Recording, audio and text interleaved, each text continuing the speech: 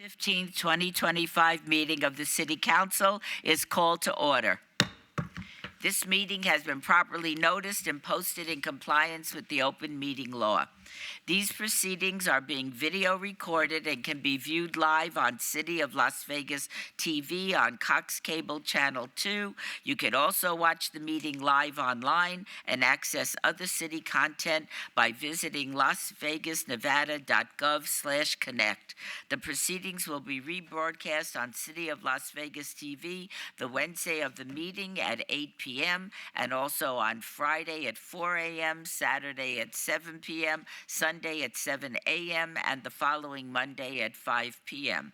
This building is protected by a state-of-the-art fire detection and suppression sprinkler system. If alarms should activate during today's meeting, please evacuate using the exits at the back of the chamber, out the mezzanine, proceed out the double doors to the terrace and down the back staircase. For anyone that has difficulty with stairs, please check with a marshal or fire official for assistance.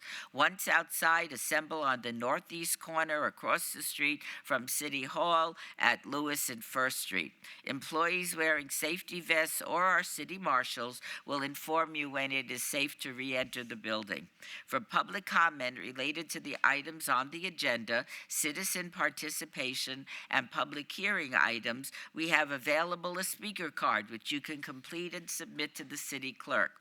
Cards are available in the clerk's office or at the rear of the chambers. If you do not submit a card, it does not prevent you from speaking under public comment, citizens' participation, or specified public hearing items. If there is anyone present today that is in need of hearing impaired equipment, please see the city clerk staff. And please note, if you are parked in the parking garage across the street, a self-validation machine is located in the foyer between council chambers and the security desk you walk through to enter the chambers. You must have your ticket with you to use the machine. If you do not have your ticket, see security personnel when exiting for a validation coupon. Before we proceed with the agenda, would everyone please rise for the invocation given by Pastor Benny Hackus, Victory Outreach Las Vegas, and please remain standing for the pledge, which I hope you will lead us in. Thank you. Thank you, Mayor.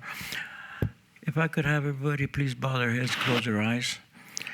Heavenly Father, we come before you this beautiful morning, God, and we just ask, my God, for your guidance, your direction, my God. I pray, God, for Mayor Berkeley, God, and the City Council. I pray, God, that you would give them wisdom, God, that, Father, they would be able to just do everything, my God, and properly, Lord. And I pray, God, also that there be no confusion, God, throughout the day as they handle, my God, business, Lord. And we just thank you, God, for everything that you've done, that you're doing, and that you're going to do, God, this day. In Jesus Christ's name we pray. Amen. Will you lead us in the pledge? Amen.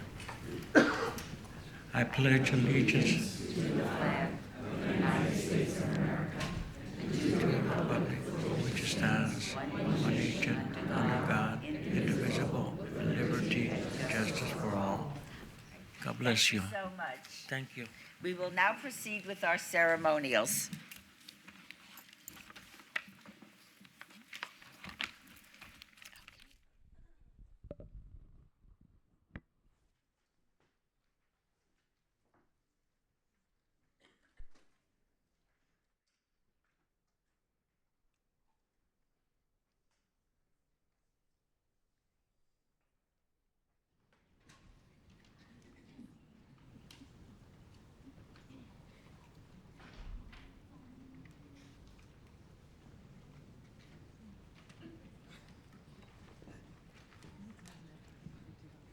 Hello again, everybody.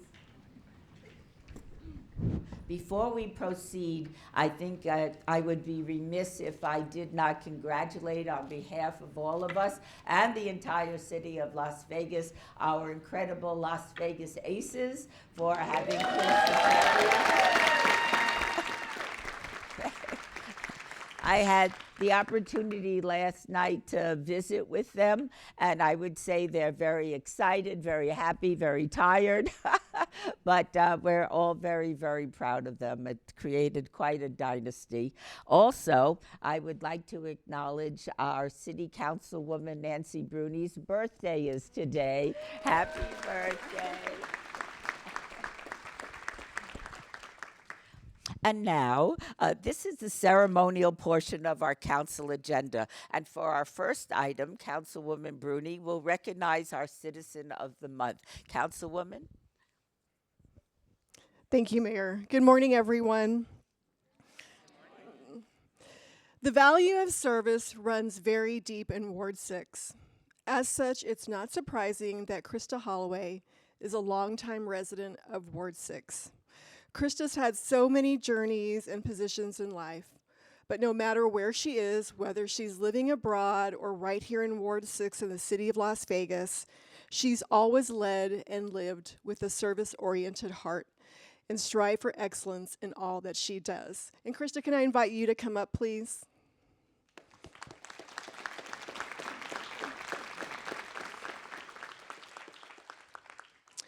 Krista Holloway is a U.S. Air Force veteran, as was my father, a devoted wife, loving mother, accomplished photographer, and community advocate. From 1999 to 2003, Krista served in the U.S. Air Force, where her commitment to excellence earned her the esteemed recognition of Airman of the Quarter, a testament to her outstanding performance, leadership, and unwavering service to our great nation. In 2014, Krista further exemplified her commitment to personal and professional excellence by graduating at the top of her class as a dental assistant. In 2016, while stationed overseas, Krista dedicated more than 500 hours in a single year in service in her role as key spouse, providing critical support and guidance to military families and earning the distinguished title of Key Spouse of the Year for her exceptional service and contributions. In recent years, Krista's been busy starting and building her business as a photographer, serving the Las Vegas community by capturing life's most wonderful and meaningful moments with creativity, compassion, and purpose.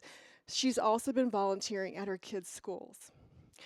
And then when she least expected it, a local tragedy called Krista to step up and serve the community in a bigger way. Many of us were affected and grieved with the tragic passing of Mackenzie Scott back in May. She was a high school senior at Arborview. And many of us grieved and went on with our daily lives, but not Krista. Krista stepped up and founded Walk Safely LV, a grassroots initiative dedicated to improving crosswalk safety around Las Vegas schools. She's rallied our community and attracted hundreds of volunteers, a couple of whom are in the audience, and they've dedicated hundreds of hours to keeping our students safe as they travel to and from school.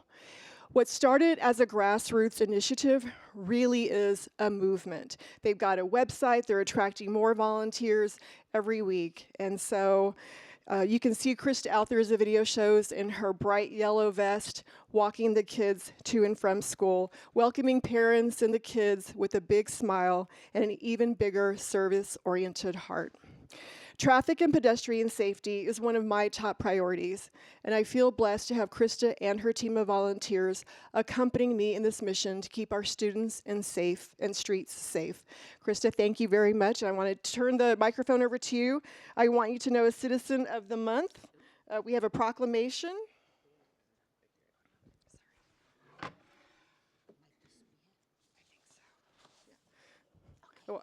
Actually, we have, if I could invite your team to come up too. We actually have a Community Hero Award for Walk Safely LV as well.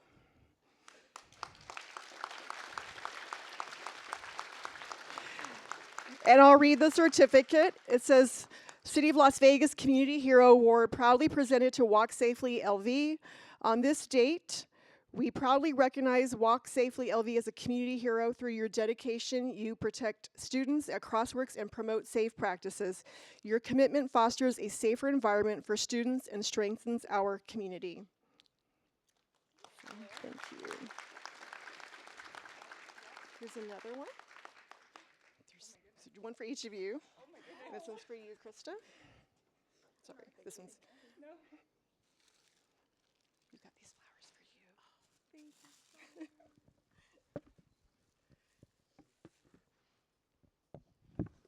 And we have a proclamation.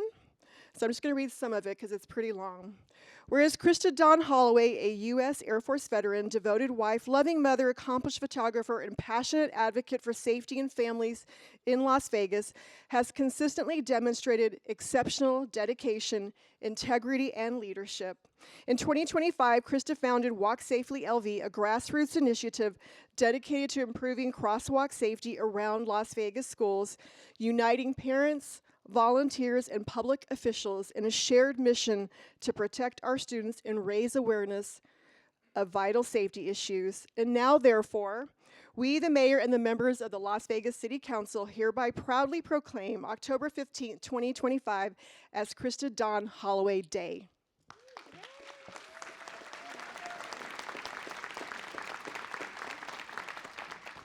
And I'd like to invite you to say a few words. Oh, I can take care. Yeah. Sorry.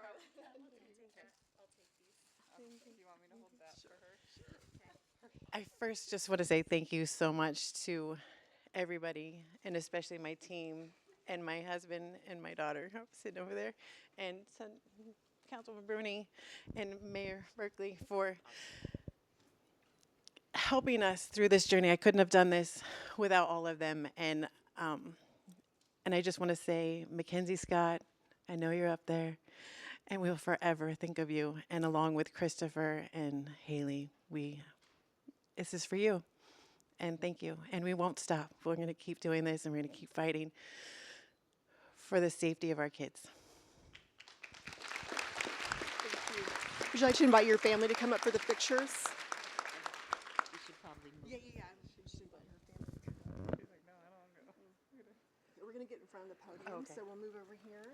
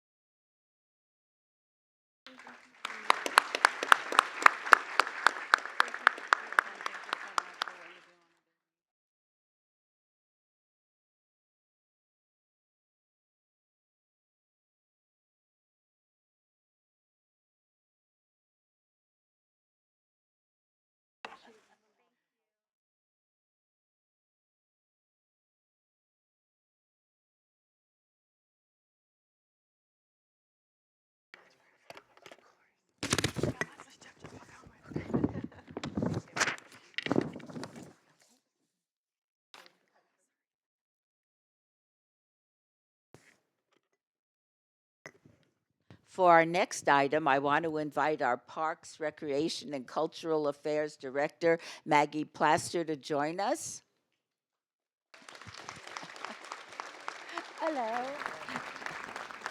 Our employees strive to meet our values of being kind, committed, and smart, and they work to build our community to make life better.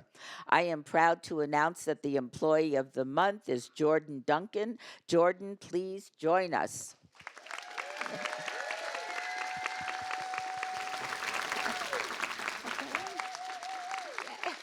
Hello.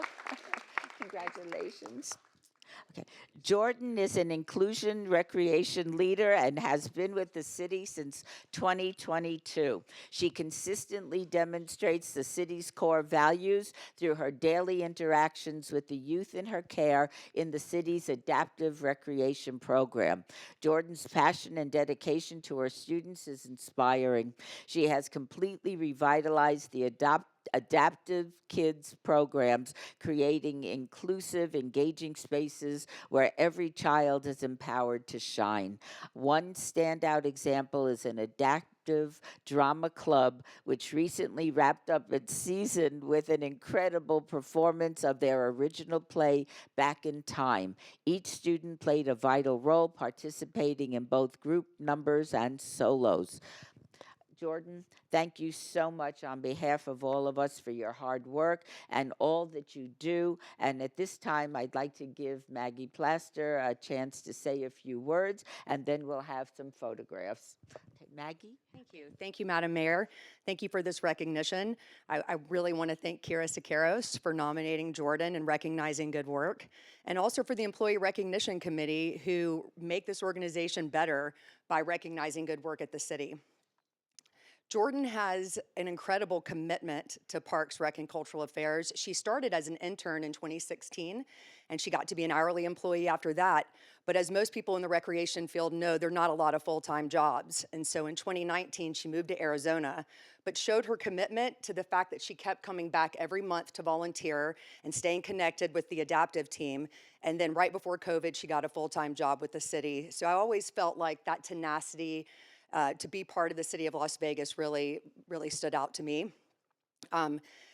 This award goes to employees who not only do the duties of their job description, but go above and beyond.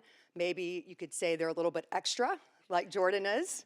And I'm going to give you a few examples of how she has been extra. She recognized that one of her participants was experienced financial hardship during Christmas last year, and she organized her own drive to get the family a Christmas tree and gifts and food and delivered it herself on Christmas Eve. She's recognized that one of her participants never met Santa, so she arranged for Santa to come and visit. On her 18th birthday, she arranged for a visit to the fire department, and that was a big hit. And she does things that sometimes it's hard to get other people to do. And one example is we had a float for our department last year in Corporate Challenge, and it was difficult to get that organized. And of course, Jordan took it over and got people there, and that's just, it shows the type of person Jordan is. So thank you for your creativity and the drama program, for your attentiveness to your participants, but mostly thank you for the joy you bring to them and to their families.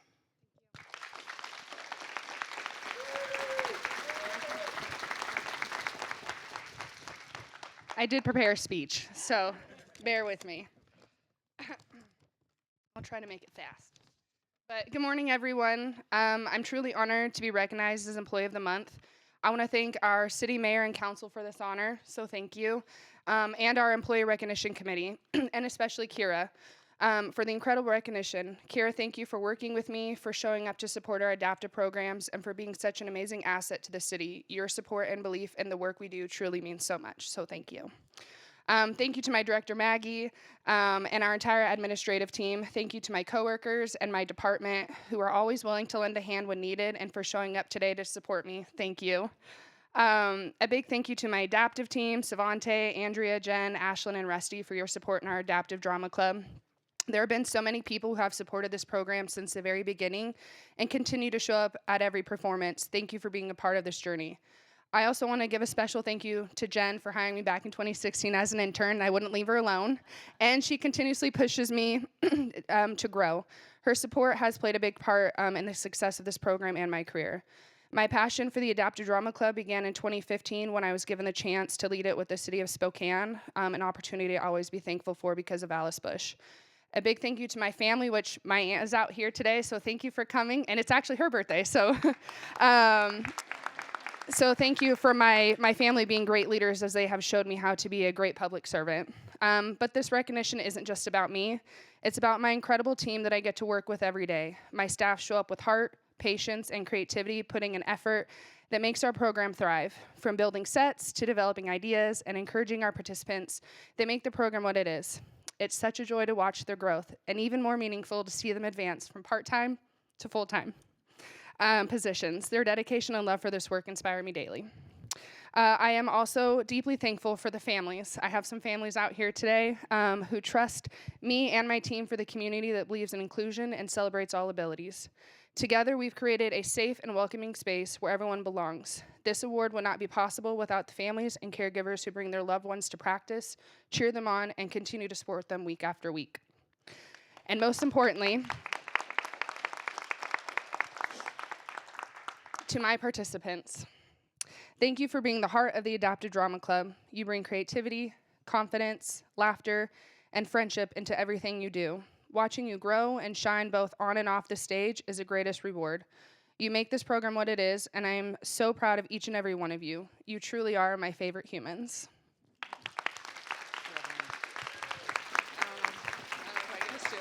You take this. I'll take this. We're gonna go right.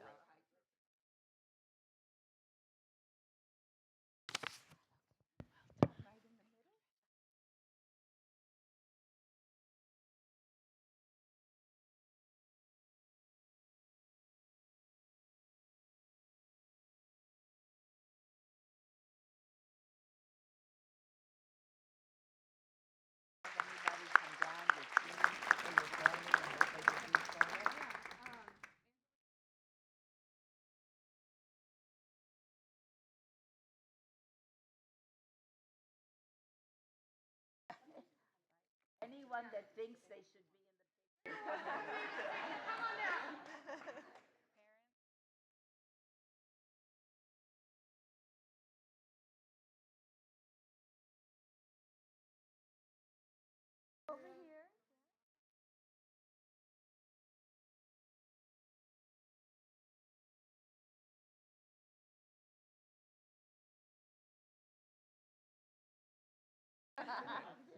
I mean, his right, our left, yes.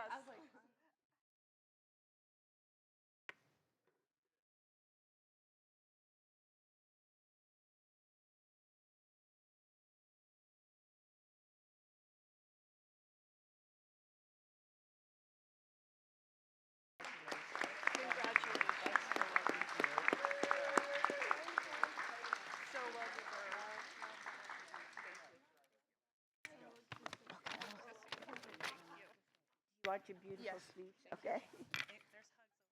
Okay, hugs.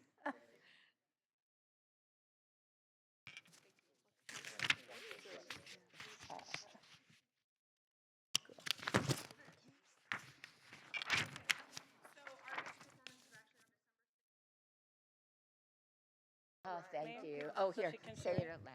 December 16th, Tuesday, 6 p.m. at Dula Community Center is our talent show, and then on May 15th will be our theater production at the historic Fifth Street School. Thank you, thank you, thank you.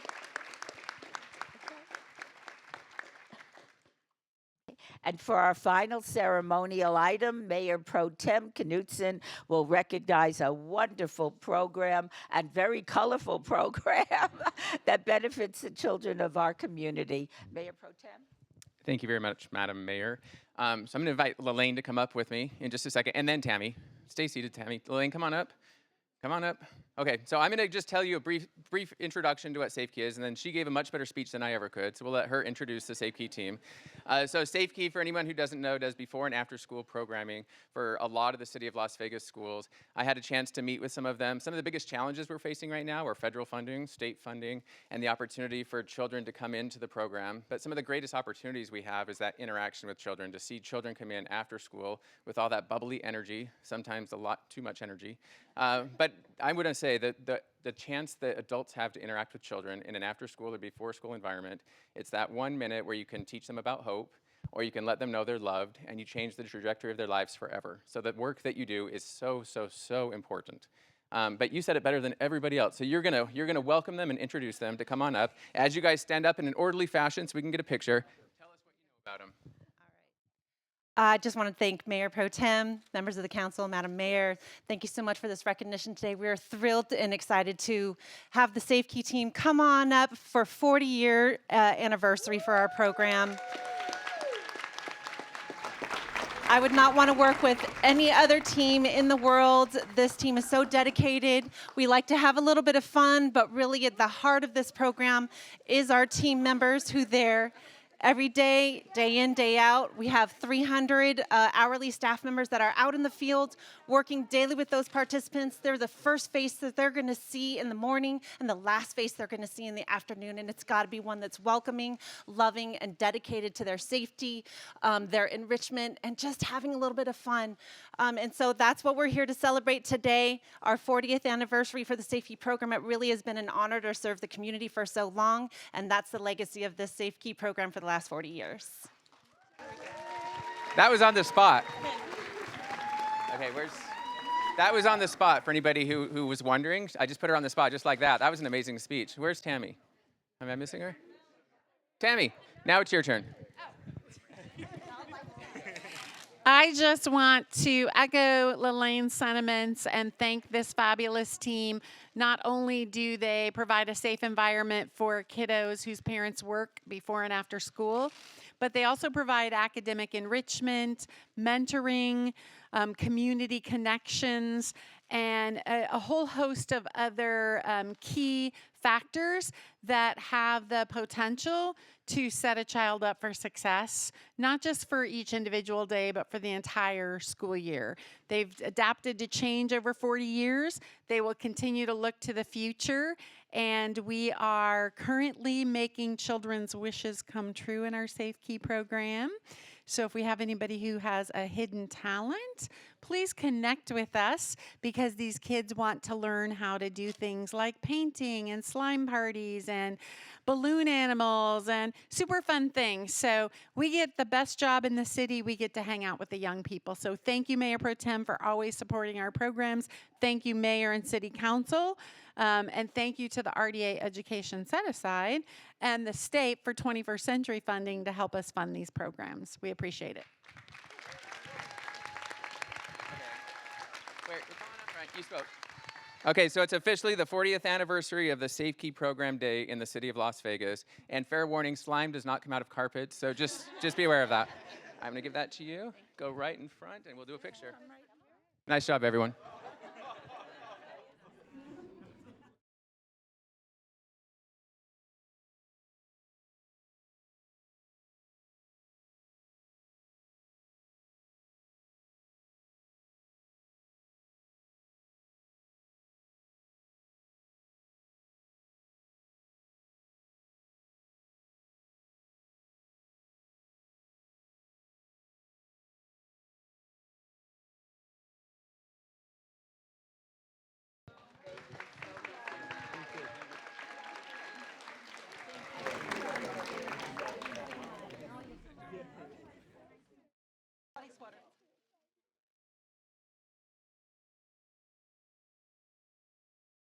I can see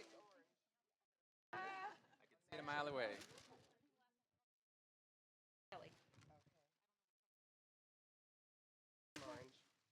Okay, very good. We are going to resume the council meeting in about 5 or 6 minutes. 5 minutes. Thank you, everyone.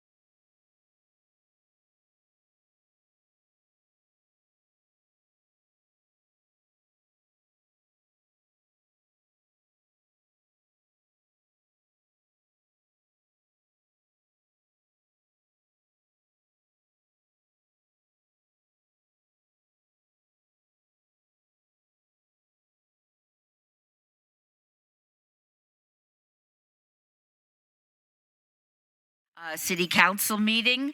Mayor Pro Tem, did you wish to say something? Thank you, Mayor. There's a few folks out in the audience who submitted comment cards. As a reminder, if you have a specific item on the agenda that you want to speak to, you can speak when that item comes up or in the opening public comment period. But if it's not on the agenda, you're invited to speak after the council meeting. So when we're all done, if it's an item not related to this agenda, you'll speak after the council meeting. Thank you. Okay, thank you. All right. Agenda item number 8. Public comment during this portion of the agenda must be limited to matters on the agenda for action. The amount of time any single speaker is allowed may be limited. All comments made will be cross-referenced to those specific items. If anyone submitted a speaker card or who wishes to speak under this portion of the agenda, please come to the podium and state your name for the record. This is your opportunity to address the council, but the council is not able to respond or engage in dialogue. We will set the time at 2 minutes. Please be mindful of the Mayor Pro Tem's admonition. Is there anybody that wishes to speak at this time about an agenda item? Seeing none, we will now move to agenda item 9. For possible action, any items from the 9:30 a.m. session that the council staff and/or the applicant wish to be stricken, tabled, withdrawn, or held in abeyance to a future meeting may be brought forward and acted upon at this time. Mayor Pro Tem. Thank you, Mayor. I have 3 items. Item 51, Bill number 2025-35. There's an abeyance to the November 5th, 2025 City Council meeting requested by staff. Item 61, 25-0046, SDR1, applicant owner Good Cluck West LLC on 1.69 acres at the southeast corner of Martin Luther King Boulevard and Cary Avenue.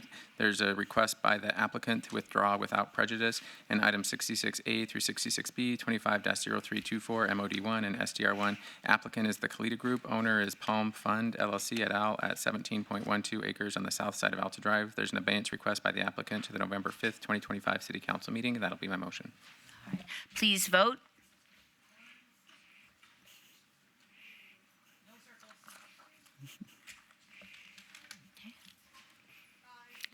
No circles.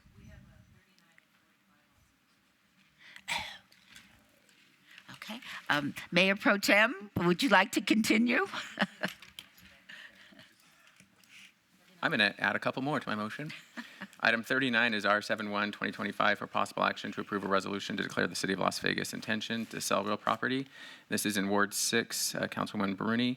And I'm also going to add on to item 45. There's an abeyance request by staff until the, which council meeting? Until the November 19th council meeting. This is the public hearing regarding the fair market value of City of Las Vegas owned real property located on the west side of Oso Blanco Road and north of TP Lane. And this is related to item 39 and again in Councilwoman Bernie's ward. And now that'll be my motion. All right. Shall we vote? Please post.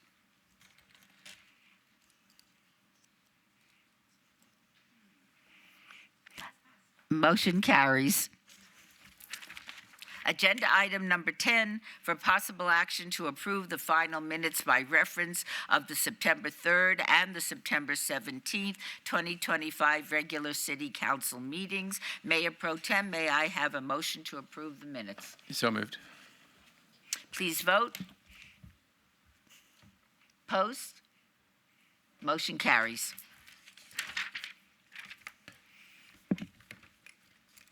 Agenda item number 11. Item numbers 11 through 43 are on the consent agenda, are considered to be routine, and are recommended for approval by the departments and may be enacted in one motion. Are there any items on the consent agenda that the council wishes to bring forward? Okay. Seeing none, Mayor Pro Tem, may I have a motion for the... One second. Good morning, Susan Heltzley, Chief Financial Officer. For the record, I do have an addition to item 11. I have an interlocal agreement as well as a lease agreement that needs to be added to the agenda item. Mayor Pro Tem, may I have a motion that includes that addition? Just checking with the city attorney to make sure we're all good. Yes, MBT, that's good. The CFO is adding the backup to the item, so the item stands as written in the agenda. All good. With that being said, I'm going to move to approve the consent agenda. Please vote. Post. Motion carries.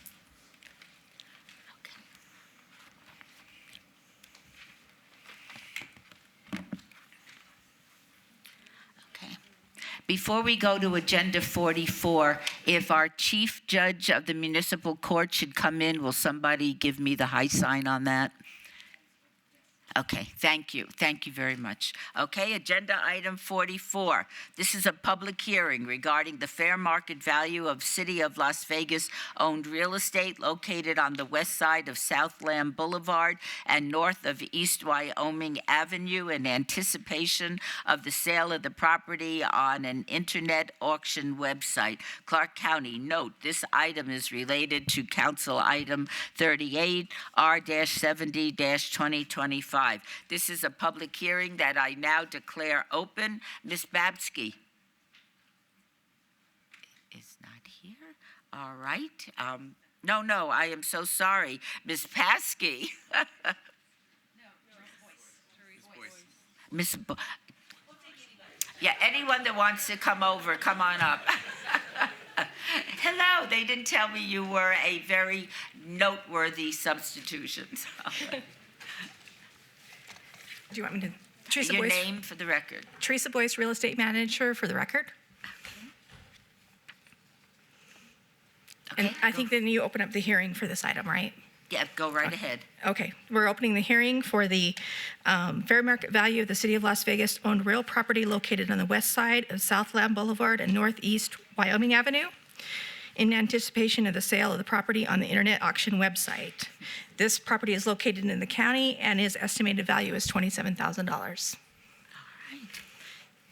Is there anybody else that wishes to be heard on this item? Seeing nobody, are there any questions or comments by members of the City Council? Yes. Sorry, I missed the value. Teresa, what did you say the value, estimated value was? $27,000. Thank you. Okay. Yes, please. Thank you, Madam Mayor. Just for our viewing audience at home, how will the auction work? Will it start at $27,000 and go up from there? Do we start below? We have to start at the appraised value, which is the $27,000, and then it'll go up from there. Okay. And it's online based? Yes. Do you have a website? Yes, it's energynet.com. Okay. Thank you.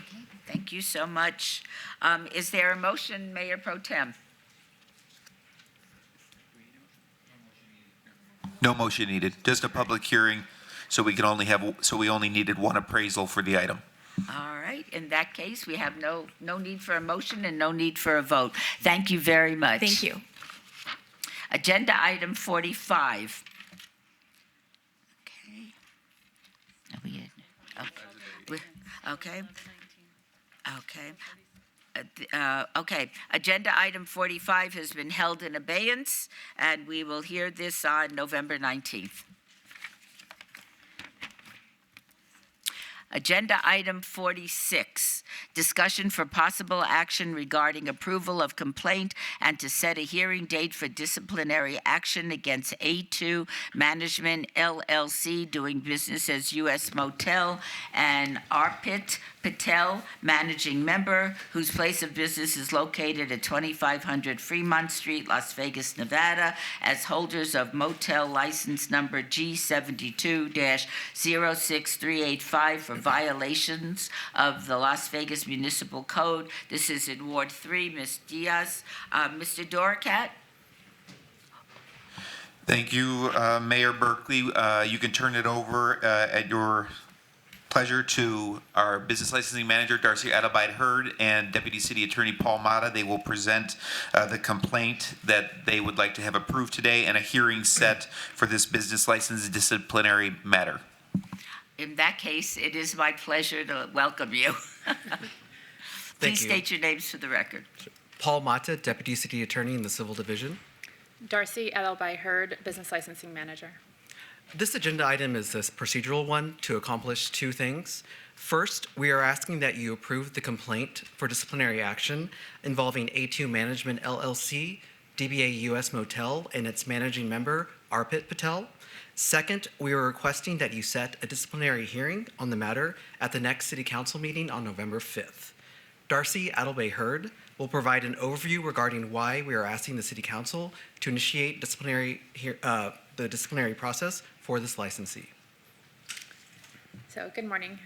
So this request follows an emergency closure given by Metro due to the repeated serious criminal activity occurring at the property. Metro has documented extensive calls for service, including drug trafficking, prostitution, sex crimes involving minors, and violent crimes, which is creating a significant public safety concerns in the surrounding area. In addition to the criminal activity, the licensee has failed to remit required room taxes, and multiple payments to the city has been returned for insufficient funds. The city is in the process of filing additional liens against the property. Given these ongoing violations and the emergency closure currently in effect through November 5th, 2025, we request to set the hearing date for the formal disciplinary action against business license G72-06385. A full summary report and supporting documentation will be presented to council at the next meeting. All right, thank you so much. Are there any questions or comments by members of the City Council? Seeing none, is there a motion, Councilwoman Diaz? Yes, Madam Mayor, I move that we approve setting the date of November 5th, 2025 for that disciplinary action hearing. Please vote. And also accepting and filing the complaint? Correct. Okay. Please vote. Post. Motion carries. Thank you so much. Thank you. Vince, is our chief judge here yet? Then do you mind if I go to another? Okay, very good. Thank you. Okay. We're going to skip agenda item 47 for a few moments to give the chief judge an opportunity to get here. I know she's on the bench right now. Agenda item 48. Resolutions. R-76 2025. This is a public hearing and discussion for possible action regarding a resolution authorizing the issuance of medium-term obligations for the purposes of acquiring, constructing, improving, and equipping parks and recreation facilities not to exceed $24 million, LVCVA, special revenue funds, all wards. This is a public hearing that I now declare open. Please give your name for the record. Good morning, Mayor and Council. Gail Lloyd-Licos, Director of Finance. This resolution before you will allow the city to begin the process of issuing the medium-term obligation bonds, which is a form of financing permitted by Nevada law. It's to support our continued investment in our community's park and recreation infrastructure. The term of the bond will be 10 years. The not-to-exceed amount of $24 million is the maximum potential borrowing amount, and repayment will come from the Las Vegas Convention Visitors and Authority Special Revenue Fund. This will have no impact on the city's general fund. Further approvals will be coming back to council in the form of the reading of twice in the reading of the bond ordinances. Okay. If you have any questions. Okay. This is a public hearing. Does anybody else wish to address the council? Seeing nobody, are there any questions or comments from members of the City Council? Oh, good. Okay, none? All right. Seeing none, is there a motion, Mayor Pro Tem? Thank you, Mayor. I was just going to say this is another creative strategy on behalf of the city that'll keep people employed and bring more opportunities for recreation to the city of Las Vegas, so very grateful for that. And I am going to move to approve item 48. All right. Please vote. Post. Motion carries. Thank you so much. Thank you. We will now go back to agenda item 47. Discussion for possible action regarding the method which shall be used to fill the municipal court judge vacancy for Department 2 in accordance with City Charter 1.160. Dr. Holmes, welcome. Please, everybody, state your names for the record. It is. Thank you. Good morning, Mayor and Council. My name's Dr. Luann Holmes, City Clerk for the record. Kelly Giordani, Chief Judge of Las Vegas Municipal Court. Vince Zamora, Human Resources Director. And we're here to talk a little bit about the filling of the retirement of Judge Roger. Just to give you some how we got here facts, Judge Roger is retiring on November 4th. And so according to city charter, the council needs to fill the position within 30 days by majority vote. The deadline for that 30-day will be December 4th. Really, what's before you is, before my esteemed colleagues speak, you have to think about, in this appointment, you have two options. Either you're going to appoint what we're calling an interim caretaker, and that person will agree not to run in the upcoming 2026 election, or you will be appointing an interim non-caretaker, and that person will be allowed to run. Candidate filing for the judges is coming up in January. So the qualifications are similar to if they were running for the elected position. They have to be a duly licensed member in good standing with the state bar. They have to be a qualified elector, which means they're registered or have the ability to register. And they have to live within the boundaries of the city. And the time frame is 30 days before the last day of accepting applications in this case. There is a Nevada revised statute that has a 1-year requirement, but in that statute, it also states that if the city is governed by a charter, you can go by what it states in the charter, and ours is 30 days. So the service window will be December 2025 to July, which is when the primary, if we have a winner in the primary, their term would end then, or if we have a winner from the general, their term will go until December. So it's 8 to 13 months. So I will turn it over to Your Honor. Good morning, Madam Mayor, Council. Thank you for the opportunity to speak today about the judge, or the great job we have as judge. So I wanted to take you specifically to Department 2 to start. This is Department 2's calendar yesterday. So you have before you 121 cases. I'm not going to talk in order as they are because every department's a little different in the way of their scheduling, but I'm going to start from the beginning of the process until the end to let you know kind of a bird's eye view of what we see in regards to cases and what those particular schedules entail. The first would be an arraignment. An arraignment is the first contact a defendant has with the court system. It can be in custody or out of custody. If an individual is in custody, they are automatically deemed indigent and are appointed the public attorney. If they are out of custody, the city attorney will then let the court know whether or not they're seeking jail, which is a trigger for us to know that they need to have an attorney appointed to them so that their rights are protected. We then go into a discussion about whether or not they are deemed indigent by guidelines given to us by the Supreme Court, and that's just an amount that they bring in, how many people they're financially responsible for, and whether or not they receive any government subsidies. Thereafter, we go into pretrial. Pretrial is typically the stage in the proceeding where discovery is exchanged, offers are relayed, and the defendant is made aware of that offer and determines whether or not they want to accept it. Thereafter, we have motions encompassed in all of our calendars. Motions can include, but are not limited to, motions to quash a warrant, motions to suppress, motions to dismiss, pro per motions, which means motions filed by individuals on their own, which could be for a variety of issues. We then go into status checks. So status checks are cases that are already adjudicated. This particular section of our calendar is typically the largest, and this is where we talk about whether or not people are in compliance with the requirements that they've agreed to. That can be classes, that can be fines, that can be community service. It can be some type of counseling or therapeutic option, AAs, NAs, a no drugs, alcohol, marijuana clause, so they would be tested while they're at the courthouse to determine whether or not they are or have been under the influence of anything. It could be for house arrest, monitoring bracelets, SCRAM, BART, stay away order, and whether or not they've stayed out of trouble. And again, it could include a lot more.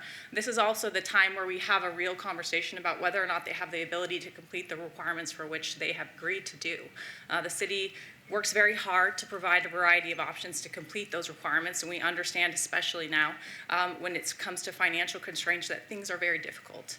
So we have a lot of options available to us and a lot of what I'll refer to as safeguards. So it allows people to have contact with a variety of levels within municipal court to ensure that they can successfully complete their requirements, either within the time they have allotted or more time that they might need. And that's, again, assuming that they've stayed out of trouble and they have no issues with their no drugs, alcohol, marijuana clause. We then have video court, which is court of our in-custody individuals. It comes over our screens in the courtroom, so that's a conversation we have directly with the jails and the COs. Those cases are all the cases I'm talking about now. They are arraignment, they are pretrials, they are potentially ones that are set for revocation. They are going to either be transported or resolved on video. So again, that encompasses everything that I'm talking about right now. On a typical Monday, that can be and has been roughly anywhere from 30 to 45 individuals. So video court 2 in Department 20 or in some of our other ones also includes our mental health video. So that's part of that. Transports are individuals that come over from the jail. They're transported directly to the department and held in the holding tank. Those individuals can be there, again, for a variety of purposes. It can be a compliance issue. It can be a revocation hearing set. It can be a trial set. It can also be a transport related to the fact that some of our cases require an individual to fill out a document. That could be for the DUI, the DV, or the order out. It's documents like acknowledgments and waiver of rights, the gun waiver, the order out paperwork that has to be done in person so that they can have a private conversation with their attorney, and then I can talk to them thereafter about what they're agreeing to and some of the collateral consequences related to their plea. We then have Zoom sessions. Since we are a transient town with a lot of people that visit, this is a new thing that we have started offering and have been for a while. Every department's a little bit different in regards to how often. I offer it every day. And it is quite a journey to be with people in their cars or in their homes or whatever it is. I typically do offer it for everything except trials and revocation hearings. For purposes of the record, they do need to be physically present in Las Vegas for those. Then we have trials. Trials can be done obviously with a defense attorney as representing the defendant, or can be done pro per. When an individual elects to represent themselves pro per, it can be for two reasons. The first, that the city's not seeking jail. The second is that they want to represent themselves, which we then will go through a Feretta canvas, which I'll touch on later. Trials are scheduled in the morning and in the afternoon in every single department. The morning is for public attorney trials. The afternoon is for for private attorney trials, although we accommodate people based on their schedules. Sometimes, depending on the number of witnesses, we can finish in a day, and sometimes they're bifurcated, which means they go over multiple times. We try our best to get it done on the same day because witnesses having to come back doesn't make a lot of sense. A revocation hearing is where, again, we have a couple different types. A Gilbert hearing is a hearing related to whether or not an individual can actually afford to pay the financial obligations for which they've agreed to. An actual revocation hearing, typically that term to us would trigger the fact that there's suspended jail related to an individual. And again, a revocation hearing can be based on a violation of the stay out of trouble or non-compliance issues related to the sentence. I wanted to talk now about kind of the issues presented during a typical calendar. 121 cases, we see a lot of people. I think we are up, I've been told by our court, by Hans Jessup, that we're up about 30% in filing, so we are a very busy court, the busiest municipal court in the state of Nevada. So on a typical day, we see financial concerns or homelessness. That's something that we all know as members of the government, that is an issue presented to us, and so we have to be mindful and, again, creative as to how we come up with solutions to both allow individuals to finish their requirements and also connect them with services, because the point is to try and stop the issue as opposed to have it continue to go on. We deal a lot with mental health and competency concerns, and as a judge, you are the final person who kind of makes that determination as to where the case goes. So sometimes attorneys might not be as experienced as potentially the judge in the courtroom, might notice things or have to do a more in-depth canvass to determine whether or not an individual is able to proceed. And having experience in the criminal field helps, because competency determinations take time. They can take a week, they can take 2 weeks, sometimes they can take longer. If we do a full comp eval, because of the doctors we have available to us and the people who have the proper qualifications, it can take up to 2 weeks, which is a long time. And the threshold in consideration is whether or not an individual is able to proceed, as in they understand the proceedings, and whether or not they are a danger to themselves or others. So those are considerations we make as well. We see a lot the inability to proceed due to intoxication. Every single week I have individuals that come in who are positive for fentanyl, methamphetamine, amphetamine, alcohol, cocaine. When individuals in my courtroom come in and they're positive for alcohol, I also give them, or have our drug testers give them, what we refer to as the PBT, which is the preliminary breath test, to ensure that they are not under the influence at the time we are having a discussion, because it would be pointless.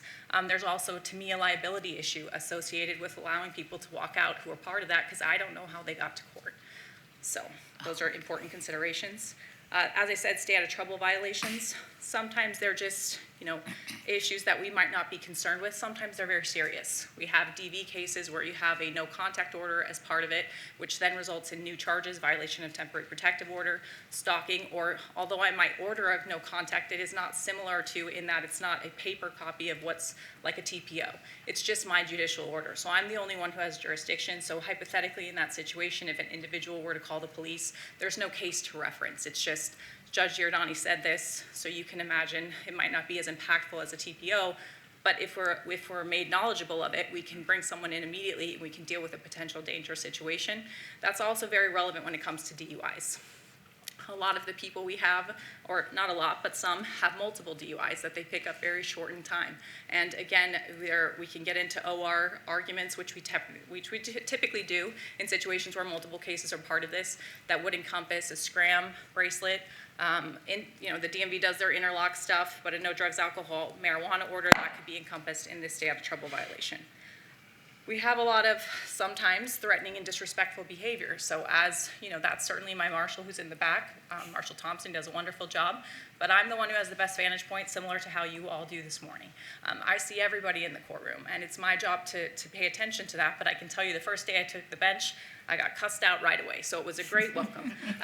But it just goes to show you that that's something that you have to deal with sometimes on a daily basis. It could be related to mental health, it could be related to intoxication. It's also important to remember, and I take no ill will with this, but people don't come in excited to see me. People aren't coming into municipal court excited to deal with their cases, and it's important to understand that that's the mindset that's coming in front of the judge. So you have to have you have to not take it personally, but you also have to be able to maintain decorum, because as the judge, you're the one setting the tone. There are concerns for safety. There have not been, I've been working in municipal court for 14 years. There have been multiple instances where witnesses are threatened when they're present there for a case. There has been threats made against our judiciary. I've had threats against myself and my family. So it's an important consideration to think about when you are taking this job over, and certainly when you interact with people on a daily basis. Again, stay away orders and violations, which I've touched on.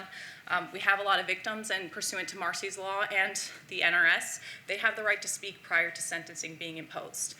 It is not my standard practice to get involved into the negotiations if cases are resolved. I don't like to insert myself, but you can hear some pretty harrowing things. And these are real people with real issues. And the victims that statistically show that after the entry of plea, specifically on a battery domestic violence case, is the most dangerous time for a victim who walks out of the courtroom. And so it's not lost on us as judges that when it's a suspended sentence, especially, or individuals who share a child in common, that their connection and their consistent interaction will not end. So it's important that we have to consider that and be vigilant. Crossover cases with other jurisdictions. That happens a lot, most frequently, again, with our battery domestic violence cases in family court. A lot of the individuals who might come in, or some, I should say, have a current case in family court that's involving a divorce or child custody. And one of the parts of our acknowledgement and what I do every day when an individual pleads to that case is I have to tell them that one of the collateral consequences is that it could impact your family court case. How could it? I don't know. But it can, and so it's important to note, and it's something that we see. Sometimes those can be our most contentious cases because they attempt to negotiate or litigate the family court case in our jurisdiction. So again, I do criminal misdemeanor work, but I need to know about family court. I need to know about CPS. I need to know about what's going on in district court and justice court. We have some issues right now where there are current arguments being made at the district court level that would potentially impact our sentencing. So a lot of times when people are taken into custody in other jurisdiction, they send in what's called a kite. I then have the opportunity to consider whether or not to run the time concurrent. I always ask for the input of the parties. There's arguments right now that suggest that if I'm not the last court in line, I don't get to have that discretion.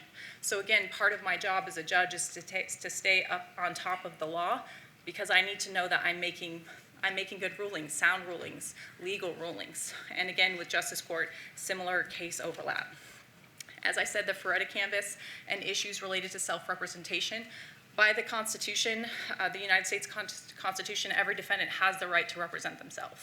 I don't try my hardest in the sense to talk them out of it, but I try my hardest sometimes to talk them out of it because you're going up against a lawyer on the city attorney side who's gone to law school, has a lot of experience, and there are a lot of collateral consequences with some of our cases that even lawyers don't know.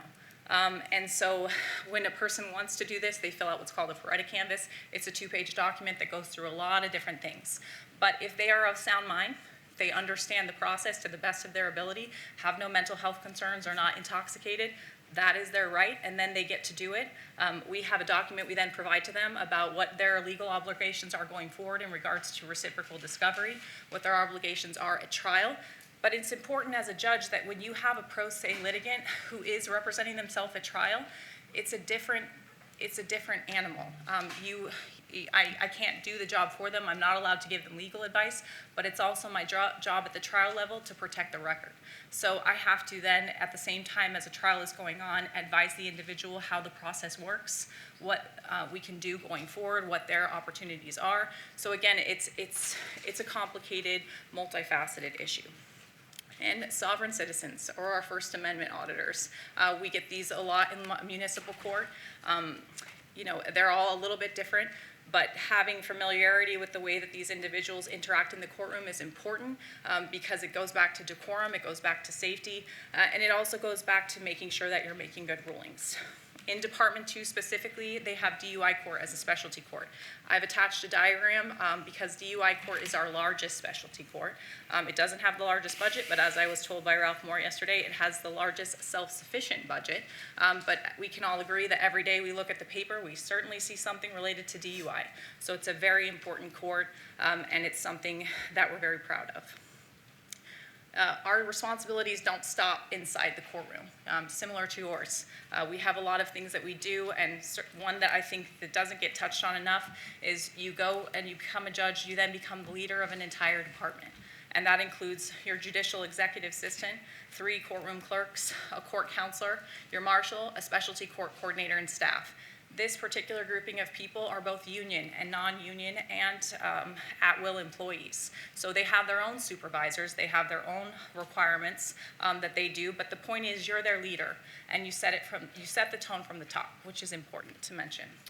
We interact consistently with the following departments: administration, city attorney's office, the defense bar, jail staff, house arrest unit, pretrial, and human resources. And it's important, as I know you all understand, it's a team effort, it's a collaborative effort. We need individuals on the bench who are able to work well with others, who are approachable, and who are interested in getting the job done to the best of their ability. We don't work to just say, we're not solo islands. We have community involvement that can be specific to our specialty courts and also just our own personal interest in the fact that we care about this city. And we also have the glorious DUI warrant, phone, which we get every 6 weeks. It's for 7 straight days, 24/7. There's really no way to anticipate how many calls you might get, but it can be upwards of 5 to 8 on a Friday, Saturday night. It requires you to do an initial appearance hearing on Thursday afternoons, as well as coming in on Saturday to do those hearings, which gets us into the Valdez-Jimenez pretrial issues related to typically these cases when we come in on the weekends don't have a complaint yet, so we're just talking about whether bail's being set. I wanted to leave you with this quote and a few comments. I have had the privilege of working for the city for 14 years, and it has been my great honor. I believe one of the reasons our government works so well is because we are the 3 branches are inclusive and we are collaborative. You are elected officials. We are elected officials. The people of our great city have entrusted us, and you specifically, because you're very intelligent and you're capable of doing your job. We recognize that as judges. We recognize your power in this process, and we respect it. We do not, contrary to the things I've heard over the last few weeks, want to pick a candidate. We just want to be part of the conversation. I've spoken for 5 minutes, maybe it feels like 20 to some people, but I couldn't properly explain to you the nuances of my job if I had 5 hours. We are the ones who know our job the best, and we take great pride in it, and we take great pride in the people who join us in this wonderful job. Historically, we have been involved, and that has been the precedent, and it is our hope that that continues in this particular process and in any process similar in the future. Thank you. Thank you so much, Chief Judge. Mr. Zamora. Good morning, Mayor and Council. Again, for the record, Vince Zamora, Human Resources Director. I want to start off with some general information and not to repeat what Dr. Holmes has said, but for the record, we do know that Judge Rogers is retiring effective the 4th of November 2025. And again, Dr. Holmes laid out the information relative to the charter. Further information is upon receiving Judge Rogers' retirement notice, a job announcement was announced for Department 2, the vacancy, and we posted it on October 6th, and it will remain open until October 19th at 12 midnight. The important dates, I'd like to share some of these with you. The 4th, again, is her retirement date. She has a 30-day, we have a 30-day deadline to fill the municipal judge vacancy. 10/15 is today, and we are going to receive direction on the recruitment and selection process. On November 18th, agenda items are due for a December 3rd council meeting.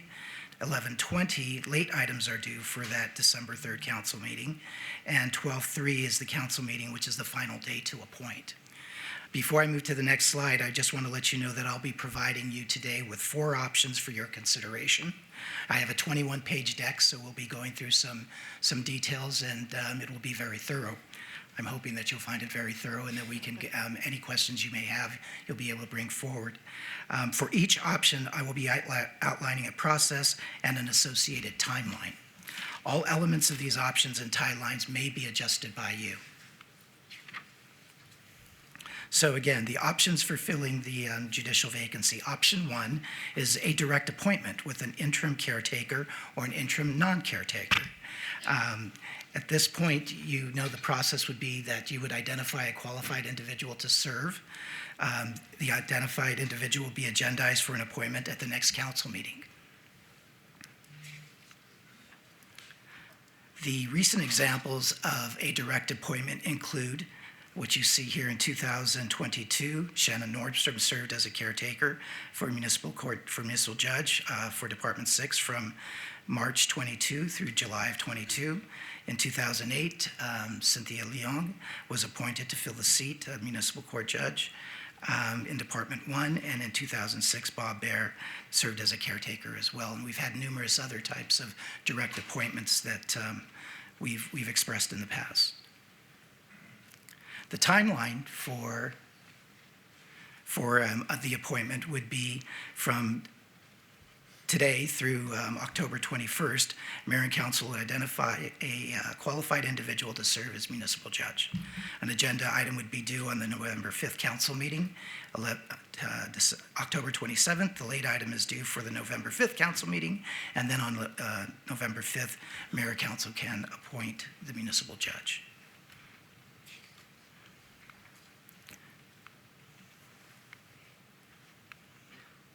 Jeff? There we go. Option 2, we would follow the recent Ward 2 process to appoint an interim caretaker or an interim non-caretaker. The process for this, as we have outlined, would be Human Resources would repost the job announcement for an additional 7 days to further source qualified candidates, noting whether the selected individual may run for election. Upon closing, all qualified applications and resumes will be sent to the mayor and council members for individual review and ranking. Mayor council may select an advisor, legal or otherwise, to assist with the application review. Based on individual rankings by mayor and council members, HR will forward the top 3 finalist names to the city clerk for inclusion and discussion on the December 3rd, 2025 council meeting. In the event of a tie, there may be more than 3 names on the agenda. Mayor and council may include individual vetting processes, for example, interviews, reference checks prior to the December 3rd council meeting. And finalists will appear before mayor and council on December 3rd for the December 3rd council meeting. The timeline for this process would include starting tomorrow, we would extend the job posting so that it would be open for an additional 7 days. HR would forward qualified applicants to mayor and council by October 27th. Between October 27th and November 12th, mayor and council members would individually review the applications with or without advisors, legal or otherwise. And then on November 3rd, mayor and council members individually provide their top 3 candidates in ranking order to Human Resources. On November 4th, HR would compile the rankings and submit the names of the top 3 finalists to mayor and council. HR would prepare agenda items for the November 15th council meeting. Between November 5th and November 18th, mayor and council may conduct individual interviews prior to the November 19th council meeting. And on November 19th, finalists would appear before mayor and council, at which time a selection may be made. Option 3 would be follow the most recent municipal judge process to appoint an interim caretaker or interim non-caretaker. The process involved here would be that Human Resources will repost the job announcement to further source qualified candidates, noting the selected individuals may run for election. Mayor and council members each identify an individual as their representative to sit on a panel to interview qualified candidates. Mayor Council also identifies a city staff member to serve as a process administrator for panel members and not be in a voting capacity. Panelists rank their top 3 candidates and submit their selections to the process administrator, who will then forward the names to Human Resources. Human Resources will submit 3 finalists' names. There may be more if there is a tie to mayor and council members. Mayor and council interviews the top 3 finalists with no more than 3 elected officials in each interview session. Mayor and council members rank the 3 finalists. Finalists will appear before mayor and council at the December 3rd council meeting.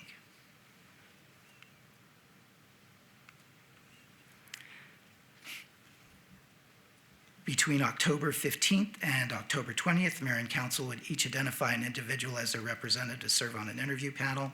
October 21st through 23rd, HR conducts panel members to confirm availability and block calendars. October 26th, an extended job posting closes at midnight. October 27th through November 6th, panel interviews. Panelists will each submit their selections in ranking order to the process administrator. From November 10th through November 17th, Mayor Council interview finalists with no more than 3 elected officials per session. Mayor Council will individually provide their ranking order to Human Resources. HR prepares agenda item for December 3rd council meeting on 11/18. Late items are due by November 20th if additional time is needed. And then on 12/3, the finalists will appear before Mayor and Council at the December 3rd council meeting, which time a selection may be made. Option 4 would be to have a modified Nevada Commission on Judicial Selection to appoint an interim caretaker or interim non-caretaker. This process would include a solicitation and appointment thereafter by mayor council members of a chief judge of one of the local judiciaries to serve as chair of the committee. Next would be solicitation and appointment thereafter by mayor and council members of 2 city council members, 3 active criminal defense attorneys, and 3 active prosecuting attorneys to serve as temporary members of the committee. Identification of city staff members to serve as an administrative advisor and or as a conduit to mayor and council members to arrange the committee sessions, the screening of applicants, the scheduling of interviews. Then there would be committee interview. The committee would interview the applicants. Committee would select finalists. The delivery of finalist recommendations would be then sent to mayor and council members. Mayor council members would interview the finalists either in open meeting or in groups of 3 or less, and then appointment by council at the December 3rd council meeting. The timeline for this process would start today with mayor and council providing direction regarding the makeup of the selection committee, chairperson and members, and administrative advisor. Between October 16th and October 23rd, HR solicits interest via city posting or announcement and confirms calendar availability. October 22nd, HR prepares an agenda item for the November 5th council meeting, listing potential candidates for committee chairperson and committee members. October 26th, an extended job posting would close at midnight. November 5th, mayor council would appoint committee chairperson and committee members. Between November 10th and November 13th, Committee interviews would take place with the chairperson and members will each provide their top candidates in ranking order to the administrative advisor, who will then forward the names to Human Resources. Between November 17th and November 18th, Mayor Council interviews the finalists with no more than 3 elected officials per session. Mayor Council will individually provide their ranking order to Human Resources. On November 20th, HR prepares late agenda items for the December 3rd council meeting, and then on 12/3, finalists will appear before Mayor and Council for the December 3rd meeting, in which time a selection may be made. At this point, I'll address any questions that you may have. Yes. I'd like to open it up to the city council members for any questions that you have, but also a discussion on what would you prefer? Do we want an interim caretaker that cannot run for election, or are we appointing somebody that can run in the next election, keeping in mind that they will be filing in January? That's a few months away. And also, of the 4 options, which one, given the short amount of time, do you believe is most viable under these circumstances? Yes, Mayor Pro Tem. Thank you, Mayor, and thank you for the presentation. Chief Judge, I really appreciate you coming down. I think I've mentioned to you before, the more interaction, the more I can learn about what you all do. I appreciate that. And clearly you do a lot of things that I don't know about. But I think it's fun. Like, different branches of government can actually talk to each other and work together and get things done. Because there are so many things that you do that I don't completely understand, I would appreciate, and I don't know if it's uncomfortable for you or not, but if you're able to say, what is the court's preferred option, that would just be helpful for me. Sure. Thank you, Councilman. I have spoken to all of our judiciary, and it is the majority to that preference that we have a caretaker, and that's simply because of the history. It's also because of the short amount of time. I think we can all agree as elected officials that running for election is extremely difficult. Providing someone the ability to only have a month in the job and get to use the term retain versus elect, it's not a lot of time to necessarily earn that. Are you suggesting that this would be tipping the scales? I do believe so. When I look at the history too, I know there's only been 2 similar situations. One was actually in my race when Judge Nordstrom was appointed interim, and then the last was Judge Baer. And so it was a similar situation where each individual was appointed as caretaker with the promise not to run. It is the position of the judiciary that is, because that's the history, because of the timeline, that would be our preference. To go further within the 4 options, there's a couple of different paths there. Are you comfortable kind of weighing in? So that would be my first choice. Are you asking for my second choice? No, yes. within the 4 options. Oh, how we would choose that individual? Yes. I think in the past it has been submission to you, and then you pick the top 3 candidates and vote on it. And I might be misspeaking. I believe that was the case with Judge Nordstrom. I don't know if there were interviews conducted at the time. There was. Okay, I don't believe that there was. I think there was just stuff that was submitted to you, and then you picked the top 3. There was a conversation, obviously.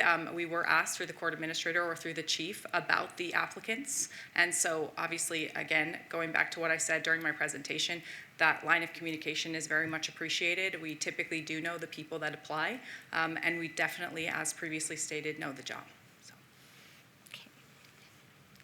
I'm just going to put a pin on that. So I heard option 2. So it would be the caretaker who agrees not to run, and it would be a submission of their stuff to you, and then the top 3 candidates would be put up for a vote. Yes. Thank you. Okay. Councilwoman Summers Armstrong. Thank you, Madam Mayor, and thank you, Judge Giordani, for being here. I was a legal secretary in my previous life. And a lot of the lingo that you use, because I was in district court, is familiar to me. But I also know that we are not legal.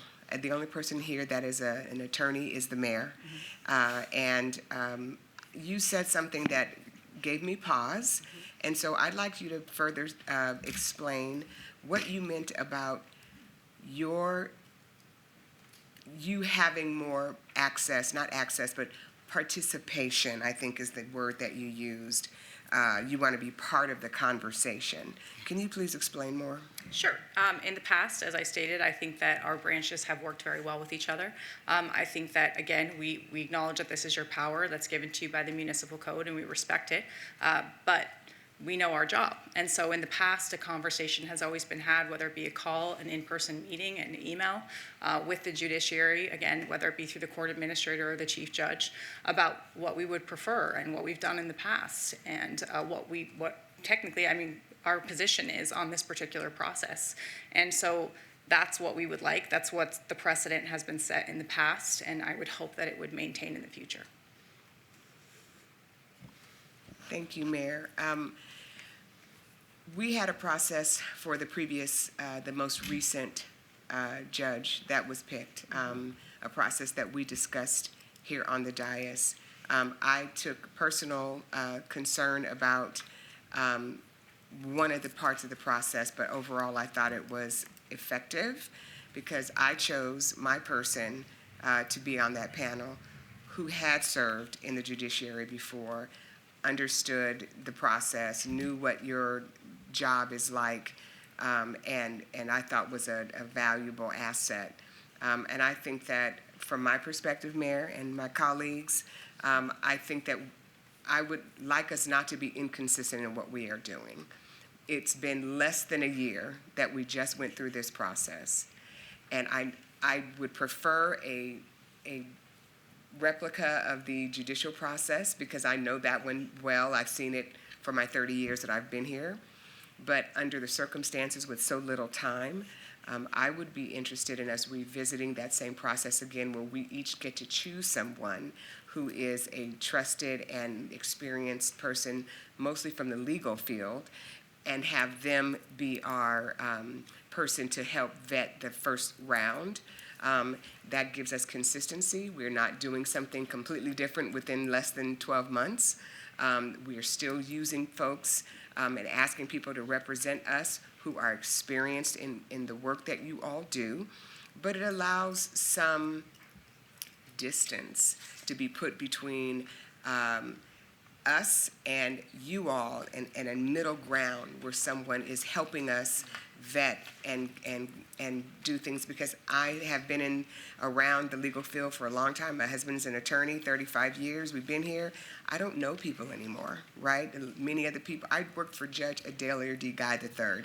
He died in 1996. Okay, so it's been, or 7. So it's been a long time since I was active in the field. So I don't know people as well in the field as I used to back in the day. And so I would like, my recommendation would be that process so that I could choose my person to represent for me, who would be well-versed in what happens, understands what is going on, and put some space between us and you and give us a middle ground. So that would be my position, Mayor. I guess this is kosher.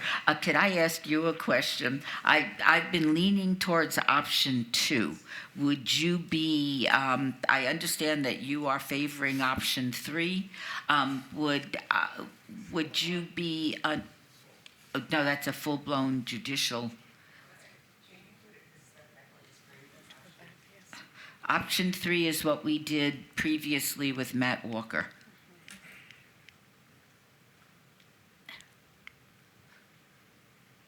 As you'll see, option 3 is following the most recent municipal judge process to appoint an interim caretaker, an interim non-caretaker.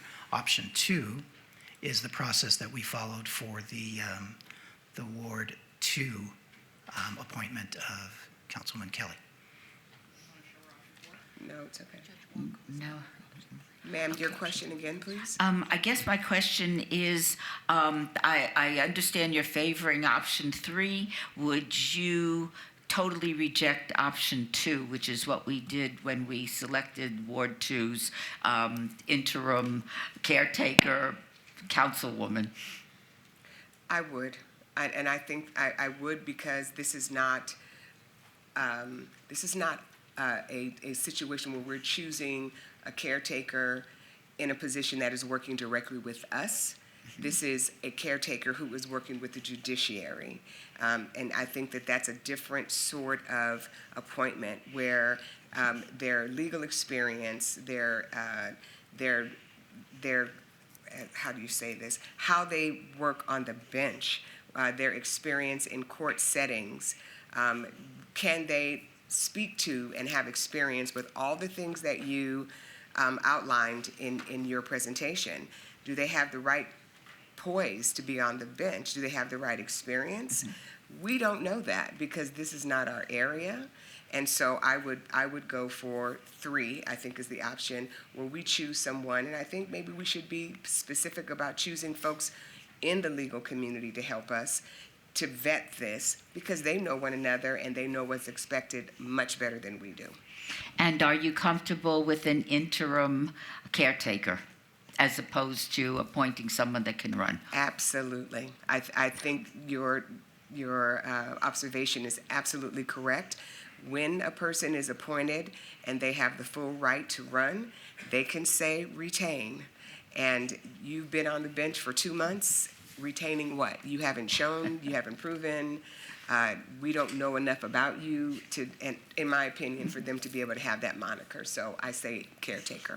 All right, thank you so much. Ms. Polensky. Madam Mayor, I have a couple questions. I think for Chief Judge Giordani, what happens after November 4th? Judge Roger leaves, and then there's a month of no judge. Does her docket is it ignored? Do the rest of you pick it up? No, business never stops in the city, and so we still have calendars. It is I believe, our efforts right now to get pro tems, and then I have offered to cover the calendars that we cannot get pro tems for because we're certainly working on a shorter pro tem list. So if there are days where it doesn't work out, then our judges are really good at working together. We can cover the calendars, and with the advance notice that Judge Roger provided us, we can schedule and have been scheduling, I believe, to speak to the efficiency of Department 2, the calendars in such a way that coverage would be possible. Okay, good to know. I have the city's website up, Unicourt. I have all 6 of your bright, shining faces staring at me. Can you give me a basic rundown of who is running this cycle? There are 6 of you. Right. In my mind, you each have 6-year terms, correct? Correct. So at any given cycle, election cycle, 2 of you are running. There's usually 3. There's usually 3? We have 3 at a time, and so this is unique because Judge Walker was appointed in February, and he'll have to run. In this next election, we would have had no one running this next time because we had it 2 years ago for 3 of our departments. So next year, it will be Department 1 and Department 2 based on the circumstances previously outlined. Okay, so 3 judges run at a time, then there's a bye, and then There's there's usually 3 a 2-year bye, and so whoever gets Department 1, as you know from the selection process, will run next year and then run again on my cycle in 28. Department 2 will run next year and then run again on their cycle in 2030. Okay, and just from my perspective, I have no dog in the fight or no preconceived notions about what's best, caretaker or permanent judge. I don't think there's a right or wrong avenue to go, but I will defer to your request of a caretaker. I have no problem. You took the time to come over and explain why, and the reasoning is sound. I'm happy to concur with that. I do have general feelings. My preference is option number 2, but again, I don't share a really strong sense of one over the other. If we do go for option 3, I would request that 5 names be elevated, as I did when we discussed this 6 months ago for Matt Walker. More candidates, the better that end up in our roster of choices. Okay. Thank you, Madam Mayor. Thank you so much. Ms. Diaz. Thank you, Madam Mayor. Just for clarification on your last request, the 5 to be elevated is the finalists to us? Okay. I just want to make sure that you weren't saying that we wanted just 5 finalists to be vetted and then maybe 3 elevated to us. But I just want to make sure you wanted 5 total for us to then vet. Correct, correct. Mr. Zamora accurately reiterated what we did last time. We elevated 3 names. And if we do this again, I'd rather 5 be elevated to give us more options. I concur with that. Thank you. And speaking to the February appointment of Mr. Walker, I think it worked pretty well overall. I do kind of like where Councilwoman Summers Armstrong wants us to have someone from our wards vetting the pool of candidates that will be determined by qualifications and their willingness to just be a caretaker. I think since we opened the process, I think there have been some folks who wanted to run for a seat. So maybe we'll see some people rescind their applications, and so we don't know at this point how many total we'll have at the end. I do concur that a caretaker is just to be consistent. We have been very consistent as a council to ensure that if an election process is in close proximity to the appointment, that we not weigh or tip the balance and kind of keep things impartial and let the voters decide for us who they want to fill that role long term. And so I'm happy with 2 or 3 option, and I wholeheartedly agree with the caretaker role. Thank you so much. Ms. Bruni? Thank you, Mayor. I think I concur with both Chief Judge Giordani and my colleagues that an interim non-caretaker is probably the best. So I think there's consensus around that. I would prefer option 3. I think the process. Caretaker. Someone who can't run again. I'm sorry. I think the process worked really well, and I've said all along, I am not a lawyer, and so I don't feel, and I'm not a judge, and so I don't feel comfortable vetting people's qualifications or understanding, judges and people who work in the judicial system have reputations, and it's people on the inside who know, are they committed? Are they fair? What's their reputation? I don't have that insight, and so I really liked having a representative who works in those circles who could vet the applicants, and I think it worked well, and so I would support option 3.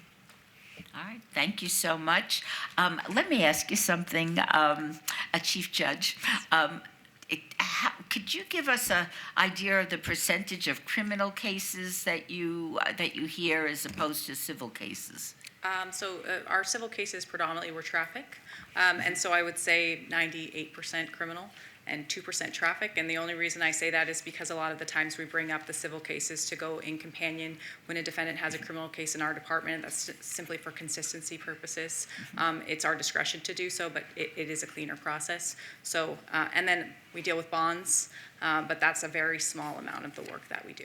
All right, thank you so much. Mrs. Zamora, I think I've been leaning towards option 2 because I thought that it worked very well and was very efficient, but I'm picking up from my colleagues that they would prefer, by and large, option 3 because there's a feeling of unease, not being in the legal profession, feeling a little uncomfortable making these decisions. So I think the consensus is option 3, but can you go over it one more time because it's slightly different than what we did with the last appointment, because I think we had voting members that there were some complaints about. So can you explain to me what city staff or city attorney staff or municipal court staff would be doing in that room if they're not voting? Yes, Mayor. For the main difference would be is that you would not have city staff members voting on the candidates. You would have you would need to identify a city staff member to be an administrator of the process, to really talk to them about staying focused on the questions, helping them with their ranking sheets, and collecting the ranking sheets thereafter. They would have no further input and also provide them with additional information that we could provide relative to the workings of the court. So there has been conversations between my staff and Mr. Jessup that he would probably be best suited for the individual to be that process administrator. So that would be Hans? Yes.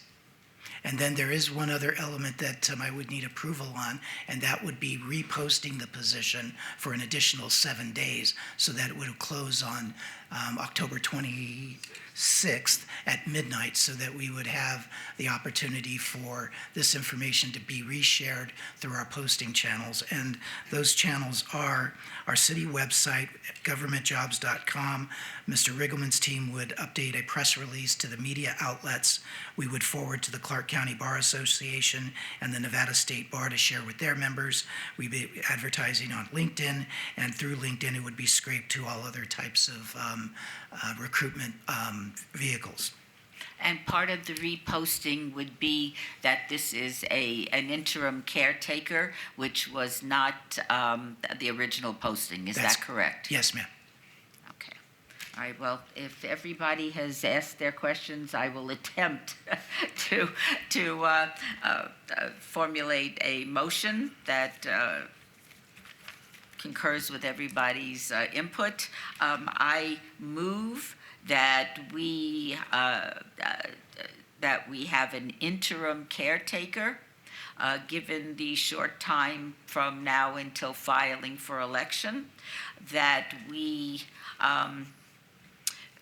have option 3 with the changes from the last time that we used option 3, and that we give you the authority to repost the job description and the changes that we have made.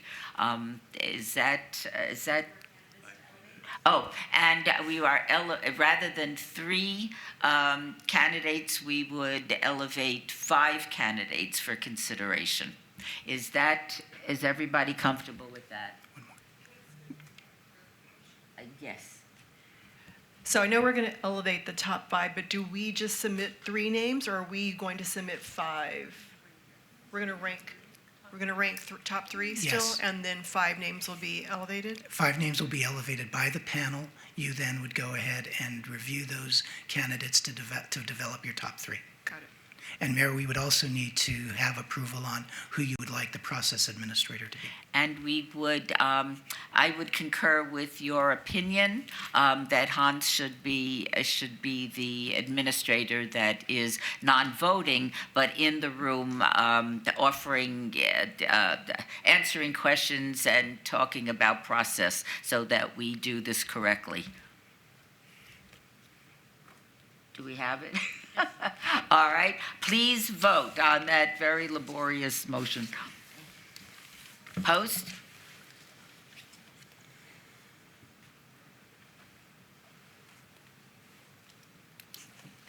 Motion carries unanimously. Thank the 3 of you very much for your input. I appreciate it. Vince, real quick on the logistics of that, I'm guessing that each one of us will submit a name to you in the next little while so that we can get started on that process. We'll start reaching out, and I will go ahead and send you the process so that you have those timelines specific to option number 3. All right. Thank you so much. Thank you, City Council members.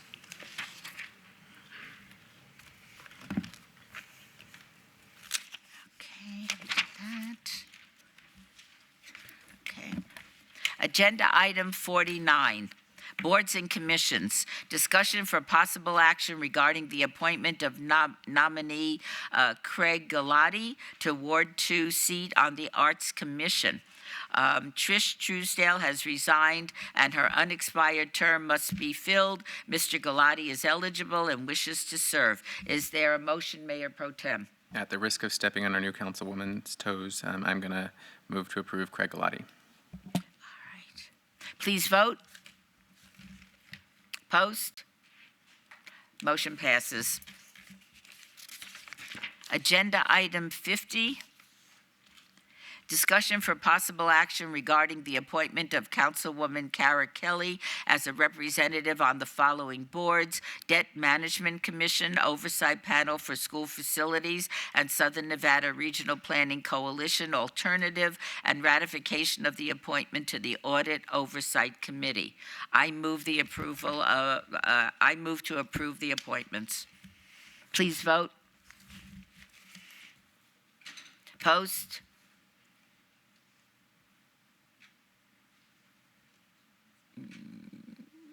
Motion carries.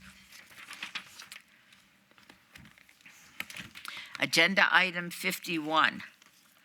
This item is held in abeyance till November 5th City Council meeting.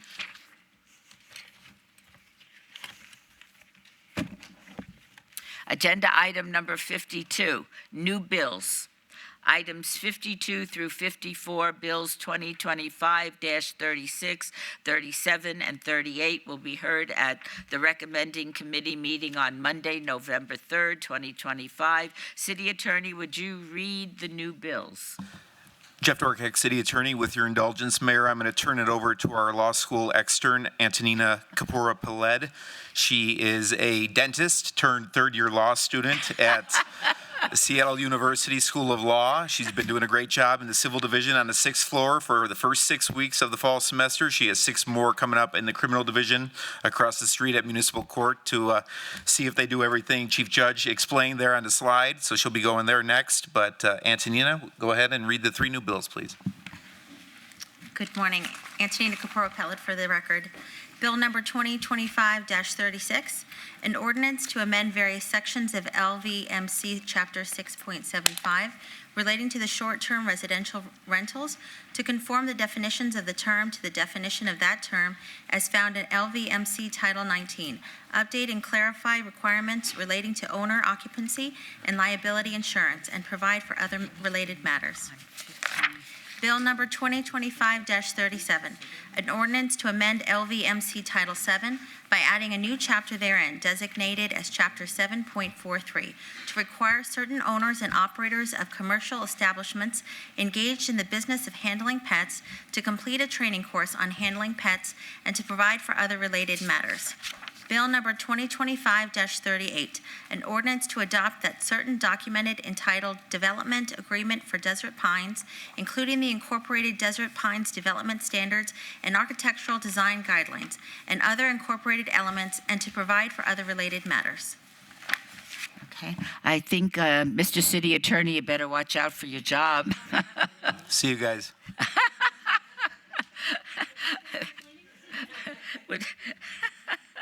Okay.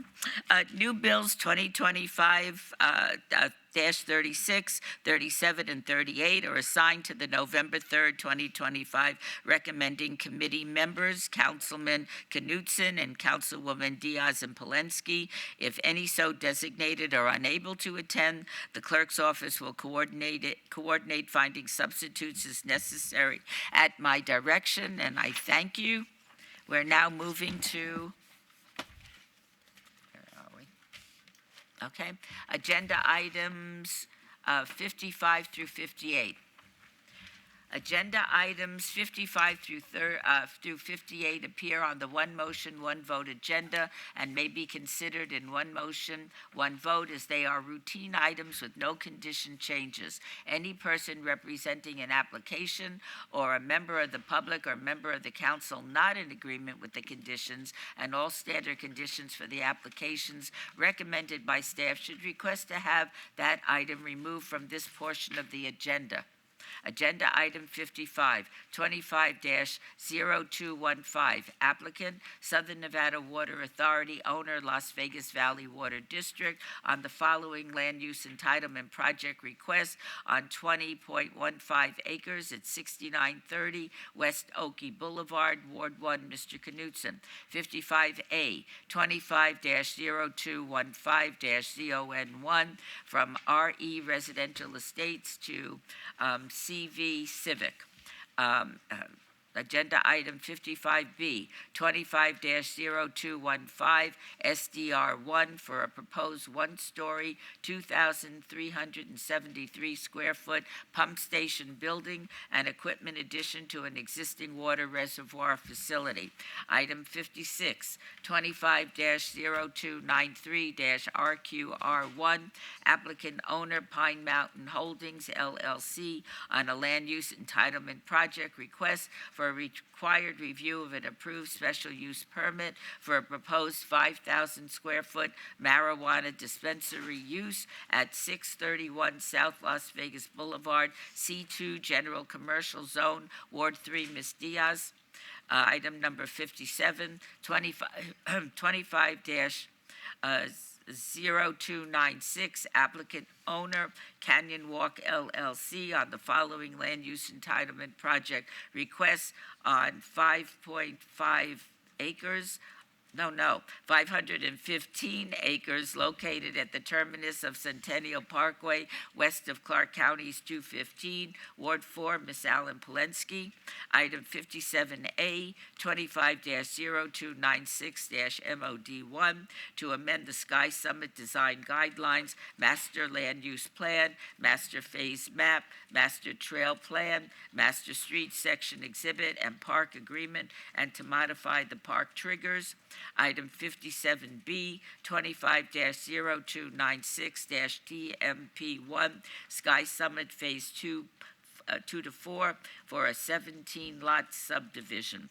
Item 58, 25-0409-RQR1, applicant Lamar Central Outdoor LLC, owner Ewing Investments, on a land use entitlement project request for a required review of an approved variance that allowed a 14-foot by 48-foot off-premise sign at a height of 80 feet, where 40 feet is allowed on 3.3 acres at 1405 A Street, M Industrial Zone, Ward 5, Ms. Summers Armstrong.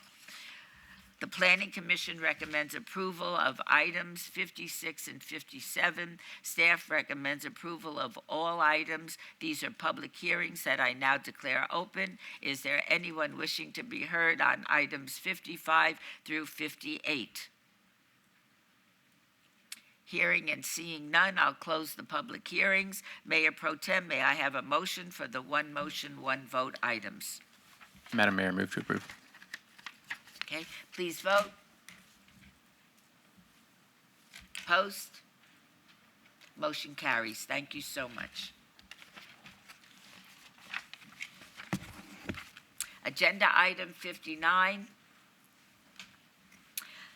25-0289, VAR1, appeal item, variance, applicant owner Landy Molinero Fonseca, for possible action on an appeal of approval by the Planning Commission on a land use entitlement project request to allow existing residential accessory structures, chicken coop and carports 1 and 2, and a front yard wall fence that do not conform to Title 19.06 development standards for height separation, setbacks, size, and aesthetic compatibility on 0.25 acres at 7208 Graceland Circle, R1 Single Family Residential Zone, Ward 4, Miss Allen Polensky.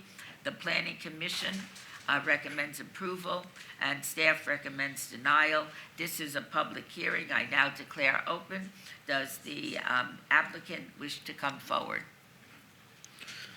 Hi. Hello, would you state your name for the record? My name is Landy Miguel Molero Fonseca. I'm sorry I messed up your name so badly.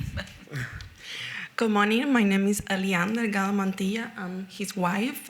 He's the current owner of the 7208 Grasslands. So we are here today to appeal the decision regarding the variance for the carport, wall fence, and the chicken coop, which was reviewed by the Planning Committee meeting on September 9, where it was not approved. So we would like to clarify that we pushed this home back on 2023, and it was already with all the existing structure, including the carport, the chicken coop, and which, according to our neighbor, the carport was built back in 2019. She previously came here on September 9 and confirmed that information to the committee. Also, she's stating that she has no issue with this structure being there. So in fact, none of our neighbors have ever complained about the carport. This situation began after the city of Las Vegas received a call about one vehicle being parked incorrectly. Until this day, we are not sure whether that vehicle was from us or from someone else. When the staff arrived, the car was already gone, so it was no car there. However, they decide to inspect the entire property and inform us that neither the carport or the chicken coop or the wall fence had permits.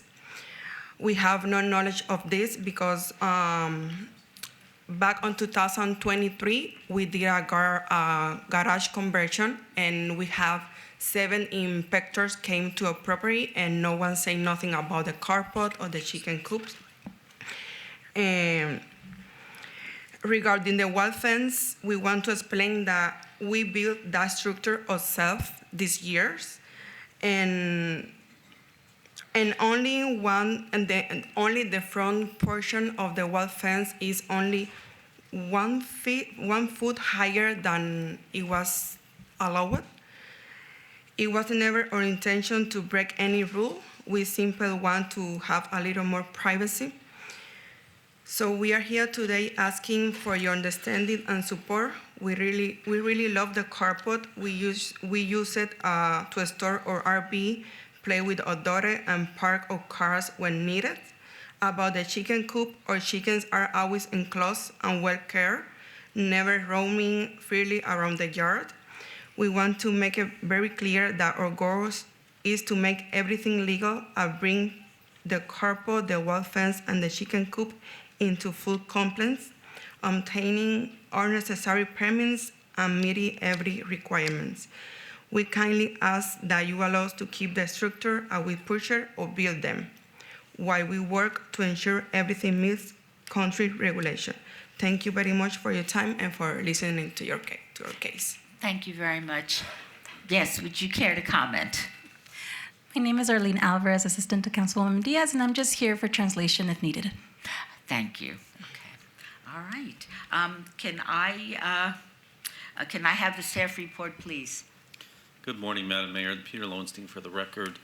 This is an appeal of the Planning Commission's approval of a portion of the original request by the applicants to deviate from our accessory structure and wall development standards.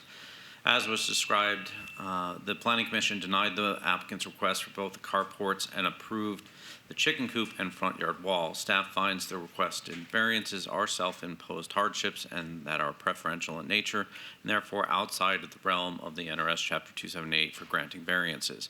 As such, staff recommends denial of the appeal.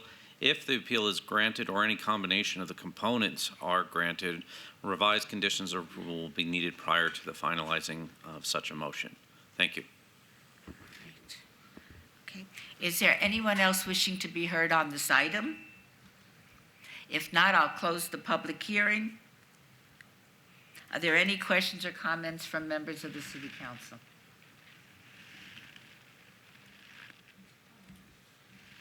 No, we're good? Okay. Yes, you do wish to?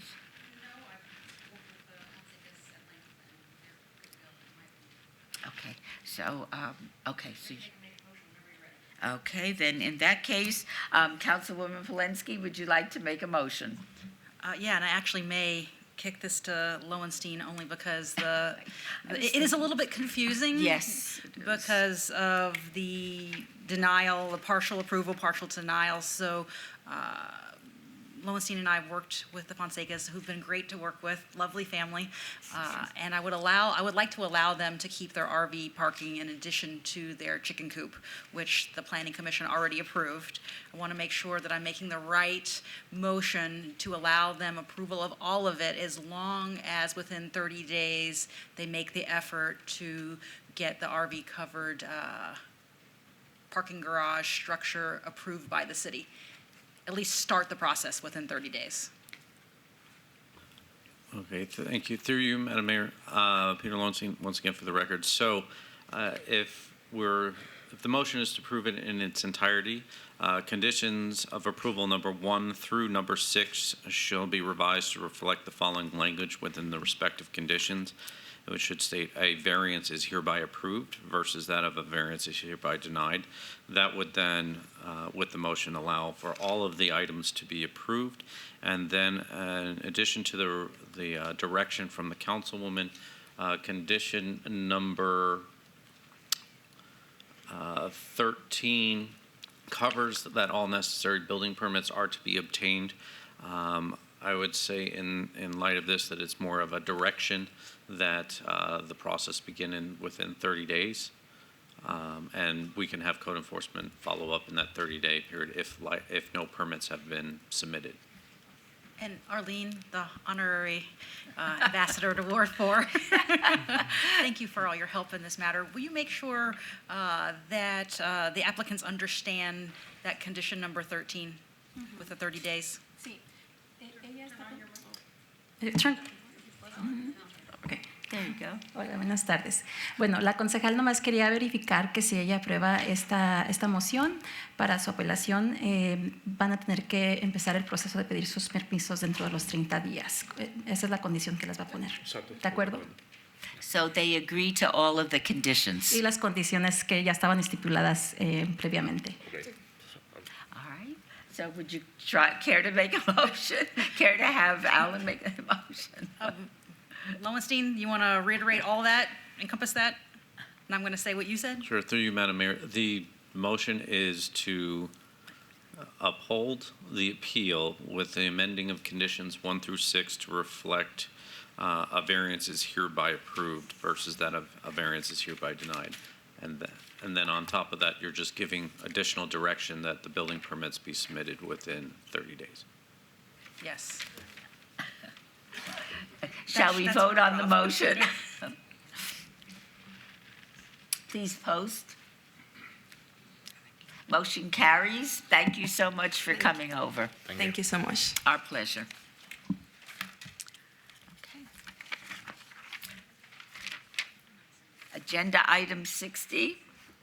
24-0513-VAR1, abeyance item, variance applicant Santos Aguilar, owner Layani Gonzalez. I'm going to have you say that name so I don't mess it up. Layani González Argüelles. Thank you so much. For possible action on a land use entitlement project request to allow existing detached residential accessory structures, carports, and storage buildings that do not comply with Title 19.06 development standards for setback, separation, size, location, and aesthetic compatibility, and to allow a front yard fence that does not conform with Title 19.06 front yard wall and fence development standards on 0.14 acres at 2104 Santa Rita Drive, R1 Single Family Residential Zone, Ward 3, Ms. Diaz. The Planning Commission recommends approval. Staff recommends denial. This is a public hearing that I now declare open. Is the applicant present?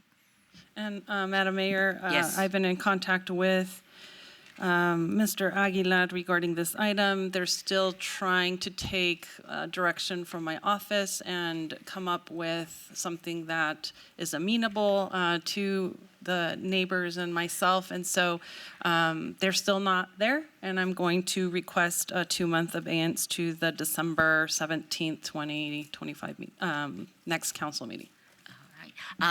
Mr. City Attorney, does that require a vote, or it does? Correct. It's a motion for an abeyance from Councilwoman Diaz, so we need a vote on it, and she put it for an abeyance. You need a set date, which she did for mid-December. All right. In that case, shall we vote? Please post. Motion carries. Thank you so much, Ms. Diaz. Agenda item 61 is being withdrawn without prejudice. Agenda item 62, 25-0176, abeyance item on the following land use entitlement project request on 4.50 acres at the northeast corner of Harris Avenue and Bruce Street, C1 Limited Commercial Zone. Item 62A, 25-0176-VAR1, abeyance item to allow a 75-foot residential adjacency setback where 111 feet is required. 62B, 25-01 0176-VAR2, abeyance item to allow 242 parking spaces where 340 are required. 62C, 25-0176-SUP1, abeyance item for a residential multifamily use. 62D, 25-0176-SDR1, abeyance item for a proposed three-story, 204-unit multifamily residential development with waivers of the perimeter, landscape buffer, and a building orientation requirements. The applicant owner is HIM 4 Life, Inc. The Planning Commission recommends approval on the entire land use entitlement project. Staff recommends denial on the entire land use entitlement project. These are in Ward 3, Ms. Diaz, and our public hearings, which I now declare open. Is the applicant present? We are, Mayor. Ricky Barlow for the record, LV Access, LLC, 2222 West Bonanza Road. Here with our development team, Mr. Jay Nady, as well as Mr. Rodney Wissenbeck, who is the architect of record for Aptus Architects. Would you like to tell us about the project? Absolutely, Mayor. Absolutely. It's been a long road, but very educational for us all. First and foremost, I would like to take this opportunity to thank you, Mayor, and the entire council for allowing my team and I to sit before you and explain to you the layout as to what's before you today, because this is coming back based on an abeyance from 2 council meetings ago. Right. Having heard from the Councilwoman Diaz's office, as well as listening to the rebroadcast of the council meeting and listening to the neighbors, we went back to the drawing board and made some adjustments that we believe would or should satisfy this council. And so for that, I would like to point out, number one, that there is 2 variances that were in question.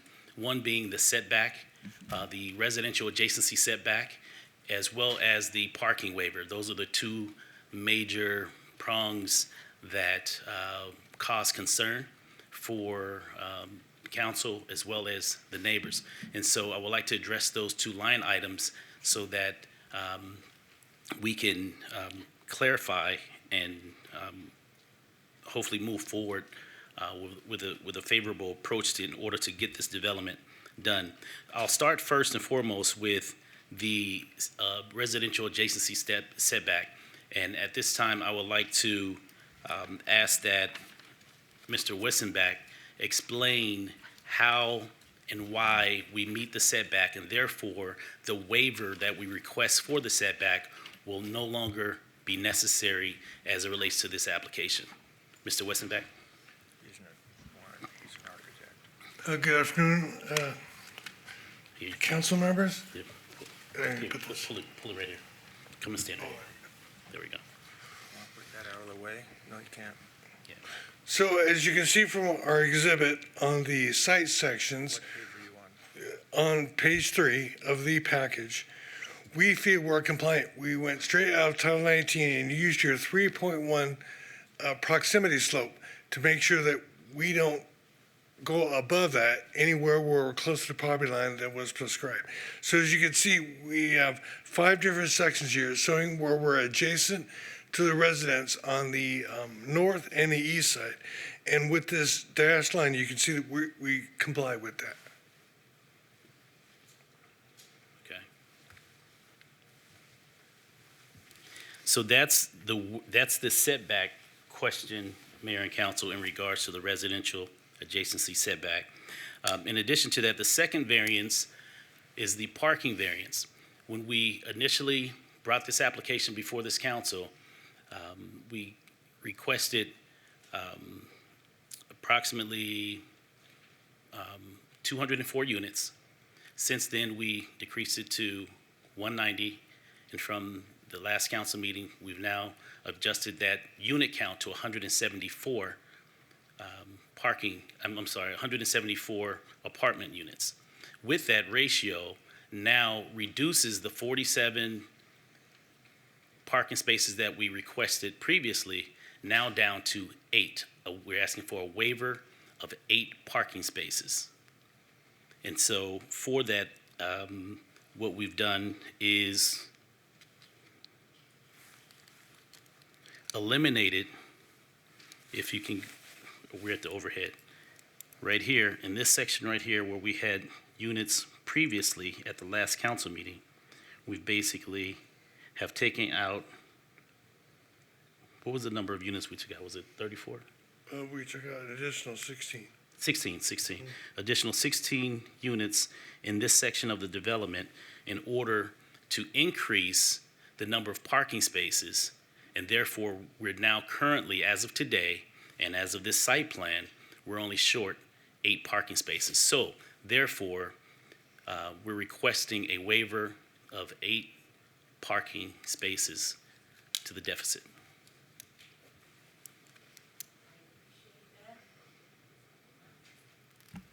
Thank you so much for the presentation. May we hear from the staff?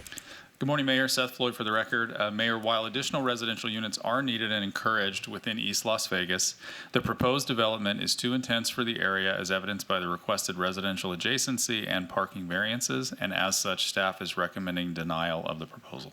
Even with the less apartments and less parking needs? Yes, Mayor. Seth Floyd for the record. So it did get less intense, as the applicant asserted, from Planning Commission until today, but there are still variances required. Okay, all right. Ms. Diaz? Do you want to open it to public comment and then I ask the questions, or do you want me to ask the questions? No, I don't think we have any public comment. Well, no, that's not true. Okay, thank you so much. We do have a few people that have signed speaker cards. Could we hear from Joseph Weber? Are you Ms. Benitez? Yes. Would you care to come up and give your name for the record? This is a public hearing, so please feel free to share with us your thoughts. Good morning, Mayor, council members. My name is Grisel Benitez, and I'm a longtime resident of this neighborhood. I'm here today on behalf of many of my Latino neighbors, Spanish-speaking neighbors, who have lived here for decades and want their voices to be heard as well. Several of us, including myself, remain opposed to the Bruce Apartments project, even with the proposed changes.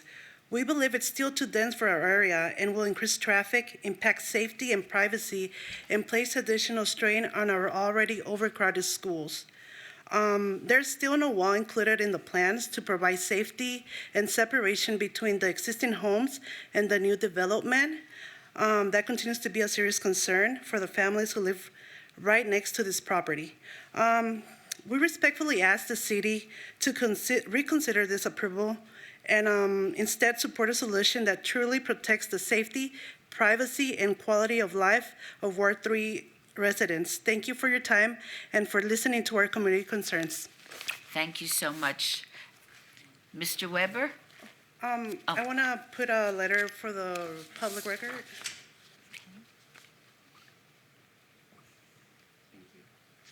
Thank you. Mr. Weber?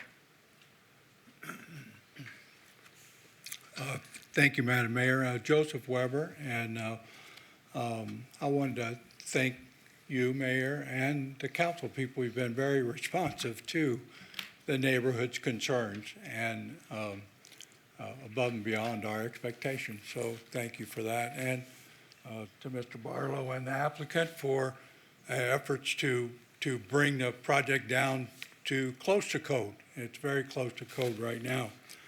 We did we did get the plans early, and we contacted the over 120 petition signers and heard back from 23 that still didn't want it for pretty much the same reasons as before.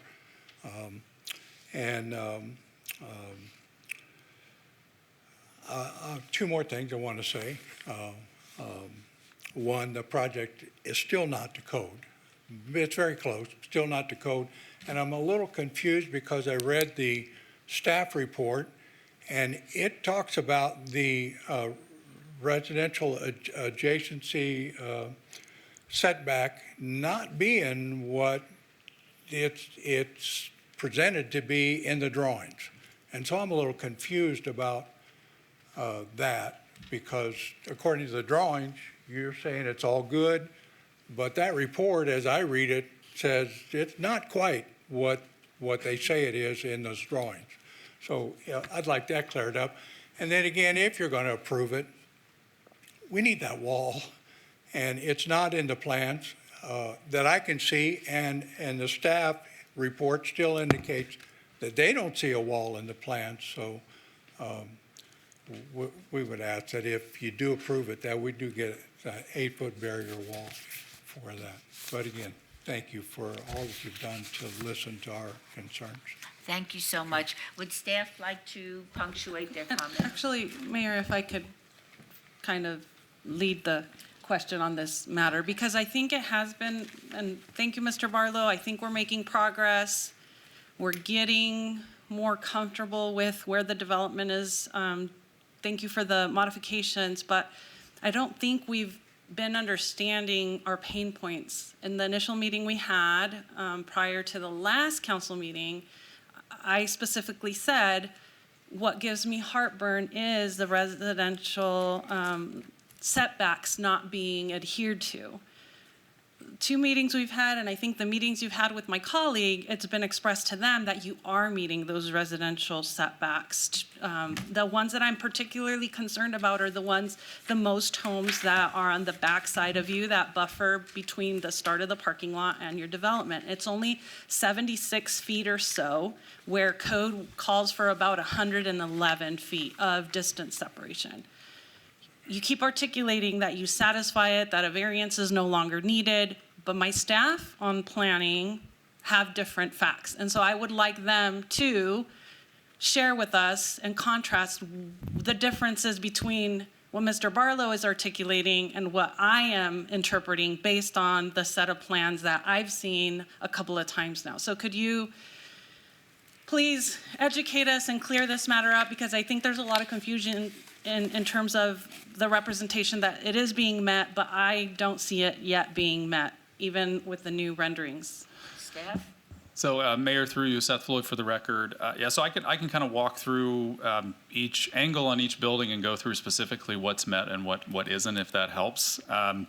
For the north residential adjacency setback, the section of the building is set back 75 feet where the previous variance was required, and that has been lowered under the adjacency slope. So that one has been brought into compliance with code. However, for the north residential adjacency setback on building 4, there's still an 84-foot setback where 87 feet would be required. For the east residential adjacency setback on building 4, there is proposed a 110-foot setback where 114 would be required, so a 4-foot difference. For the north residential adjacency setback on building 3, there is an 85-foot setback where 90 feet is required. For the east residential adjacency setback on building 3, there's a 92-foot setback where 96 feet is required. And for the east residential adjacency setback on building 1, there is a 91-foot setback where 96 feet is required. So while they are closer than they were, as you said, Councilwoman, they are still not meeting the code entirely. Mayor. Yes, Mr. Barlow. What I believe staff has not taken into consideration are the slopes, but yet and still, even if their numbers are accurate and ours are off, we're talking approximately, at best, 10 feet on one side, according to his numbers, and 3 to 4 feet on another side. So I think we're splitting hairs here in regards to the setback requirement and what we've done in order to pull this development in as tight as possible in order to get this development approved. I would like for Rodney to basically spell out, according to our architects and the pins that we've dropped in order to get this development set accordingly on this parcel of land, as to what his numbers are, and then we'll have an opportunity to further the conversation in regards to this alignment being out as low as 3 feet to 10 feet as far as a residential adjacency setback. I don't believe, in my opinion, that that would be enough for me to not move forward with the development based on square footage. But of course, that's the decision of you all as a council to make that decision. So, Rodney? So when we're looking at this in plan, it has a tendency to get a bit confusing because the building doesn't go straight up. It goes up, we step it back, and then we've got a slope that comes up. And all of that graphically falls under our 3-to-1 proximity slope. So when I was reading your charts on height versus this is back to residential adjacency, I don't see the number 37'4" on there. So we went ahead and did our math and used our computers to lay out that at 37 feet 4 inches, we're technically only required to do 109 foot 10-inch setback. That's just math that doesn't lie. So what we try to do with this is to show the council members and staff and the concerned neighbors that we are in compliance graphically. So you can see the proximity slope as it goes up. All portions of the building are under that slope. And that's straight out of Title 19. So we feel we're in compliance, even though the numbers don't really match up because we're using fractions of feet. Thank you, Rodney.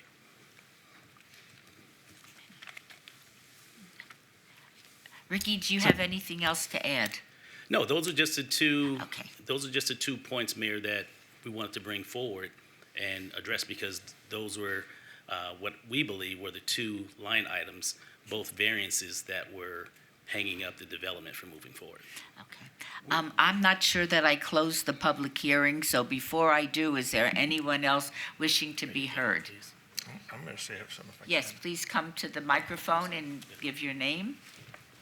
Good morning, Mayor. Congratulations. Thanks. Gary Hart. It's good to see you. And council members, good to see you all this morning as well. Congratulations on your win as mayor. And as my mother used to say, Dr. Tony Eileen Hart, she used to say the best man for the job is the woman. And congratulations. And we know I you're doing can a picture her great saying job. that, yes. And the Hart family loves you and we appreciate you. I would just like to throw in the Hart family support for this project. We've known Ricky and his team for many, many years. I think it's a beautiful project. This is something we feel that the city needs is housing, apartments in this location, I think would be ideal. To turn it down, I think would be a travesty because what could happen, you're creating tax base, so on and so forth, and new apartments. We need the housing. We know this. And we certainly don't want to lose them. I'm a big city guy, so I love this city. We don't want to lose them to the county. I mean, I'm sure the county would love to have their project over there. So anyway, the Hart family's in support of this development. Thank you so much. Good to see you all. Thank you for letting me speak. Appreciate you. Is there anybody else that would like to address the council on this issue? Madam Mayor, if I could. Then I will close Yeah, go ahead. I'm going to close the public hearing, and before you make a No, motion. I'm not ready for that. Oh, okay. Mr. Floyd has said that if we could trail the item so that he can accurately gauge where the development setbacks are now, so that we could have an accurate reporting. So it would make me more comfortable knowing what the differences are if we're seeing eye to eye on the same things, and then get that report and accounting before moving forward. I think the accuracy of information is important.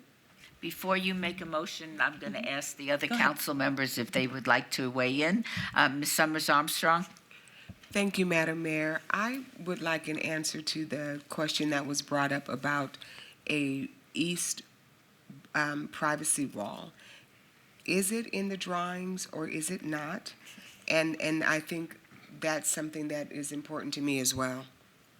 You can also, when we come back to the item after trailing it, if you could report to us whether that is already a condition or not, or if that's even in the plans that have been identified as something they are going to move forward with. Thank you, Mr. Floyd.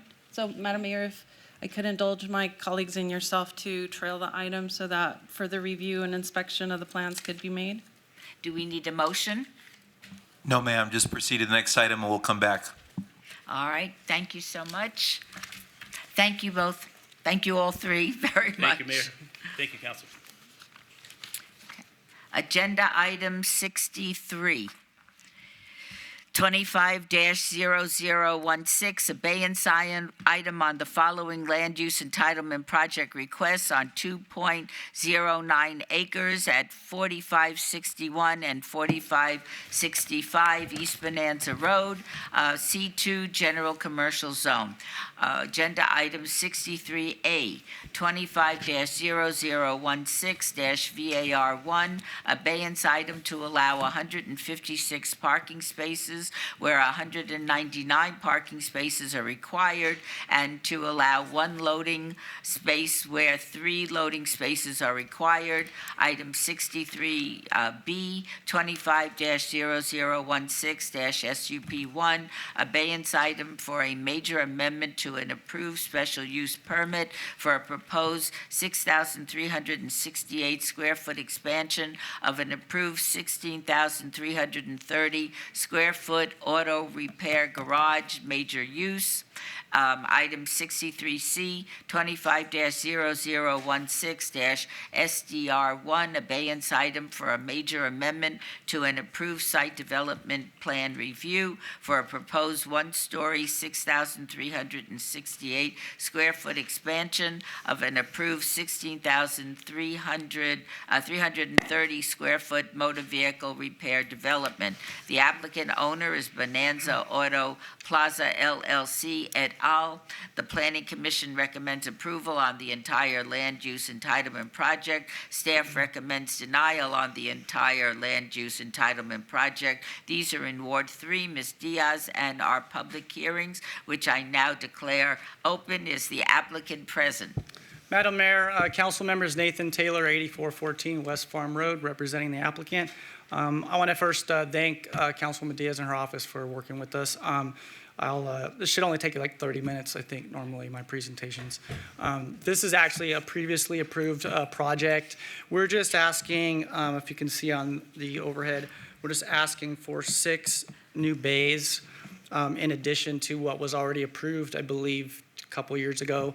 And then I want to bring up a couple issues because it's better for me to highlight them than for the councilwoman to have to do it. This parcel here is the adjacent parcel, which we have a parking agreement. It's owned by my clients, the same applicant. There is an open code enforcement case that had to do with some banners that we took down that weren't supposed to be up. They've all been removed. And then in addition, there were some issues related to what the required landscaping is now today. My clients bought the parcel 10 years ago as is, and so therefore, obviously, within the last decade, the landscaping codes have changed. What we have done is we have let the councilwoman know that we've agreed that we will install the required landscaping within the next 90 days on the adjacent parcel. So that should close out that code enforcement case.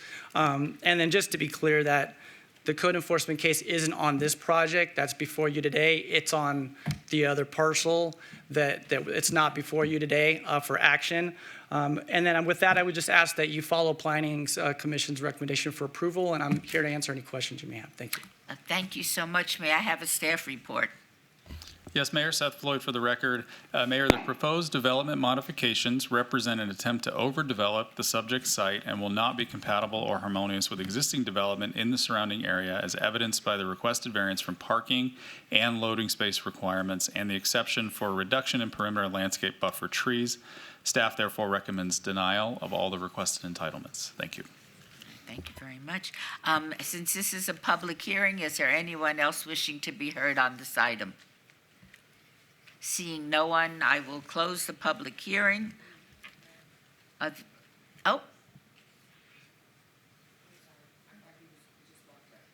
Okay. All right, thank you so much.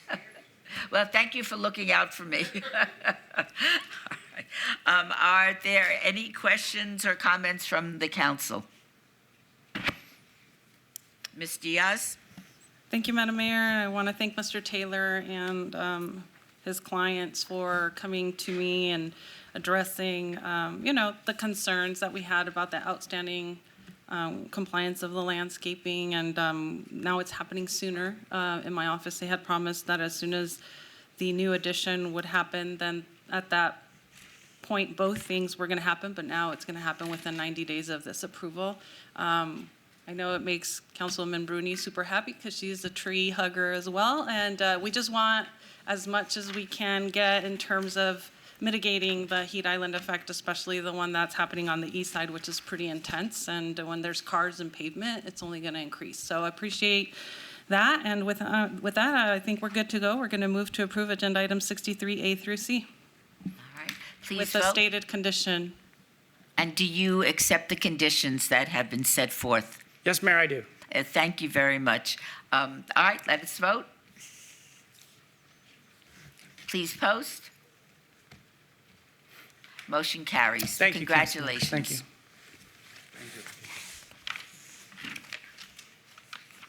Agenda item 64, 25-0262-VAR1, abeyance item variance, applicant owner Dwayne Glenn Martinson for possible action on a land use entitlement project request to allow existing residential accessory structures, a shed and stables, a proposed residential accessory structure, detached garage, and an existing front yard wall that do not conform to Title 19.06 development standards for setbacks, separation, and solid wall height on 0.47 acres at 5471 Florine Street, RE Residential Estate Zone, Ward 5, Ms. Summers Armstrong. The Planning Commission recommends approval. Staff recommends denial. This is a public hearing that I now declare open. Is the applicant present? Yes, good day. Todd Hargrove, Tough Shed, here with the owner of the property. Would you care to tell us about your project? The project that we started with to do this was to do a detached garage. And along with that, we needed a 20-foot setback, which required a 50-foot setback. But there is an active leach field right in the middle of where the garage could go. So we cannot get that 50-foot setback, unfortunately. So it will be a side entrance garage. So the 20-foot setback would be the minimum to keep the minimum clearance of the leach field. That's what we started with. Okay. However, What did we end up with? Excuse me? What have we ended up with? We ended up with a few other property things. This one building here was a stable. It was built when the house was built, and a shed that is behind the house, which unfortunately I can't show too well right there. That was also built during the same time as the house was built, back in the 60s. We're also dealing with a front fence issue. The fence is the 2-foot, is that up right? There we go. So it's got the 2-foot with the cement, and he has slat woven wood on the fencing, metal slats. So it is the weaving on that that doesn't give the visibility that is set forth in the entitlement on that. Okay. So we're looking to try to get everything all accomplished at once today. May I have a staff report, please? Yes, Madam Mayor. Peter Lowenstein for the record. This variance request is the result of an open code enforcement case. No unique or extraordinary circumstances related to the physical characteristics of the property has been presented to warrant the requested variance. As such, the hardship is self-imposed, and therefore staff recommends denial of the variance request. Thank you. All right. Are there any questions or comments from our council members? In that case, Ms. Summers Armstrong? Thank you, Madam Mayor, and thank you, Mr. Mortensen and your representative from Tough Shed. We had a nice conversation about this. I don't have an issue with the 20 feet because of the leach field. I'm on the Southern Nevada health district, and we often hear cases about folks who are building on top of leach fields, and I don't want you all to do that. And so I think it's important that you get both your garage and protect the integrity of the leach field. The stables and the other house were there before you bought the house and weren't brought to your attention. We did talk about that. My concern is the visibility through your fence. And so have you given any thought to how you could address that so that you could come into compliance with visibility for public safety? If I may, I'm Dwayne Martinson, Dr. Dwayne Martinson. Actually, I earned that degree 7 years ago. I teach at Legacy High. I had my neighbors do a petition to say that fence is beautiful. It added for the viability of the neighborhood. The fence itself, I'm on the corner. People overdrive their headlights all the time with their brights on. They go right into my living room. And so it was really important for me to have some privacy. So at night, when my family and I are watching TV, we're not having lights coming through the blinds. So that was one of the things that I had. And then the other thing was a financial hardship. The fence was $43,000, and I used my 401k to purchase that fence because I wanted some privacy from that busy road. It's called Bradley. Very, very busy. Probably have 500-600 cars there a day. They built a school near my home. Kids are out there. Parents are picking up their kids in front of my home. If that fence was any lower or you could see through it, then they could just see into my area. I understand safety and security. I teach at high school. Believe me, safety and security is number one. But I also built an umbrella. As Councilwoman Brune loves trees, I planted 14 trees there to help with the umbrella, to help with the aesthetics of the neighborhood, to actually have that place look a little bit better than when I first bought it 3 years ago. And so I'm asking for your approval for the fence the way it is. That was never part of the issue. It was the garage. This fence just became a second addition to the variation or the variance. So I recommend, or don't recommend, I request respectfully that you approve the garage and allow me to keep the fence the way it is. Madam Mayor? Step away for a minute. Thank you. Thank you, MBT, if I may.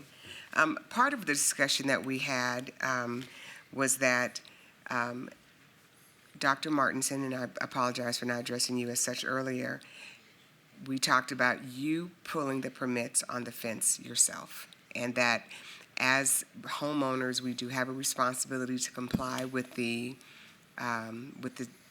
sitting rules on this, and this is a security and safety issue. When you put your garage up, that garage will block some of the high beam. I drive on Tom often because I try to roll through the neighborhood. I know where you live. We knocked on your door. It would block some of that high beam coming there because your garage will be there, right? And so I think that is an issue that will be addressed with support for your garage. I think you should have a garage. I would like to see you work with planning on some type of alteration. And I'm not saying to tear your fence down, but I am suggesting that you do something to come into compliance,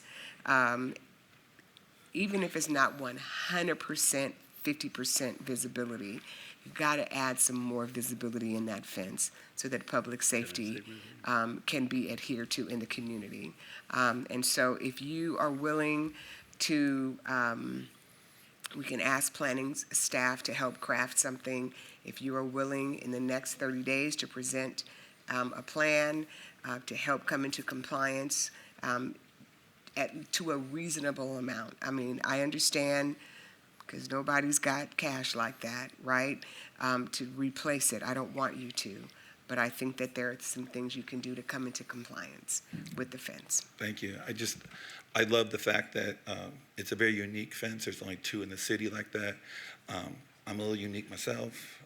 I love life. I love Vegas. But it's kind of a hardship, Councilwoman, if you want me to alter it, because the person that built that for me, the metal arts person, they did that just for me. And so it's like if I was Picasso and you said, I don't like that painting, I want you to change it, that would really hurt the designer. So I don't know how to go back to the metalworks place and say, hey, Howard, could you make some changes to the fence because it's not in compliance? I appreciate what you said about I am the homeowner, but I am not a contractor. I know nothing about the setback laws. I know nothing about height restrictions for fences. When I bought that home, I envisioned putting a fence because there was a cyclo fence there before, and it was very busy and very bright.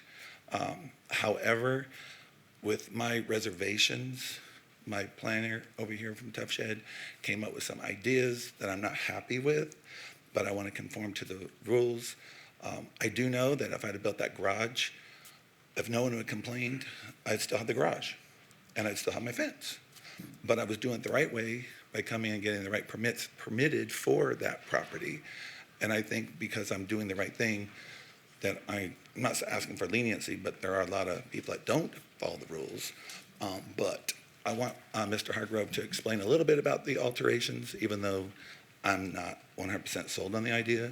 But if you could give him a minute or two for that. I'm going to jump in real quick because I think there's a comment or question by Councilwoman Bruni. Thank you, Mayor Pro Tem. I was just wondering, and it is a beautiful fence, I was just wondering if you could meet or one option might be just to like remove at the base some of the concrete and go down. Well, the simple solution here, since it's a woven fence, my recommendation was if we remove some slats in between it. So there, you see there's 8 slats that go up to it. So if we go slat 2, slat 4, that would provide the visibility into the property for safety compliance. That's my thinking. Then there goes my privacy. I mean, if we're going to open up the slats, I mean, how many feet are we talking? You want inches? Because look at that fence. It's beautiful and it's metal, so I don't know how to go ahead and Mr. Hargrove said to remove some of those slats. Well, again, there's another cost associated with that, and then you have to fix it the way that you don't want to alter it to make it look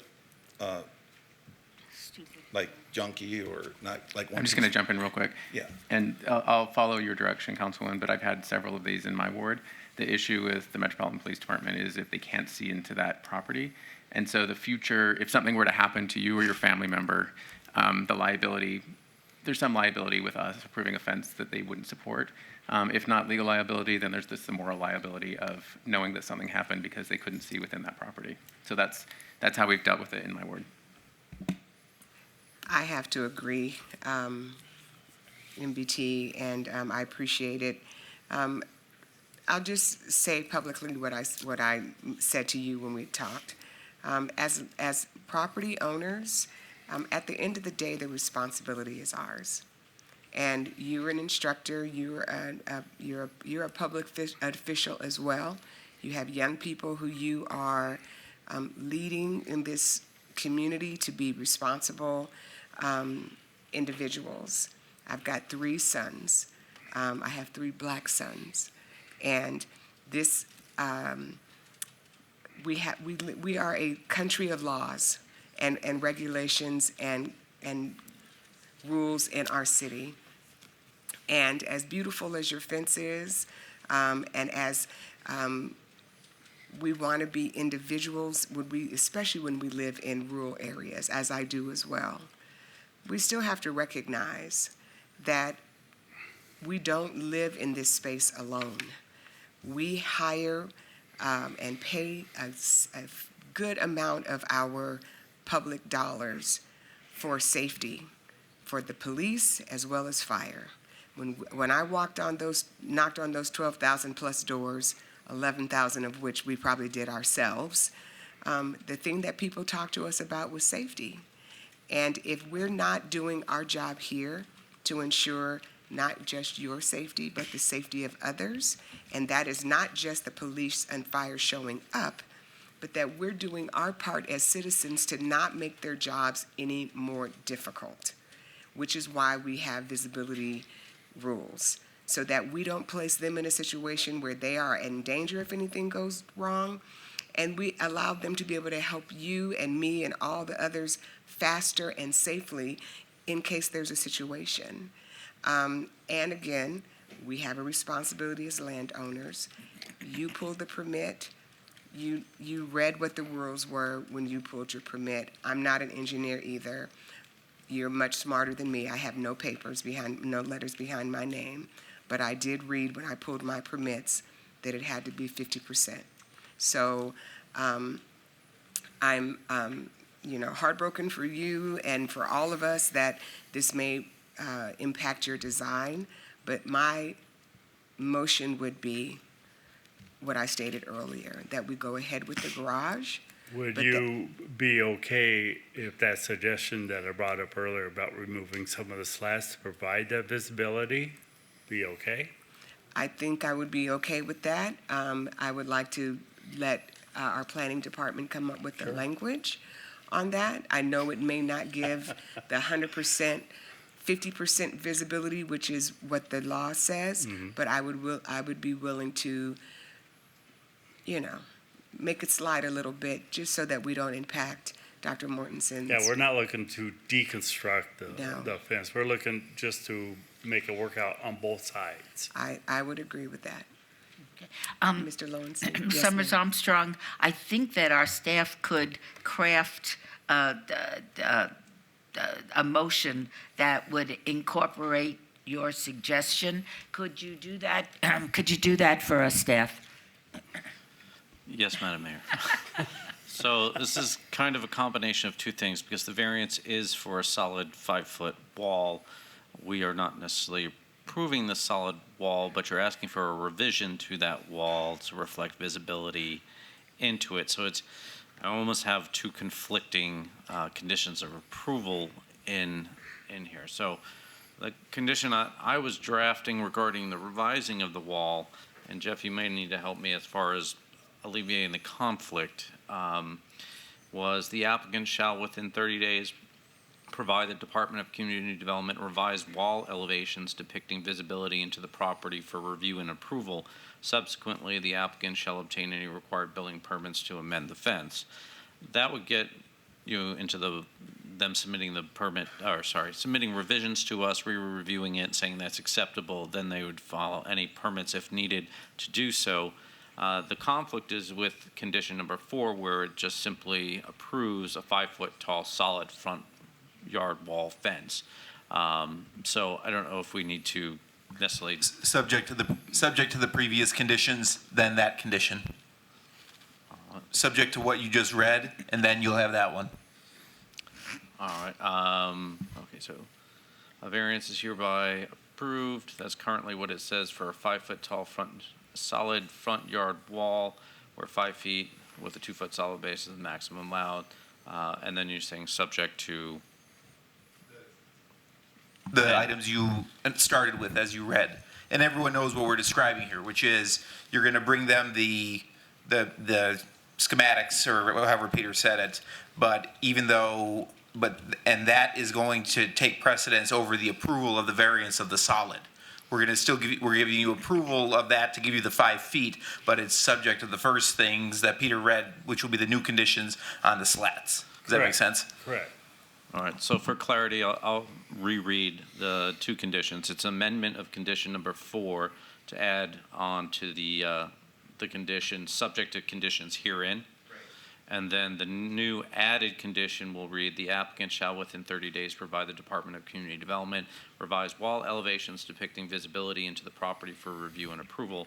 Subsequently, the applicant shall obtain any required building permits to amend the fence. Do you agree to the conditions? And if I'm not mistaken, Ms. Summers Armstrong, you understand, you hear what they're saying about the privacy, but we're also concerned about Metro's need to be able to look into the property should a crisis occur. So you're not saying that it has to be 50%. You're willing to work with them, but there does have to be some visibility into the property. Do you accept that condition? Well, with a heavy heart, Madam Mayor, I do. I just, I love it the way it is, but I want to conform to your rules. I welcome working with the Congresswoman Congresswoman, Councilwoman. I elevated you already. You never know. You never know. 30 years in law, you never know where she's going to go. But yeah, so I would better just, is there a time frame for this? We'll submit the plan within the 30 days for the revise to the planning department per their request. Okay, thank you very much. Are you comfortable with that? Would you attempt a motion? So moved. What I do to build a garage. All right, shall we vote? Thanks. Please post. Motion carries. Thank you. Thank you very much. Thank you. Okay.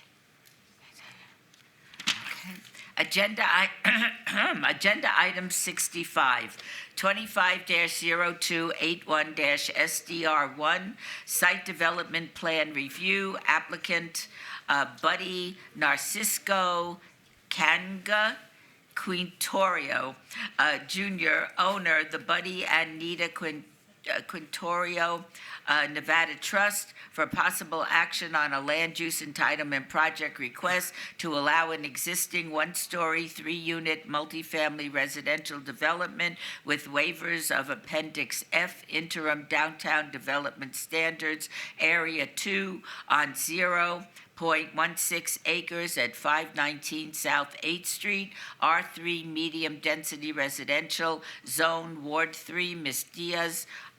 The Planning Commission recommends approval, subject to conditions. Staff recommends denial. This is a public hearing, which I now declare open. Is the applicant present? Yes, ma'am. My name is Buddy Quintorio. We own 519 South 8th Street, along with my wife. Good morning, by the way, Mayor Berkeley and the rest of the council. I'm here, I'm thankful for the office of Madam Council Olivia Diaz, by the way, and her assistant. I'm here again to thank and request reapproval of my case. It was approved previously about 7 years ago, and I think I dropped the ball, not knowing or not understanding fully that I need to do some important thing about the permit of the back alley freestanding structure, which is occupied. I was not really aware. I know it's my fault, because I thought it was done, and since there was a meter on the property, actually 3 meters, I was wrong to mention 4. There was 3 meters for the 3 units. Each one have their own.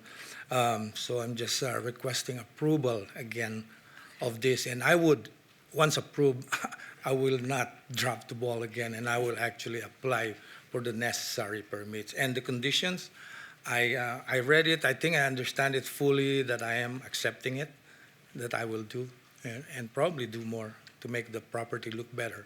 As we're currently actually painting, but we're kind of slow, but we're cleaning up as well. All right. Thank you very much. Could I have a staff report, please? Yes, Madam Mayor. Peter Lowenstein for the record. This request stems from ongoing code enforcement case regarding unpermitted structures. The previous 2016 entitlements that accommodated the existing 3 residential units have expired.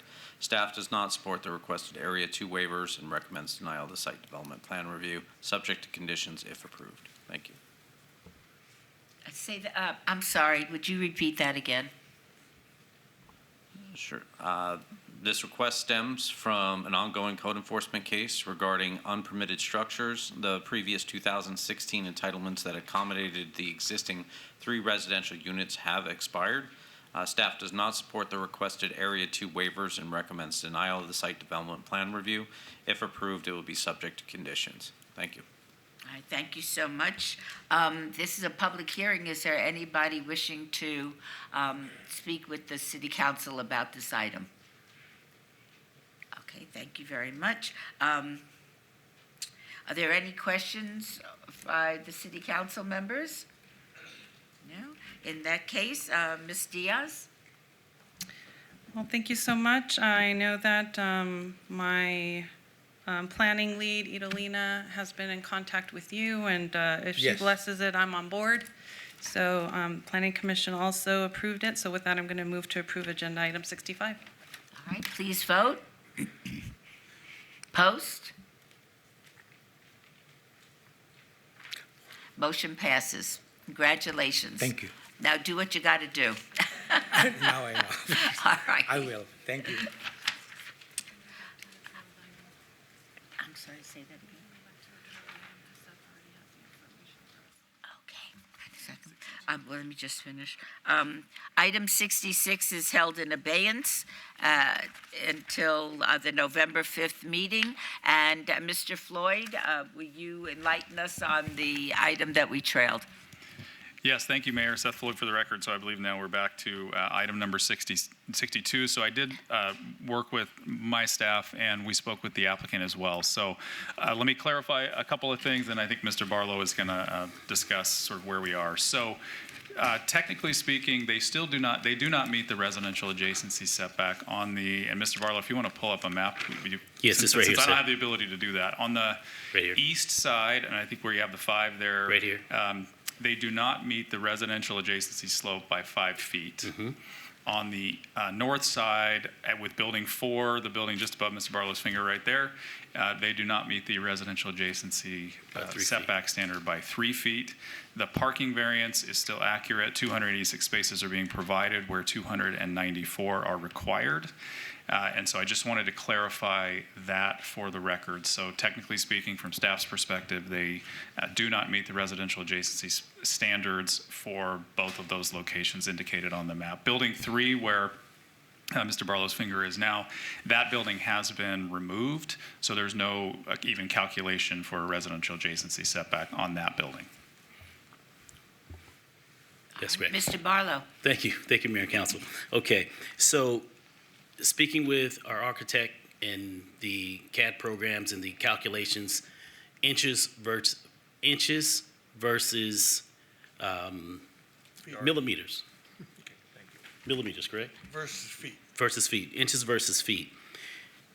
Our numbers show that we meet it by way of inches. The city of Las Vegas shows that we miss it by way of feet. So we cave to try to figure out how to move forward. So the true question at this point, Mayor and Council, is addressing, going back to the setback. If the city is accurate, then we are talking about a 3-foot, we're missing the mark by 3 feet on the north property line. And we missed the mark by 5 feet on the east property line. Now, overall, I believe, Mayor and Council, that as this development, specifically with the number of units that we have in play, the beautiful layout that we have coming before you, with the landscape plan that's in place, that this development fits as best as possible this site in order for this development to be something for the benefit of the greater good of the community. And having said that, notwithstanding the fact that we're still requesting 8 feet waiver, an 8 parking space waiver, where before it was much larger.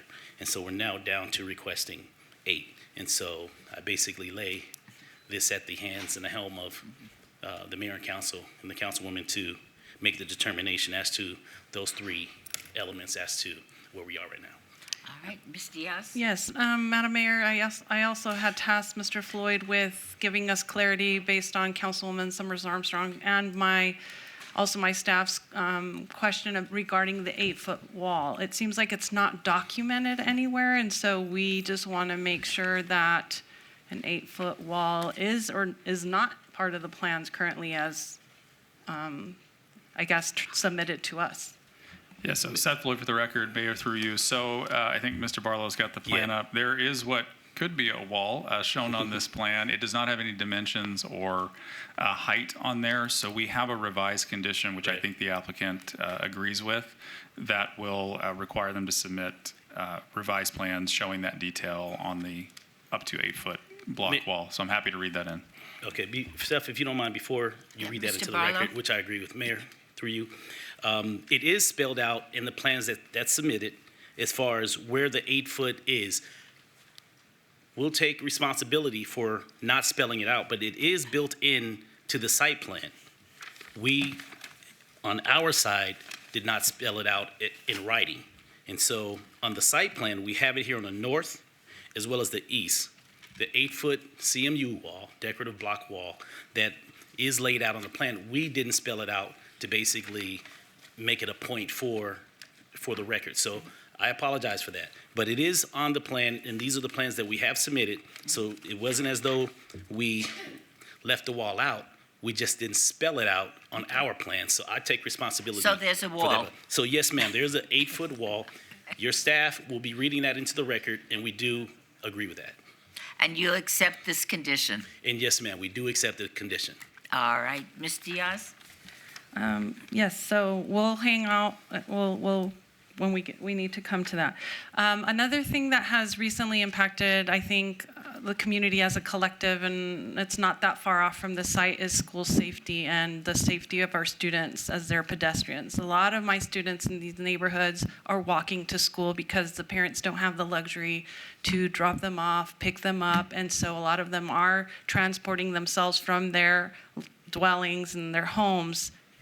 Harris is a main arterial to take students down to Halley-Hewitson, and it's also a main one where a lot of my students that live in the homes tucked there go to Rancho High School as well. And so the frontage of your apartments will be heavily walked by students, and so will the side. And so I want to know how is your development going to plan to remind, address, that we're a community and that we need to look out for our students as we're taking off, making a right onto Harris, or we're taking out off of Bruce, making a right onto Bruce, or even coming back in.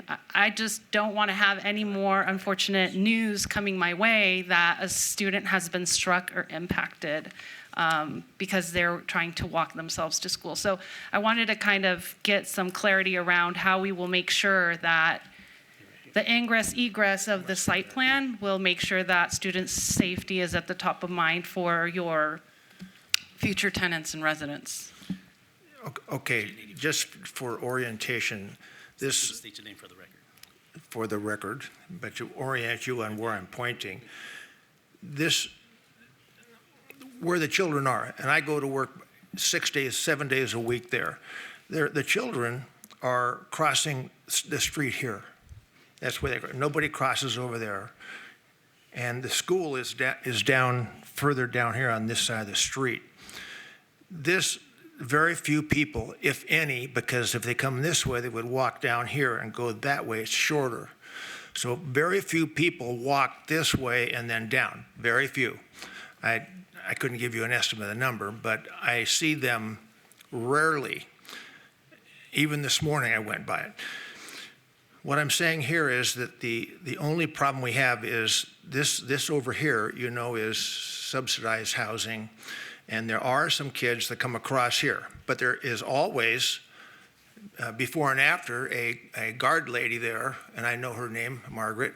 She'd been there for 4 or 5 years, or she was. I don't know if she's still there today, but they go across there, and that's before and after school on this side, not on this side. They do it on the far side over there, and there's 2 or 3 of them. Down here, there is no house here. There's a house here, but there's no street.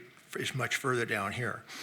No one comes this way because it goes around. They have to go clear down here and back around. So most of the people walk across, come over here and go down this side and then cross the street here, or they go down from here and go over here and go down. But nobody comes because that's a blank lot there, and that's the, I forgot who it was, but then over on Bruce Street and way over here, way over, if you went clear over here, is the high school. So there isn't a huge number of people crossing the street alone here, ever. It's always, it's on this side actually. There's always a guard there on every school day. I've never been there when it wasn't. and I seem to go there every morning. That's all. I mean, our wall here is the wall we're talking about. That's been in since day one. That's just for privacy's sake. Anyway, thank you. I drive that corridor every morning, 7 in the morning, 6:45. There are students walking adjacent your property line, and right now it's going to be an improvement if this were to move forward. It is going to be improvement because right now there's just gravel and some really horrible cement barricades that sometimes impede, but there are students. My whole thing is I want to hear from you. We're going to ensure we're going to put signs up there for people to be scanning for students. We're one community. We'll do our darnest. We'll have a traffic study done and make sure that our students are kept up. That's what if we're coming into a community that's pre-established, because you have to think about the neighbors around you. This has been a vacant, dilapidated church ground for many years now. People are not used to having to weave the traffic volumes that an apartment complex will bring. There's people who are leaving the site to take their kids, because some of us don't know how to walk anymore, because this is within walking distance of Hallie-Hewson, but some of us will actually drive our kids from this apartment complex in the morning, and we will drive our kids to Rancho, but yet we don't regard the other kids that don't have the privilege of being driven to school. My thing is, how are we gonna, as a collective, be in front of issues that are very real right now? We're almost to 100 fatalities in our streets because of inattentive driver or some kind of, crises that we're grappling with as a community. I'm just trying to be in front of it and get your buy-in to say we're gonna do our best to ensure that we put courtesy is contagious, or our kids are walking in front, please be vigilant, or that's what I'm expecting to hear back. Because the reality is, kids, when we improve and have contiguous sidewalks and improve landscaping, they're gonna go to where they feel it's gonna be the nicest to walk. And that may be right in front of your egress point or ingress point. So my point is, how are we going to jointly ensure the safety of our school children that are already there, and there's going to be additional children if this were to move forward? How are we going to make sure that we don't have a travesty or tragedy? Councilwoman, I hear you loud and clear. And with this development, working through your staff and your office, we'll be happy to condition any elements to make sure that the appropriate signage is in place for the safety and the security of not only just the students, but for their families as well. And so therefore, coming in and off this property, we have no problem whatsoever having that additional signage and basically making sure that the ingress, egress that the councilwoman spoke about is in place from a signage standpoint, because the last thing that we want is for any of our residents to be affected by a vehicle or any other mode of transportation that can do bodily harm. And so therefore, that's our commitment as a development to make sure that we have those elements in place, and we'll be happy to condition those as well, Councilwoman.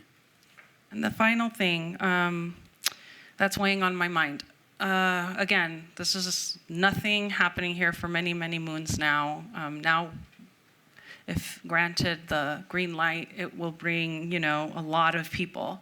How will you ensure that the tenants and everyone who resides here in the future will comply to upholding the quality of life for everyone? Because my concern is, if there's not a strong property management group, a lot of chaos can spill over into the adjacency. So my question would be, how are we going to ensure that there's a strong property management group that neighbors can go to and point out things that are not kosher, that are not right, that are happening, that they're seeing potentially? I'm just saying, I have a lot of apartment complexes right now, and some of them are not being managed diligently, and then they have a ripple effect into the adjacency. So how can I be reassured that that's not going to happen here? Right. So, right. So, Councilwomen, and Mayor and Council, thank you for bringing that up, because I was going to bring that up as well. And I know that Councilwoman Armstrong addressed that, as well as Councilwoman Bruni. If that's how you pronounce it, is Bruni? If I said that correctly. Okay. Bruni, All right. yes. I just wanted to make sure she didn't acknowledge, so I wasn't sure if I said it correctly. But they brought that up when we briefed with them. And they were very adamant about that on your behalf, Councilwoman, as the other representatives were in regards to their concerns as it relates to this item as well, right? And so I really appreciate the opportunity to have met with all of your colleagues, because they were with you 100%, right? And like I shared with them, meeting with each one of them wasn't about a cherry pick. It was a matter of laying out what our position was and making sure that each one of you independently understood, so that we would have a more fruitful conversation today in regards to the questions that were to come in preparation for our responses. And hopefully, there's nothing that we said that we left out or omitted during those briefings with each one of you, mayor and council included, right? And so for that, we are making a heavy investment in this 4.5 acres. And it's a lot for us to do this. And when it comes to property management, we are going to have a solid property management agency in place, because it has to protect our bottom line as well. And we're not going to allow that to happen. And so for that, we have a list of property management groups that we've identified that we will be communicating with based on what happens today. And so therefore, we will have a top-notch property management team that oversees developments of this size and larger, to make sure that your concern is addressed, the city's concern is addressed from a safety standpoint, as well as the quality of life for the residents that will be living at this development, and for the sake of the investments and the investors that will be a part of the overall aspect of getting this development done and across the finish line. And I don't want to speak too far out of line, but I want to make sure that Mr. Nady. There is a sidewalk over here that is made of dirt. And as part of this, I've already told people over there that if I make that into a concrete, and I don't mind paying for it, a concrete walkway, the children, instead of walking in the street like they do pretty much today, if they had a sidewalk there to walk down to the school here where the Aptus thing is. But that would be a good thing for the students coming around the corner. They all seem to get into the street, almost all of them. Very few come along, I shouldn't say very few, less than 50 that I've seen on average, I imagine, come along this way, because most of them come down here, around this shortcut this way. But what I want to say is this has to be concrete, at least on the part of ours, which it should have been 100 years ago, but it's not. Are you referring to the side of your street Nope, where your nope, development I'm is, or talking on about the the other? one across the street, which isn't mine. I wanted to correct the record, Mr. Nady. We actually did Harris Avenue street improvements, and there is now a sidewalk on that opposite side of There your is none. development. There's none. That's There just is dirt. one. No, there's Ms. Paskey? dirt. Yeah, What- We are you did ta- make improvements, so that's why I'm saying that I Are you know saying this there's a site- neighborhood very well, and I've been there, and I was the one that led the charge, because we wanted safer routes to school, and we noticed there was no sidewalks, and we went in and we completed those, and we actually celebrated the completion last year. So there is sidewalks across from you. Now, I'm not remembering if your property line has it, but on the opposite side there are. Can we say that if it does exist, and if it doesn't, you'll put it in? Yeah. I just wanted to give you the update that they've been put in. Yeah. Okay. So, I'll entertain a motion. yes, I know, Madam Mayor, it's been long. So can you read the conditions that we have identified, both for the traffic safety of the school children and also for the 8-foot wall that hasn't been articulated in the plans yet? And is there anything else? Oh, one last question I did have, Madam Mayor.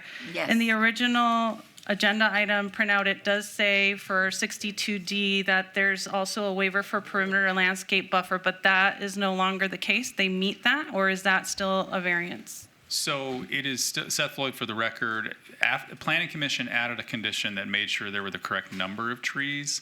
The width of that buffer still requires a waiver, but they are now providing the correct number of trees along that buffer. All right, I just wanted to make sure that I vetted every single variance. You know, I know what I have, and every single council member knows what they have, and that's why I take it very seriously, because right now, when you build it and it's new, it's a bright, shiny penny, and it's awesome, and it's exciting, but then over time, sometimes I'm stuck with the chronic nuisance problems that emanate from lack of care and lack of pride and lack of ownership. So I have to do my due diligence to ensure that if we're going to move in the direction of allowing you to build this vision, that it is going to be with utmost respect for everyone who lives around it, because they've been there forever. So now that I've received clarification about the residential adjacency setback being mitigated to 3 feet and 5 feet, that gives me more comfort knowing that it's not over 30 some feet, minus 8 parking spaces. I'm like, okay, I am hopeful that you'll have some seniors who may not want to be driving and hopefully give up the driver's license for the safety and well-being of all of us, but that will maybe make sure that you don't need the other 8 parking spaces. And we're gonna go ahead and articulate those conditions that then would make me comfortable in allowing this to move forward. So Mr. Councilwoman, Floyd, don't forget the CMU wall. yes, he's gonna articulate those conditions right now. So Madam Mayor, Yes. if I may, I share your concerns, Councilwoman Diaz, and I don't know if there's that, Mr. Lowenstein, you know what it is, that DM, whatever it is that in there too, so that we can make sure that the outside landscaping and stuff is taken care of? I started adding something to my large developments.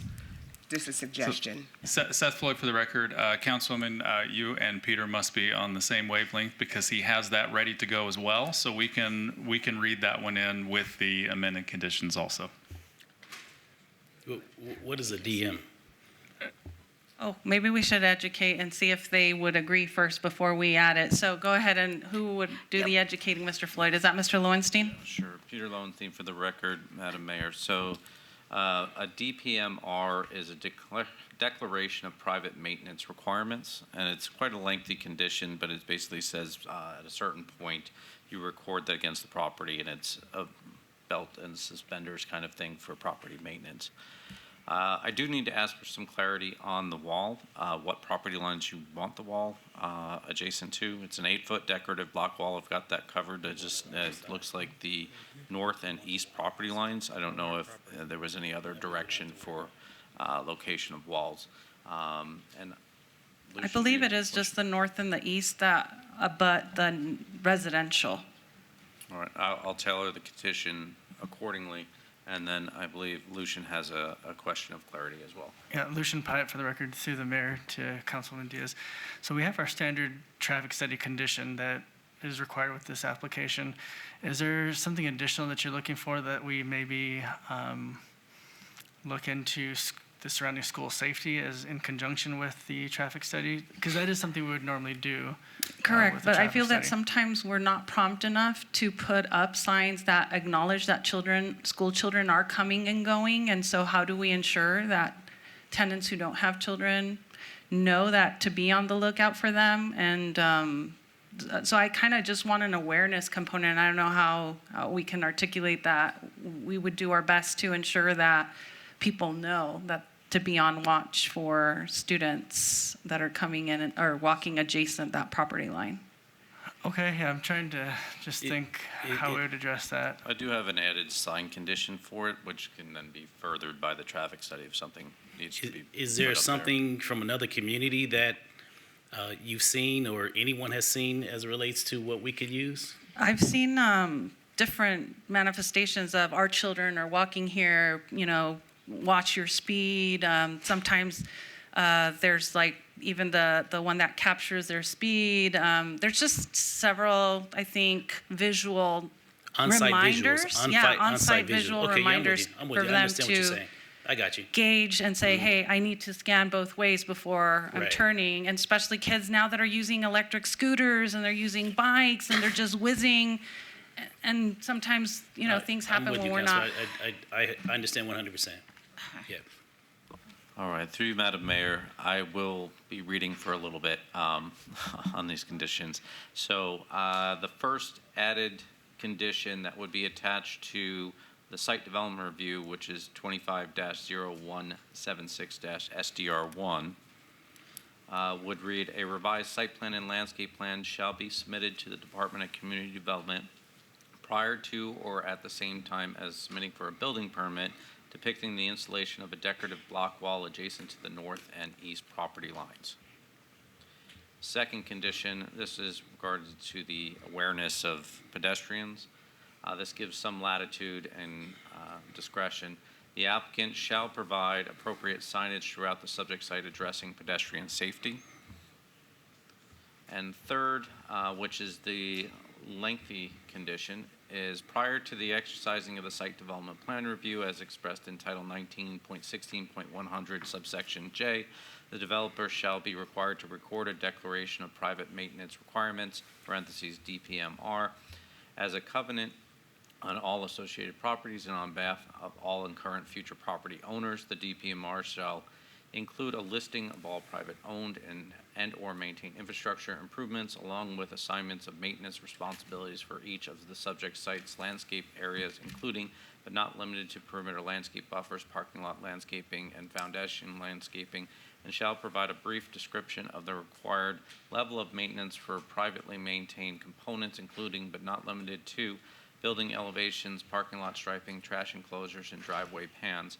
The DPMR must be reviewed and approved by the City of Las Vegas Department of Community Development prior to the exercising of the site development plan review expressed in Title 19.16.100 subsection J, and shall include a statement that all properties within the subject site are subject to the assessment of all the associated costs should private maintenance obligations not be met, and the City of Las Vegas be required to provide for said maintenance.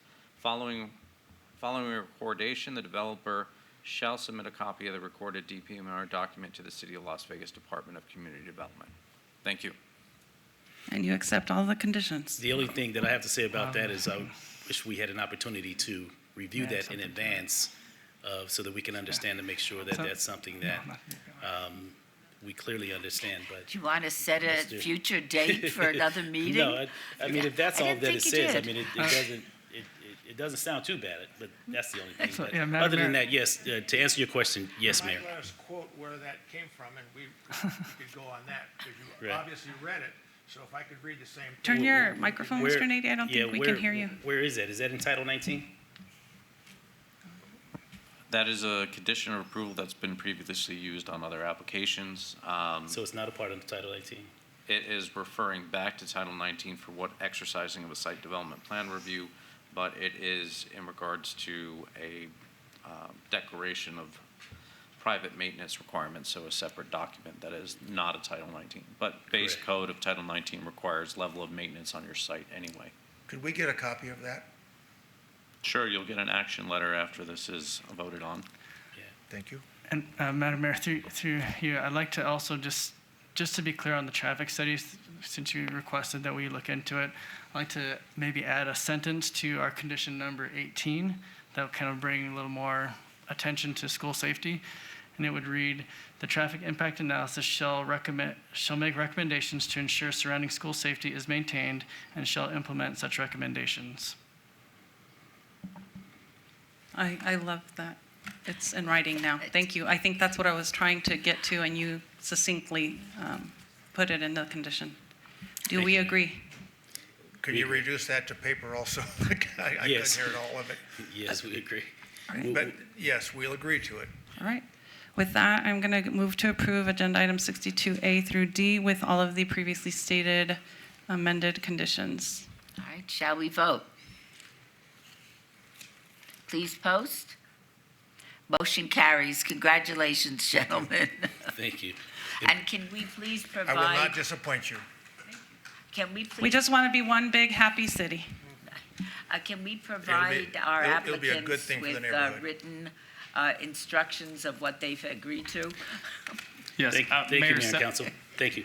Mayor Seth Floyd for the record. So Peter referenced an action letter. So after this, there is a letter that goes to the applicant that indicates their item has been approved, and it will list all of those conditions as well. And if they have any questions, they can reach out to me or my staff, and we'll address those. Thank you. Thank you so much. Thank you all. Thank you. Okay. Peter, thank you. Seth, thank you. Okay.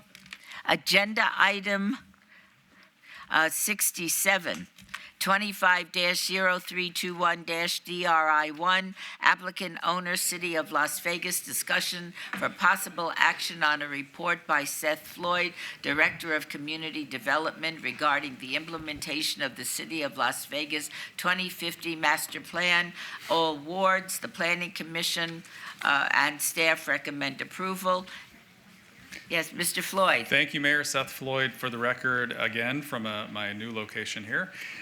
So every year, we give you an annual report on the status of your master plan. Now, not all of you were here when we adopted that. We adopted it in July of 2021.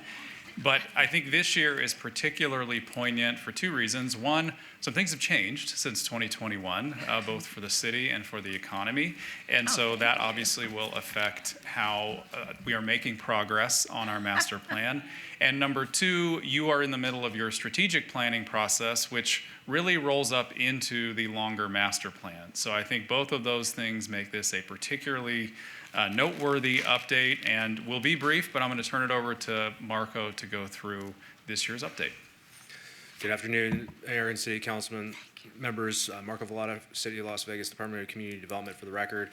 I will be brief on this item, but as Seth mentioned, this is something that dovetails really well with the strategic planning process and the work that Mike, our city manager, and strategic services, Sarah and her team have done, and the priorities that have been discussed thus far, including public safety, economic development, healthcare, and housing. And we'll talk a little bit about how some of that coalesces here really quick. As Seth mentioned, this is the fourth iteration of this required report that we give to you. And this, again, provides you implementation on all aspects of the master plan and different outcomes that are within the plan itself and some of the progress that we've been making on them. And for the most part, the progress that has been made across different goals has been noted. There are some areas where we need to continue attention, and there were some recommendations and things that Planning Commission did make note of as well that I'll touch on at the very end. But again, I think there have been a lot of things that have been in motion for a couple of years now, and we've had a lot of successes. I mean, whether that's Symphony Park or the Civic Plaza that was just completed, the historic West Side improvements, the College of Southern Nevada, schools that have been rebuilt, and then residential development. We've done a lot of that through special area plans. We have had 5 of them that have been completed. You'll have the Charleston Special Area Plan coming up here at the next council meeting. A lot of public input and feedback that has gone into that, and we've heard through that process where we need to focus attention for the future. And I think, again, it aligns with the priorities that have been proposed as part of the strategic plan as well. Most of that development that has been happening has been, of course, out in the Northwest and Summerlin, but as we've mentioned in previous discussions, we're at a point where we're needing to look at how do we grow up and not out. Yes, Summerlin West, Kyle Canyon, La Madre Foothills, they're going to continue to see development in the suburbs, the Upper Las Vegas Wash, and some of the new development agreements that have been discussed.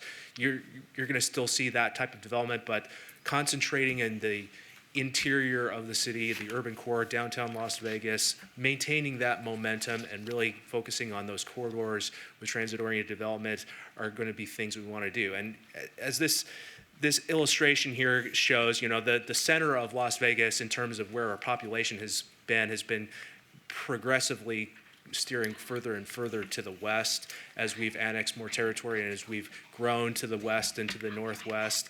And you can see that, things have kind of shifted as a result, which is why it's important to make sure that we have that focus on those arterial corridors. I can't forget that as we've gone through this process, and if we look back over the past year, there have been a lot of different things that have happened from from an economic standpoint. I won't belabor them too much, but again, I just wanted to point out that in terms of visitation to Southern Nevada, as you've heard, it's been on the decline. Interstate 15 at State Line has seen a 4% decline in traffic, and airport enplanements and deplanements has been down 5.7%. That was as of the last month. Hotel occupancy on the Strip has been down below 80%. And again, in terms of the dependence on tourism, we've had a lot of diversification efforts. I think that speaks really to that strategic priority that you have on economic development and focusing in on our major sectors and working with Las Vegas Global Economic Alliance and GoEd on how we get some of those other sectors diversified while not ignoring some of the big drivers of tourism in Southern Nevada. The sports season has just started. NFL and NHL have just started. We're going to have Formula One in just a month and change now. So we don't know quite yet how some of that will turn around, but that certainly is something that will help move the needle.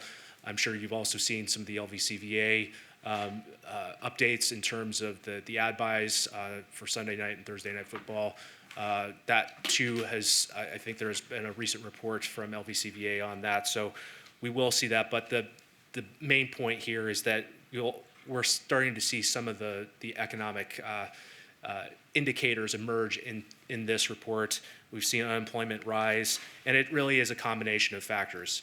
That also kind of leads into housing. I mean, we've known the story on housing costs.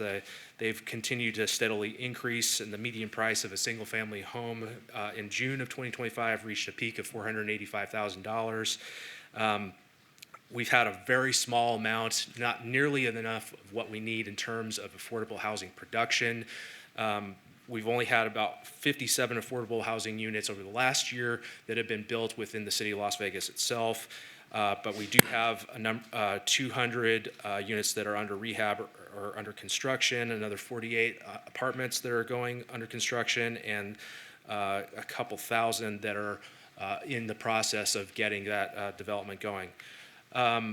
So again, in terms of our rents and our mortgages, I mean, that's something that we have to pay attention to. There's been a push in terms of where do we build some of that, and we have had a lot of discussion with our regional partners. There was certainly the discussion on, federal lands and can affordable housing be built there, but we are constrained in terms of where that development goes. There is certainly some environmental considerations that need to be thought through as well. If we go out of the valley, then we have to think about water infrastructure and return flow credit to Lake Mead. And again, there has been tremendous stress on the Colorado River system that 40 million people and millions of acres of agriculture depend upon. We have to be cognizant about that and we do have SNWA in our corner in terms of how the process works with our federal delegation, the other basin states that are a part of the Colorado River Compact, and by next year, the federal government, which will likely play a larger role as you may have heard. So in terms of some of the Planning Commission recommendations, again, I think we're in lockstep, but I want to highlight a few things that we've been working on in terms of amendments and updates to Title 19 that will likely help with some of this, some of the strategic plan implementation as you move that forward. We did talk about TOD zoning standards at a previous meeting. We do have some revisions to municipal code to help facilitate transit-oriented development, as well as parking standards, which we have a study that we're under completion on, and we'll have a major change in terms of how we park individual uses. That will likely help free up more land on sites for development and help with that infill strategy. We're working on updates from AB 540 of the 2025 legislative session, revamp, if you will, on the affordable housing incentives. There was $25 million that were allocated to local governments for incentives for building permit fees, impact fees, things of that nature.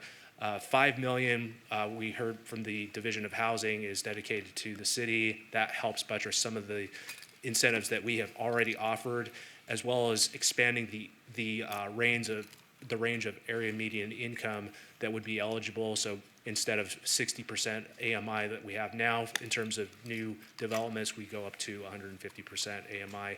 That's something that will be in front of you. That $5 million, that is a matching component, so we will have to work on how the logistics of that work. And then we have another number of code amendments related to housing and previous legislation that we will work with you.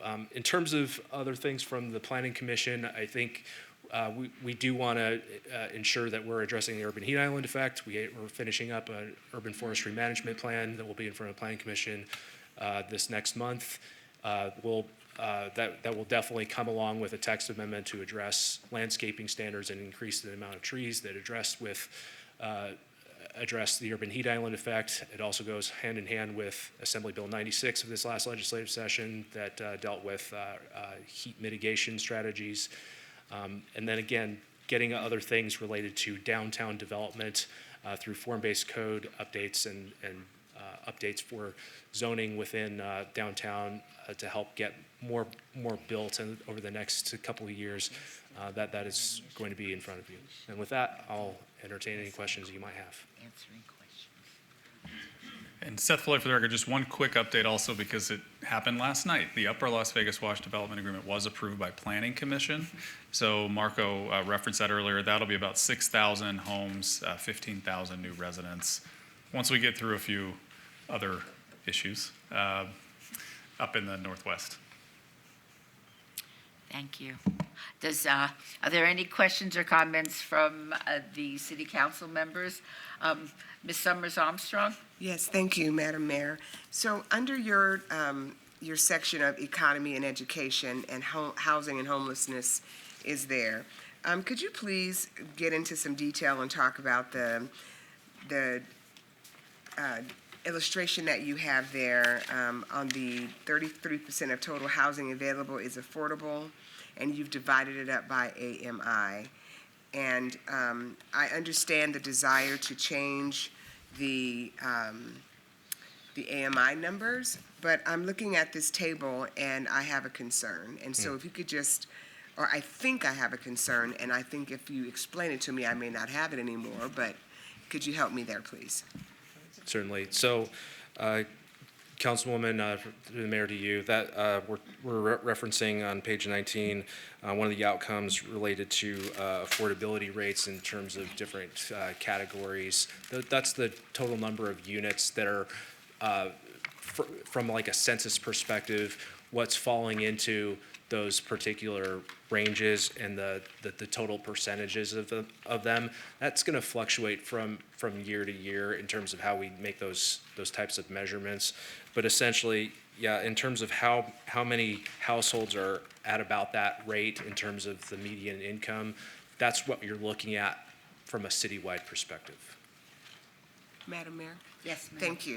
So I see that you mentioned in your presentation that you want to change the AMI up from 80% to the top to 150, and I get that. But I think the thing that we see consistently from 2020 to 2024 is that there is both your 50 and 30% AMI together have less housing being built for them than folks at 80% AMI. So if you raise the AMI to 150, you're still not addressing the issue of your 50 and 30% AMI residents and I'm concerned that by doing that, we will see plenty of people who will want to build housing in the 80 to 150% AMI, but we're still going to have a dearth of affordability in the 50 to 30% AMI. And so are we now placing even more burden on them because people are always going to want to be able to get higher rents, right? And if you say that's affordable, oh my God, they're going to come out of the woodwork to build in that range, but we still won't have affordable housing for those folks in 50 to 30. And so I know there's a lot of discussion about the missing middle and attainability and not affordability. You all know how I stand on these fake monikers, right? I want to talk about what's affordable, not attainable. I want to talk about what's affordable, and I want to talk about us making sure that whatever policies that we adopt are being realistic about the people who live within the boundaries of the city of Las Vegas. And I don't want us making a way for people outside the boundaries to move into Las Vegas because they can get a place that's 80 to 150, and we're not addressing the needs of the people who already live here, who are dying trying to afford a place to live. In my community, I can speak, it's a problem. And so I think that we should be concerned, and I think that I would like to see you all, as we're going through this process, because I'm going to read this thing, right? I want to see that you are helping us be realistic about what we're seeing here and not just bending to the pressure of the development community, but that we are actually really addressing the needs of our residents that are here right now. And two categories are still more than the one category that you are focusing on. So, Councilwoman, your point is, Seth Foley, for the record, your point is well taken. So this is a bit of a macro look at housing supply overall. One of the other things that, we could honestly talk to you for 2 hours about all the stuff the city is doing, but I'll tell you one thing that we're doing that I think will address exactly what you're talking about. Neighborhood Services is currently leading an update to our affordable housing plan. It's a HUD requirement. We're at the end of our previous plan, and we are updating that right now. That is going to get into the level of detail on what our incentives look like, what types of housing we are targeting, and at what AMI levels. So I think we will take that feedback back to that process, and I think the goal is to be done with that early next year. And Councilman, Mayor, to you, the Assembly Bill 540 from this session, if you followed, there are a number of other provisions and components in there, and I think the point there is that we have an additional tool that's been enabled to the city to make use of in terms of an expanded range of incentives. And we can certainly work with you and your office as to how we make changes to existing Las Vegas Municipal Code Title 1917 on how that process works.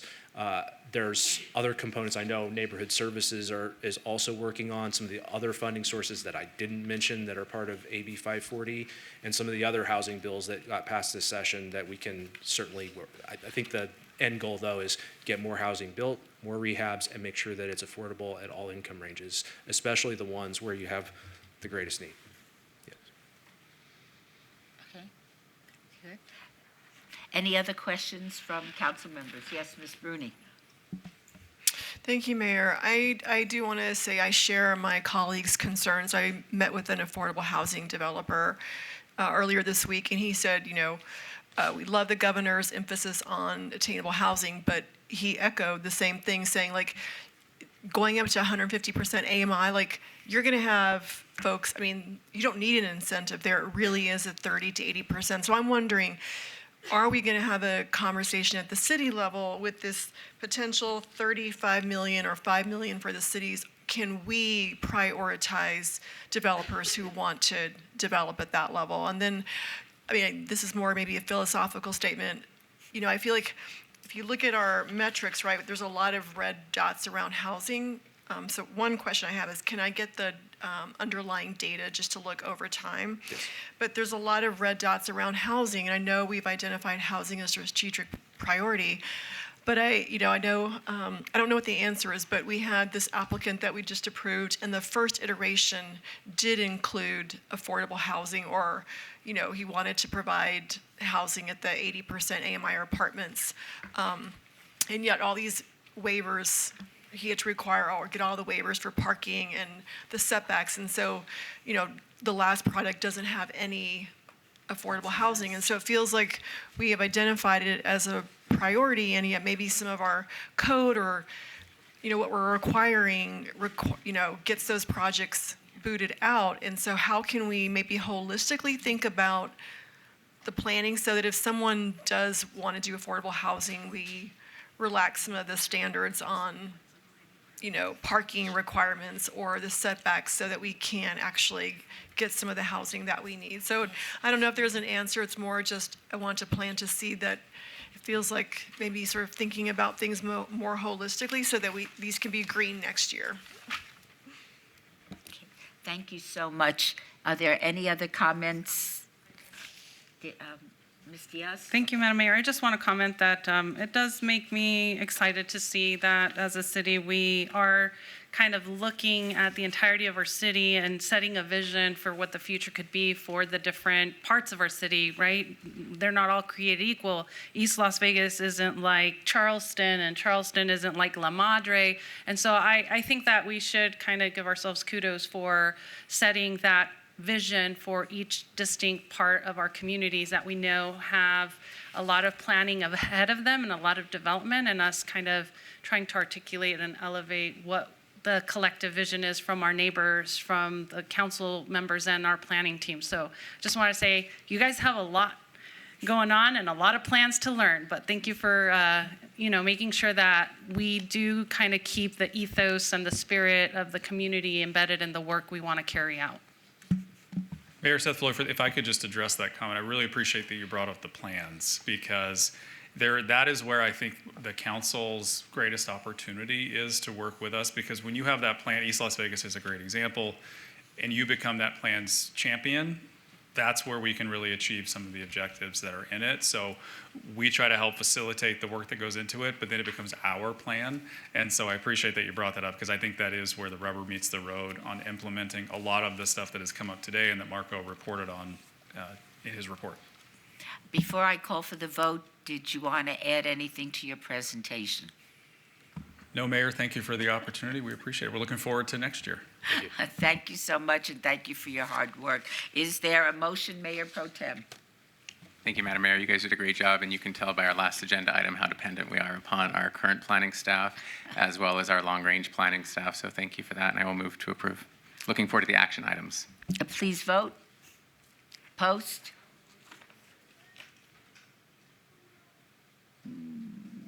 Post. No post. Are we good? Okay. Motion passes. Thank you so much. Okay. Before we move on, because we've got a little bit left to go, would anybody like a 5-minute break? We're good. All right. Power through. Agenda item 68, set date on any appeals filed or required public hearings. I would instruct the city clerk to set the public hearing dates and appeals from the City Planning Commission meetings and dangerous buildings and nuanced litter abatements. Will do. Thank you. Thank you so much. Agenda item 69, citizen participation. Public comment during this portion of the agenda must be limited to matters within the jurisdiction of the City Council. No subject may be acted upon by the City Council unless that subject is on the agenda and is scheduled for action. If you wish to be heard, come to the podium, give your name for the record. The amount of discussion on any single subject, as well as the amount of time any single speaker is allowed, may be limited. This is your opportunity to address the council, but the council is not able to respond or engage in dialogue. Are there any members of the public who wish to speak under this portion of the agenda? Madam Mayor, there were 4 cards that were turned in earlier, so I just want to make sure those folks know they can come to the front. Now would be their time. It's Kelvin Gordon, Tasha Black, Josiah R. Jones, and Philip Ott. If you are here and you would like to address the City Council, please come up and state your name for the record.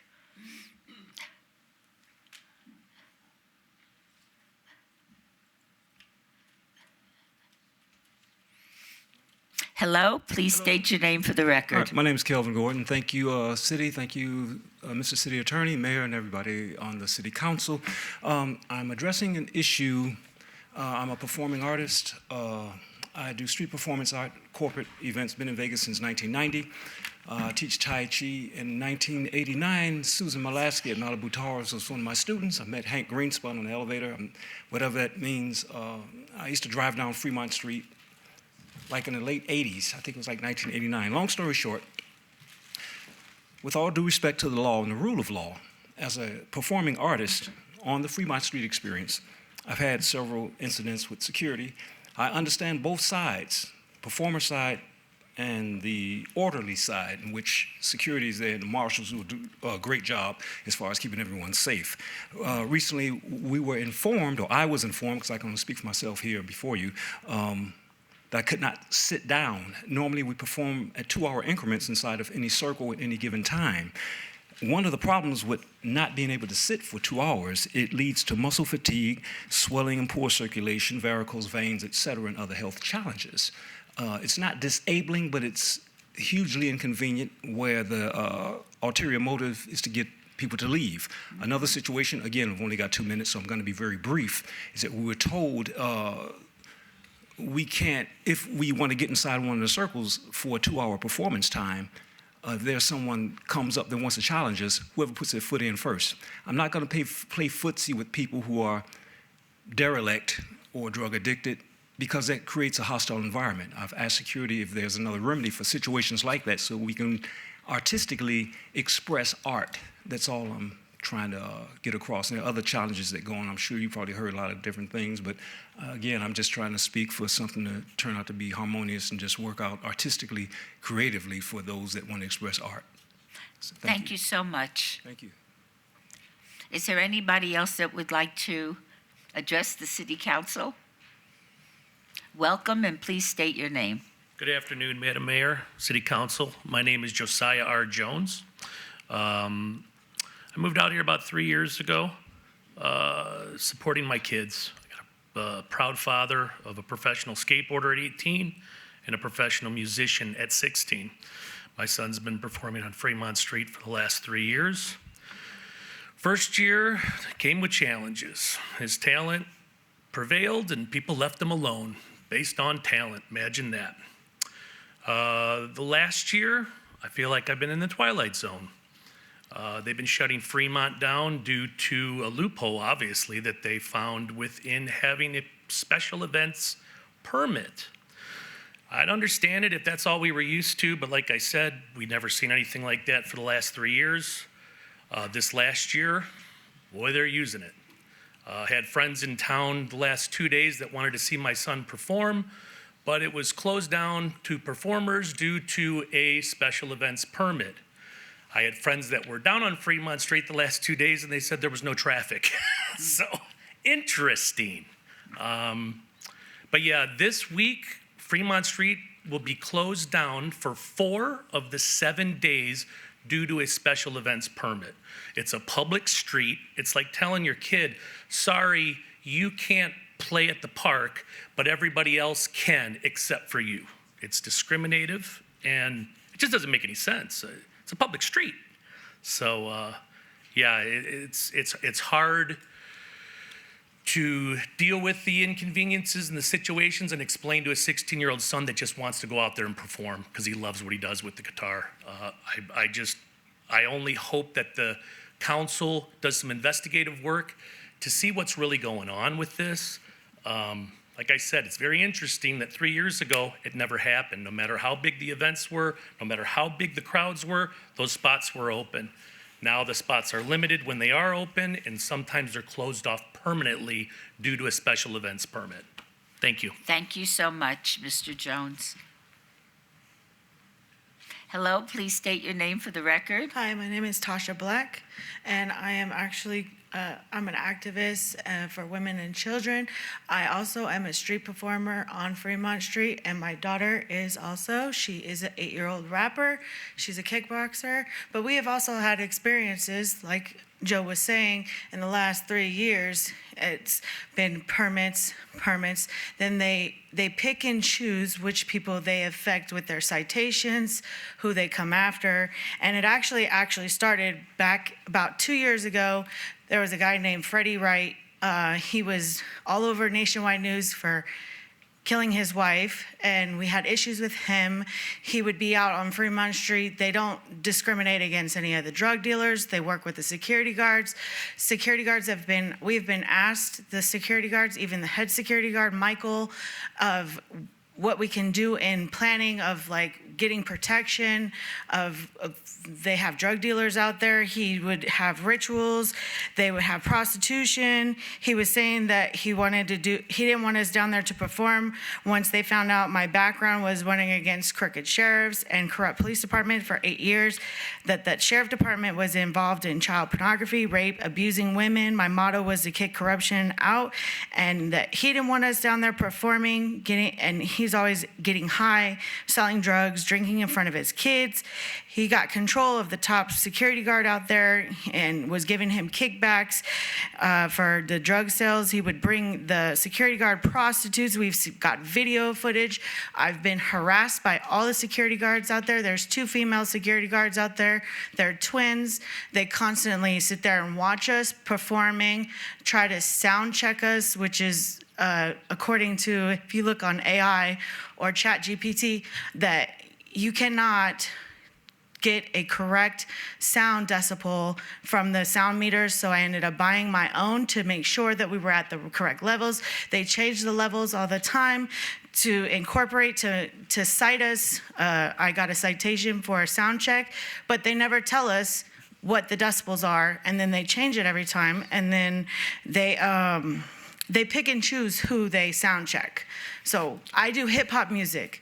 Joe's son does rock and roll. So he wasn't getting harassed, but because I do hip hop, I get harassed. They go after all the black entertainers, like Michael Jackson. He will be coming up to talk also.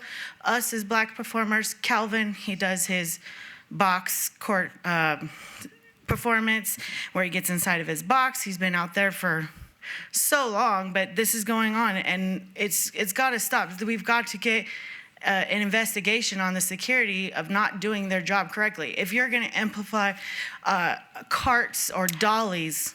Thank you so much. Yes. Thank you. Appreciate it. Is there anybody else wishing to speak to the City Council?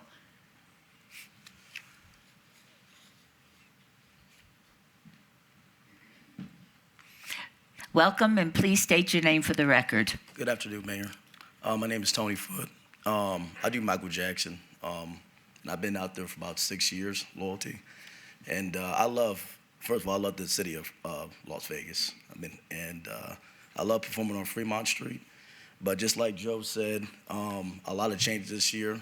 And for me to be a performer out there that's been out there almost all the time throughout the years, and to see things that are going on right now, it kind of breaks my heart too sometimes. Because, to tell tourism that come through and, people bringing their children, the parents. I've been a Michael Jackson performer for almost 20 years. And when I got to tell people that I can't perform on Fremont Street because I've been closed down, I don't know what to say, And it's very hard. I've been on the Channel 8 News, 3 years ago. And, just bringing good things and positivity, and bringing people because, it's the experience. And knowing that tourism's down, you would think you want to bring more people up. We're going for just donations and tips. It's not about that. It's about bringing joy and life, and bringing people to Las Vegas to see the experience. And, when these moments like this and this time, it's just like today. When I was performing on Monday, I had a spot from 11 to 1. Hey, you have to leave at 12 o'clock. We're shutting everything down until you got to come back Thursday or Friday, and then we're gonna be closed down Saturday or Sunday. And it's like, I don't know at this point what's gonna happen. You guys are not telling us anything. I got people coming in town, and people are just shutting things down and don't even tell us anything. And it's not. It's just, it hurts. It's just like us performers, I just love to dance. I love to make people happy, and I really do. Besides me doing Michael, I love seeing just people, just the kids, they're happy. I take pictures with people. The children, they always give me good feedback. And the days when they come out there, they're always like, why you're not performing out there? We came all the way down here to come see you guys performers. And I that's- thank you so much. I appreciate it. No problem. Is there anybody else that would like to address the city council? Welcome and state your name for the record. And Hi, you good have, afternoon. I've been negligent in telling people, you have 2 minutes. Yes, ma'am, I understand. Okay. Hey, good afternoon, Mayor and City Council. I'll be brief. My name is Philip. My name is Philip Alt. I'm here representing myself pro se because of the way my case has been mishandled by agencies operating under this city's name. I'm asking the City Council to examine how citizens who record misconduct are treated, even though NRS 171.1233 clearly protects the right to record law enforcement activity. On May 30th, 2025, I went to the Clark County District Attorney's Office to retrieve my legally owned firearm. When asked to step out, I did so immediately. In the hallway, I began recording District Attorney Marshals, Timothy Spies, Deputy Taylor, Deputy Bly, and Deputy D. Strong. They surrounded me and stated that recording in the courthouse was illegal. Sergeant Spies demanded an ID, an unlawful order that I did not follow. As a direct result, I was handcuffed to a bench for over an hour. My belongings were searched behind a door that was closed. My criminal trial began Monday. G. Strong and Mr. Honecker, they both lied under oath. G. Strong testified that he filed my ticket 1 week after issuance. It wasn't actually filed until 45 days later, which was July 18th. And during discovery, I found out that the ticket was altered, and they didn't give me all the videos, like the one where I was handcuffed to the bench for an hour. I had to get that through discovery. I appreciate it. Thank you so much. Is there anybody else wishing to speak to the city council? Welcome, and please state your name for the record.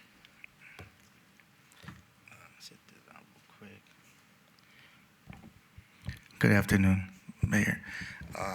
I go by James Madison, and I'm a First Amendment activist.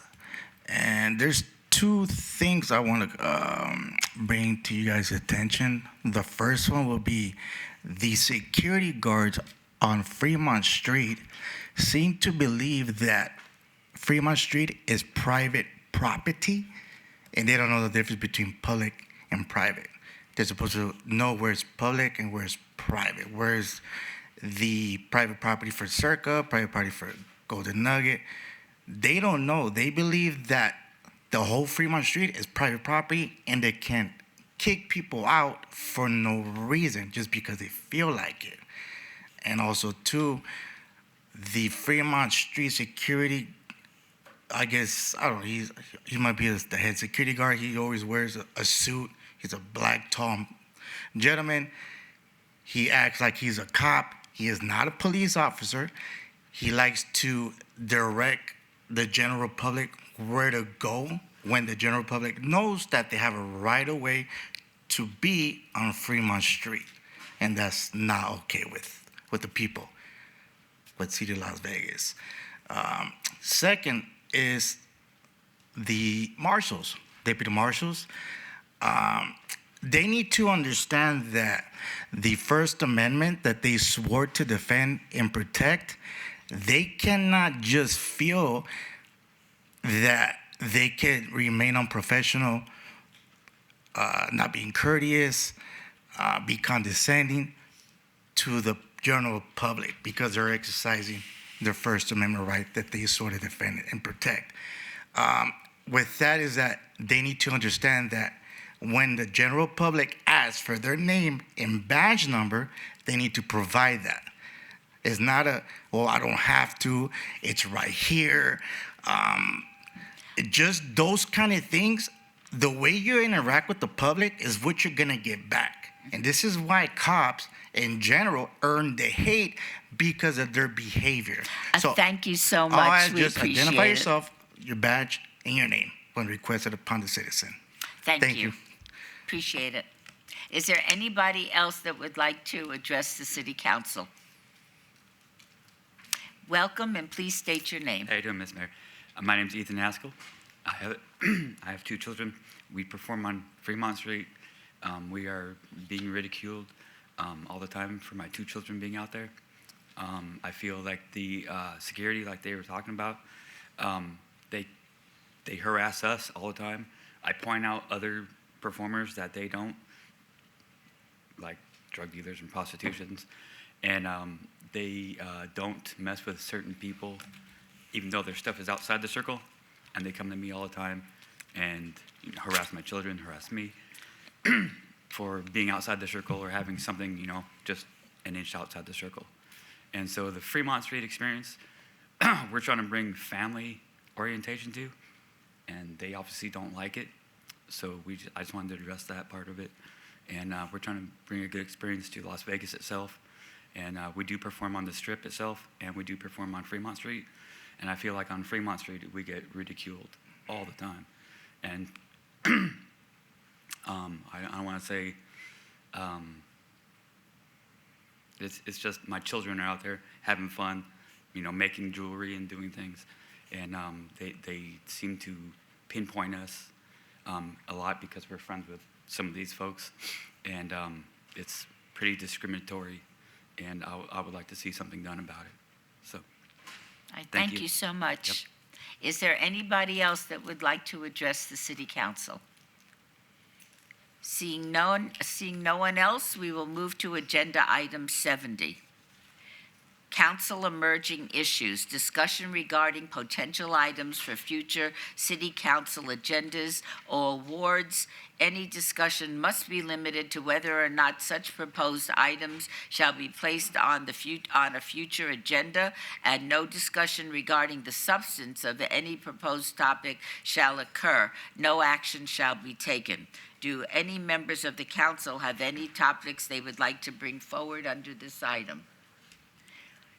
Seeing none, thank you. We will now move to agenda item 71. Council member recognition. Comments made by individual city council members during this portion of the agenda will not be acted upon by the city council unless that subject is on the agenda and scheduled for action. Ms. Summers Armstrong. Oh, I'm so sorry. Thank you, Madam Mayor. Considering the lateness of the hour, I will just cut to the chase real quick on our community outreach. We have been extremely busy in Ward 5. If you all can just queue up the wonderful. So we did a Dreamsicle for Sickle Cell Anemia Walk on the 20th. Next slide, please. We were at the Silver State Education Foundation Gala where the mayor was honored. Wonderful time, got to meet the young people in the first slide who are up and coming local children who are, young people I should say, who are going to be teachers. It was a lovely event and I was very happy to be there. Next slide. We went to a breakfast with leaders from the Las Vegas Museum of Art and their leaders, and the architect in the middle screen was there. His name is Mr. Kure. He's from Germany, is going to be the architect. It was a wonderful event, and we are excited that we will have a world-class Museum of Art in Symphony Park in Ward 5, and I'm truly honored to be the councilwoman when that is going to happen. Next slide, please. We also had a National Cleanup Day at J.T. McWilliams Elementary School. We had the young people participate, and teachers, and moms and dads. We put in yards, you all. We put in a lot of work that day, and I'm just excited that there's a lot of energy in Ward 5 around beautification. Next. We went to a gala at the National Natural History Museum. Dino Ball. The Natural History Museum is actually in Ward 5, right near Washington and Las Vegas Boulevard North. If you have children, I would encourage you to go. This was a fundraiser to help support their activities, and I encourage our community members to go, take your children, and if you have the ability to either volunteer or contribute so that we can maintain the collections there and have another museum sustained in our community. Next. Another wonderful event, this was actually in Ward 3, when I got to hang out a little bit with the mayor, Councilwoman Diaz, Councilman Knudsen. Lord have mercy, Knudsen and I were at this grand opening. The center, which provides services for our LGBTQ plus community, has now opened a medical facility. And I was just honored to be there. In the middle top are two people that I know and like a lot. Danya is in the middle. She is their CFO, and the young lady to the right is on her board of directors. And so I'm just excited about what is happening in our community, and we are providing services for all. And that was a wonderful event. Okay, next. All right, we also had Nevada Legal Services that very same morning had a luncheon, and they awarded folks in the community who do great work with providing legal representation and just upholding the rule of law and doing things to make sure that we have a system that is working for all of us. I was glad to be there. Next. We were at Communities United, a great event hosted by SEIU 1107, which I am a retired member. They had all kinds of cultural presentations. Just all cultures were welcome. It was beautiful all day. We had dancers, singers. This is their third or fourth year doing that, and I encourage our community in the coming years to please participate. You get to learn a lot about who lives in our community. We have hundreds of languages spoken here and many cultures represented, and it was a wonderful event, and I was really excited to be there. Next. Another cool event, the mayor again, because she's popular like that, was honored at the Crohn's and Colitis Foundation Courage Ball. It's a disease that affects hundreds of thousands of our neighbors, and this event shined a light on this disease, and we see Mr. Bernstein there in the red jacket, lost a child, and he and his family are just advocates for knowledge and information and for supporting families who are struggling with this sickness, and we just want you all to know that you are seen and heard and loved, and we were excited to be there. Next. National Night Out at the Doolittle complex. This was at the Kianga Palacio Park. A lot of folks were there. You can see me and Commissioner McCurdy and Councilman Knudsen. We were all there just having a great time and letting the kids run wild. Thank you to Metro and our marshals and the community members who really supported a fun event in the community. I tried to line dance. I messed up. Glad you all missed it. And we want you to please keep track of what is happening in the community. We're doing some really fun things, and we want you to bring your children out to enjoy and your families. Next. All right, and this was so much fun. I have 3 sons, and they all went to Mabel Hogard Elementary School. They are challengers, and they had a beautiful event on the 9th where they swore in their student leaders. And so Commissioner McCurdy, who was also a student at Mabel Hogard with my middle son, Dexter, I tell people all the time they were both mischievous, but turned out to be great people. He's a public official, and my son's a school teacher, and they all started off at Mabel Hogard. Our schools do a great job. And so we were there to swear in these young leaders. Had a wonderful time. It was a beautiful day, and I thank the Mabel Hogard Elementary School leadership for inviting me. Next. This was a tearjerker. Last Saturday, the 11th, we had another park cleanup. We had almost 30 people out painting the fence and beautifying and cleaning the outdoor activity gyms, picking up garbage, weeds. I truly cried because the energy in our community is growing. People are paying attention and coming out to enjoy our public spaces, and we want more folks to participate. But just drive by Ethel Pearson. It looks so much better. Thank you, Parks and Rec, for the good work you do. Thank you, Get Outdoors Nevada, for your participation and organization. And thank you to the community who came out and made this a beautiful event. Next.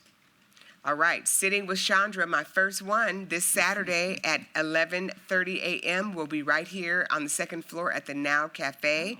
Please come out. I'm here to answer your questions, to chat with you about the things you believe are important in our community. I look forward to seeing you at this community engagement event. Next. Disability Awareness Day, the 34th annual, is the 25th, which is next week.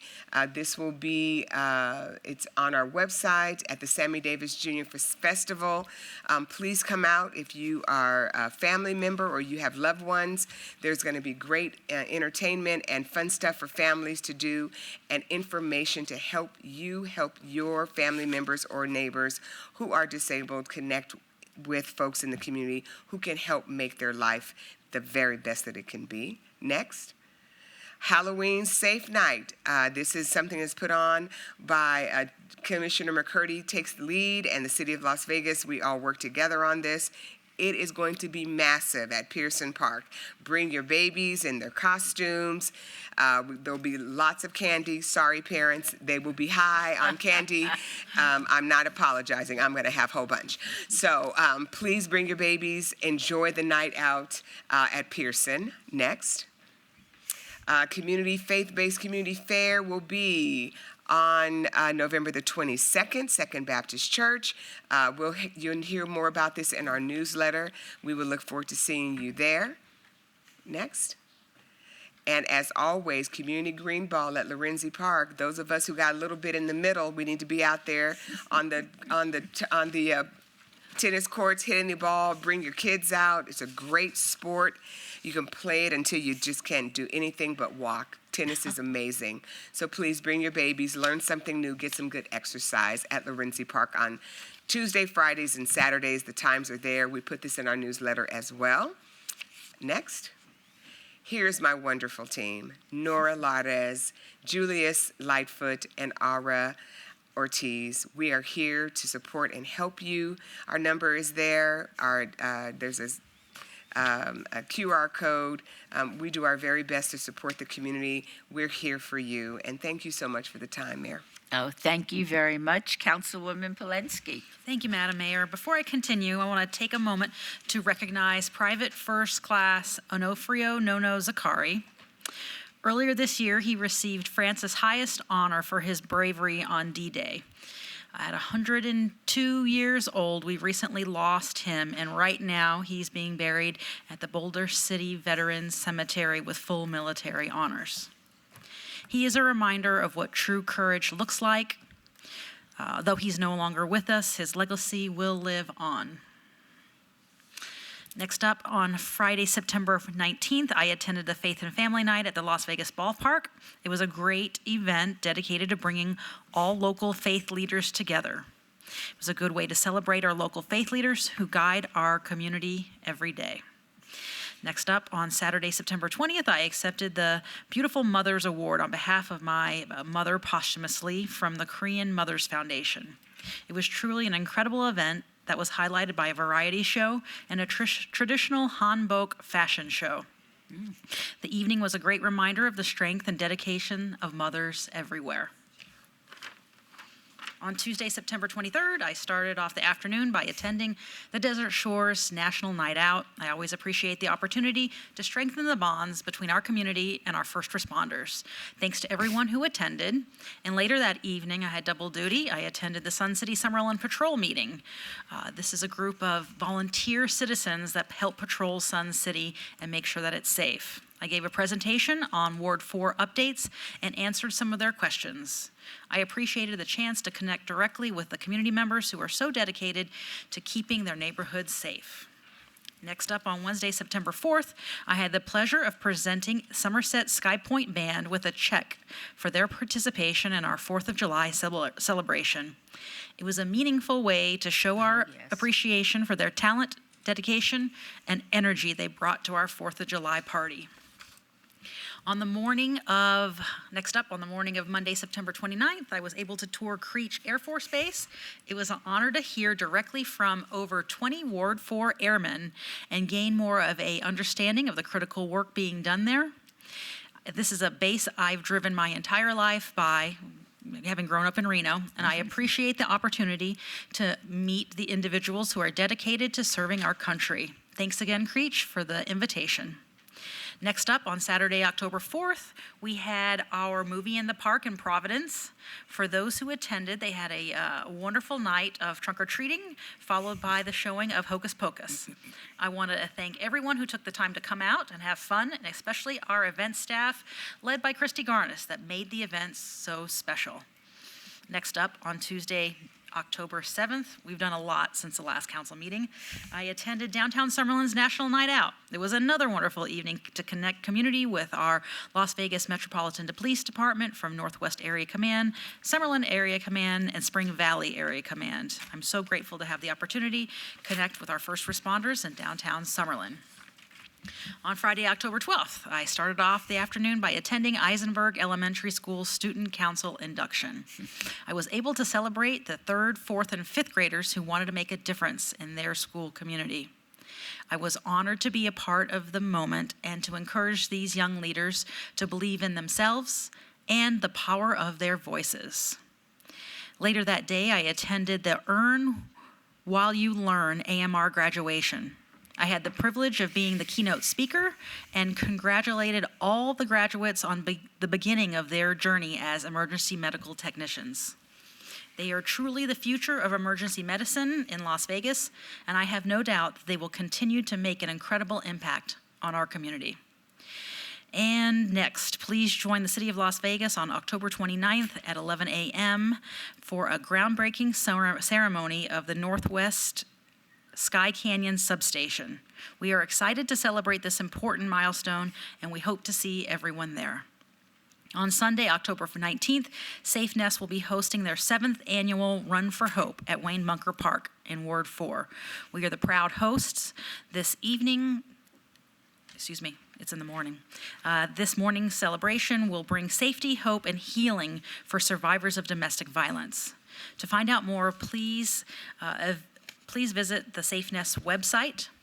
And next up, take a moment to look at these faces on the slide. 14 children are missing from our community. If you recognize any of them or have any information that can help get them home, please contact LVMPD Missing Person Detail at 702-828-3111. If you're a runaway youth or know someone who may be at risk, help is available. Please contact the National Runaway Safety Hotline that offers free and confidential support at 1-800-786-2929. And lastly, you can stay up to date with everything happening in Ward 4 by following me on Facebook, Instagram, X, all the traditional places. We're constantly sharing updates, community news, and upcoming events.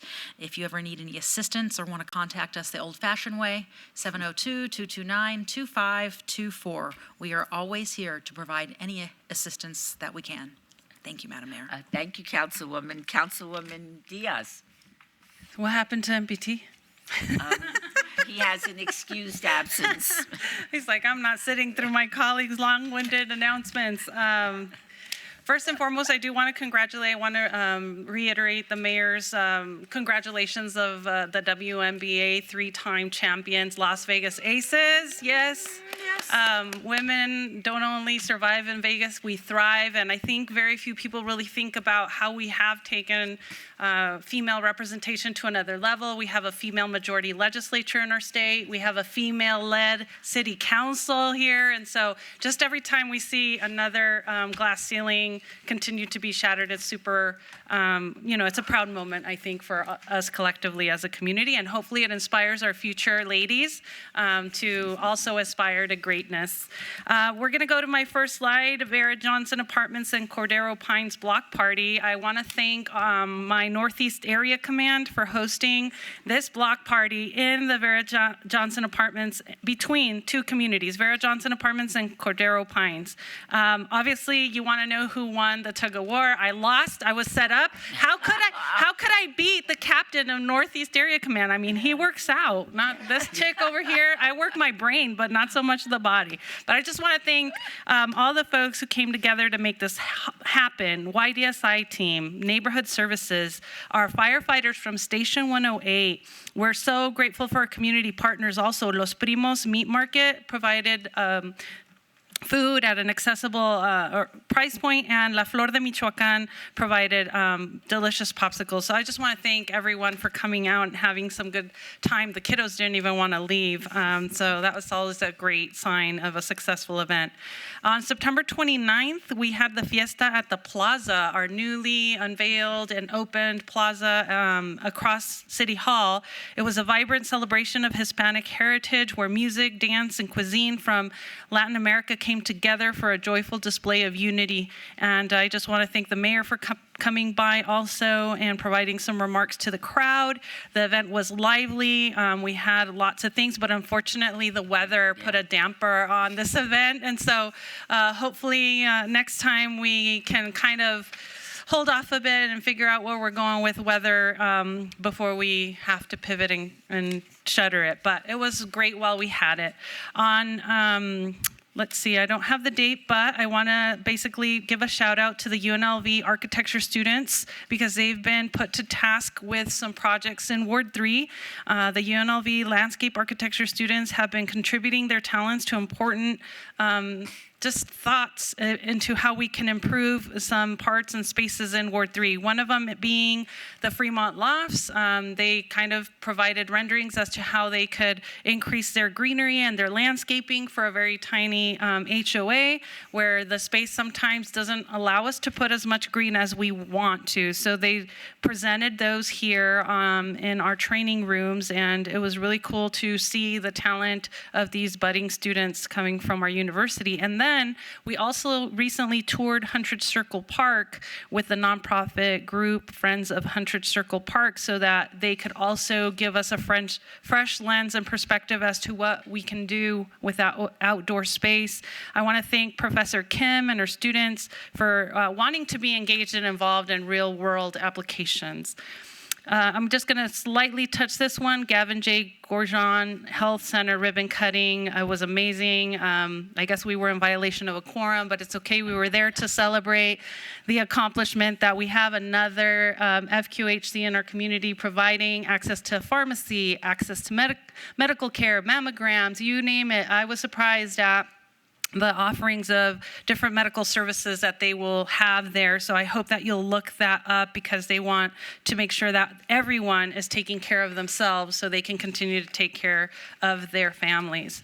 On October 4th, we had Gateway District Neighborhood Cleanup. I want to thank the almost 50 volunteers who showed up that day for rolling up their sleeves and cleaning up and giving some love to the Gateway District. And these volunteers help beautify this area adjacent Stupak Community Center, and our obviously awesome officers at Downtown Area Command Safe Village Initiative. They are always a strong partner in the work. So again, thank you to Strat, Casa de Luz, Stupak Rec Team, and our area neighbors for stepping up and helping us keep the area tidy and nice.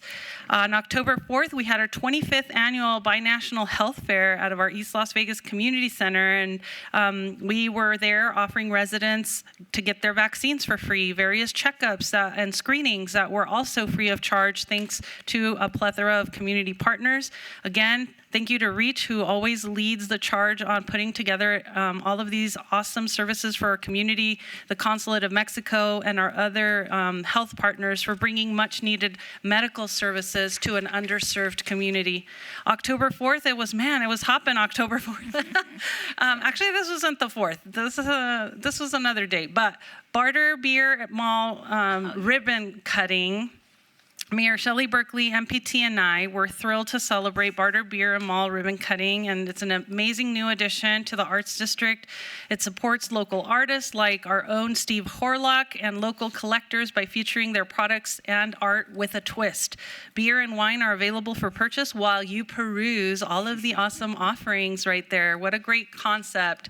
Congratulations to Suzanne Rosendahl, Derek Stonebarger, and Steve Sansonetti, who are all part of this amazing addition to the Arts District. Stop by and keep them in mind if you have to give someone gifts for upcoming birthdays or celebrations. Wanted to share that a new dog park is coming to East Las Vegas. I was thrilled to celebrate the groundbreaking with our Parks and Rec Director, Maggie Plaster, Public Works Engineer Gina Van Glass and her team, Ward 3 Parks Commissioner Rudy Zamora, and our partners on this more than $1.5 million investment in this dog park adjacent our East Las Vegas Family Park. And this has truly been a labor of love since 2020, and now we finally will have it ready to wrap up by July of 2026. Senior Law Program, I wanted to put this on people's radar that they are offering free attorney consultations at East Las Vegas Community Center to all of our seniors 60 plus. Oh my gosh, I'm almost there.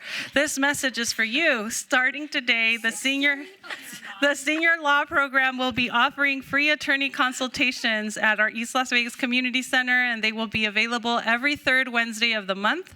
Call 702-229-1515 to make your appointment today. And areas that they're helping is estate planning, wills, power of attorneys, end of life documents. These are so critical and important. Consumer issues, if you got scammed or you were if you had one of those situations where money was taken from you, they can potentially help you. Benefits issues, Social Security, Medicare, elder abuse, exploitation, and housing evictions, HOA issues, etc. They're there to help you. October 18th, putting a plug for our Las Vegas Book Festival coming up this weekend at our historic 5th Street School. Las Vegas Book Festival returns again at our historic 5th Street. Please enjoy a full day of book signings, talks, workshops, panel discussions, and fun activities for residents of all ages. Headliners include former U.S. Senator Richard Bryan and former Governor Bob Miller, Taylor Jenkins Reid, and so much more. Don't miss out. I know some people up here are like, ooh, I'm going to go get my autograph. Just a reminder, no school fun days. I know that October 17th coming up on this Friday, it's a staff development day for our teachers. So sometimes we need to figure out where do we place our children. Check out all of these amazing community centers that are offering no school fun days for your kiddos. Want to put a plug out, or save the date, Fall Festival, Thursday, October 30th, 5 to 8 p.m. at our East Las Vegas Community Center. We're working in conjunction with Commissioners William McCurdy and Commissioner Tick Sagerbloom to bring a family-friendly, game-oriented environment, costume contest, treat walk, live entertainment, pumpkin patch, train rides, and face painters, and lots of goodies. And the best thing is it's completely free. You do not need to pay to be part of it. So I hope you'll take note. It's at our East Las Vegas Community Center, 250 Northeastern Avenue on October 30th. And this will be like the last day they have school, and at least for CCSD. And so you'll have the next day to recover with them. Maybe you need to think about a no school fun day there. All right, so with that, my team and I stand ready and I didn't announce the Ward 3 Thanksgiving lunch. Thank you for reminding me. That's upcoming too. We do it every year for our seniors. So go ahead and RSVP. We give you a free traditional lunch, live music, raffle prizes, and much more. So I hope that you guys RSVP, and that's it. My team and I stand always here to help assist you with any Ward 3 matters. There's our information, and if we can be of service, reach out. Thank you so much.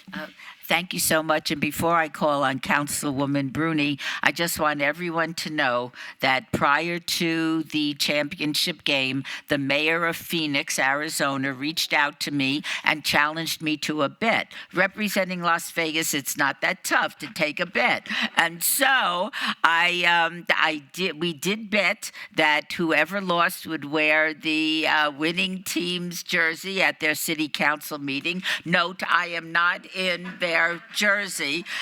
However, this is interesting, but the mayor of Phoenix has gone radio silent on me after that.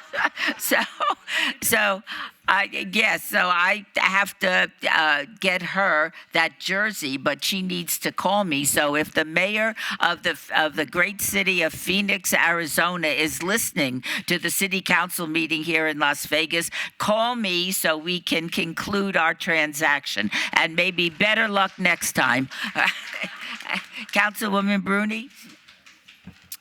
Okay, just so that for the record, in case there's any doubt, my team and I have been doing lots of amazing events in Ward 6, but in the interest of earning some serious brownie points with our city team, I am going to skip to slide number 13 and just do upcoming events. So join us October 25th for a park cleanup at Gilcrease Brothers Park in partnership with Get Outdoors Nevada.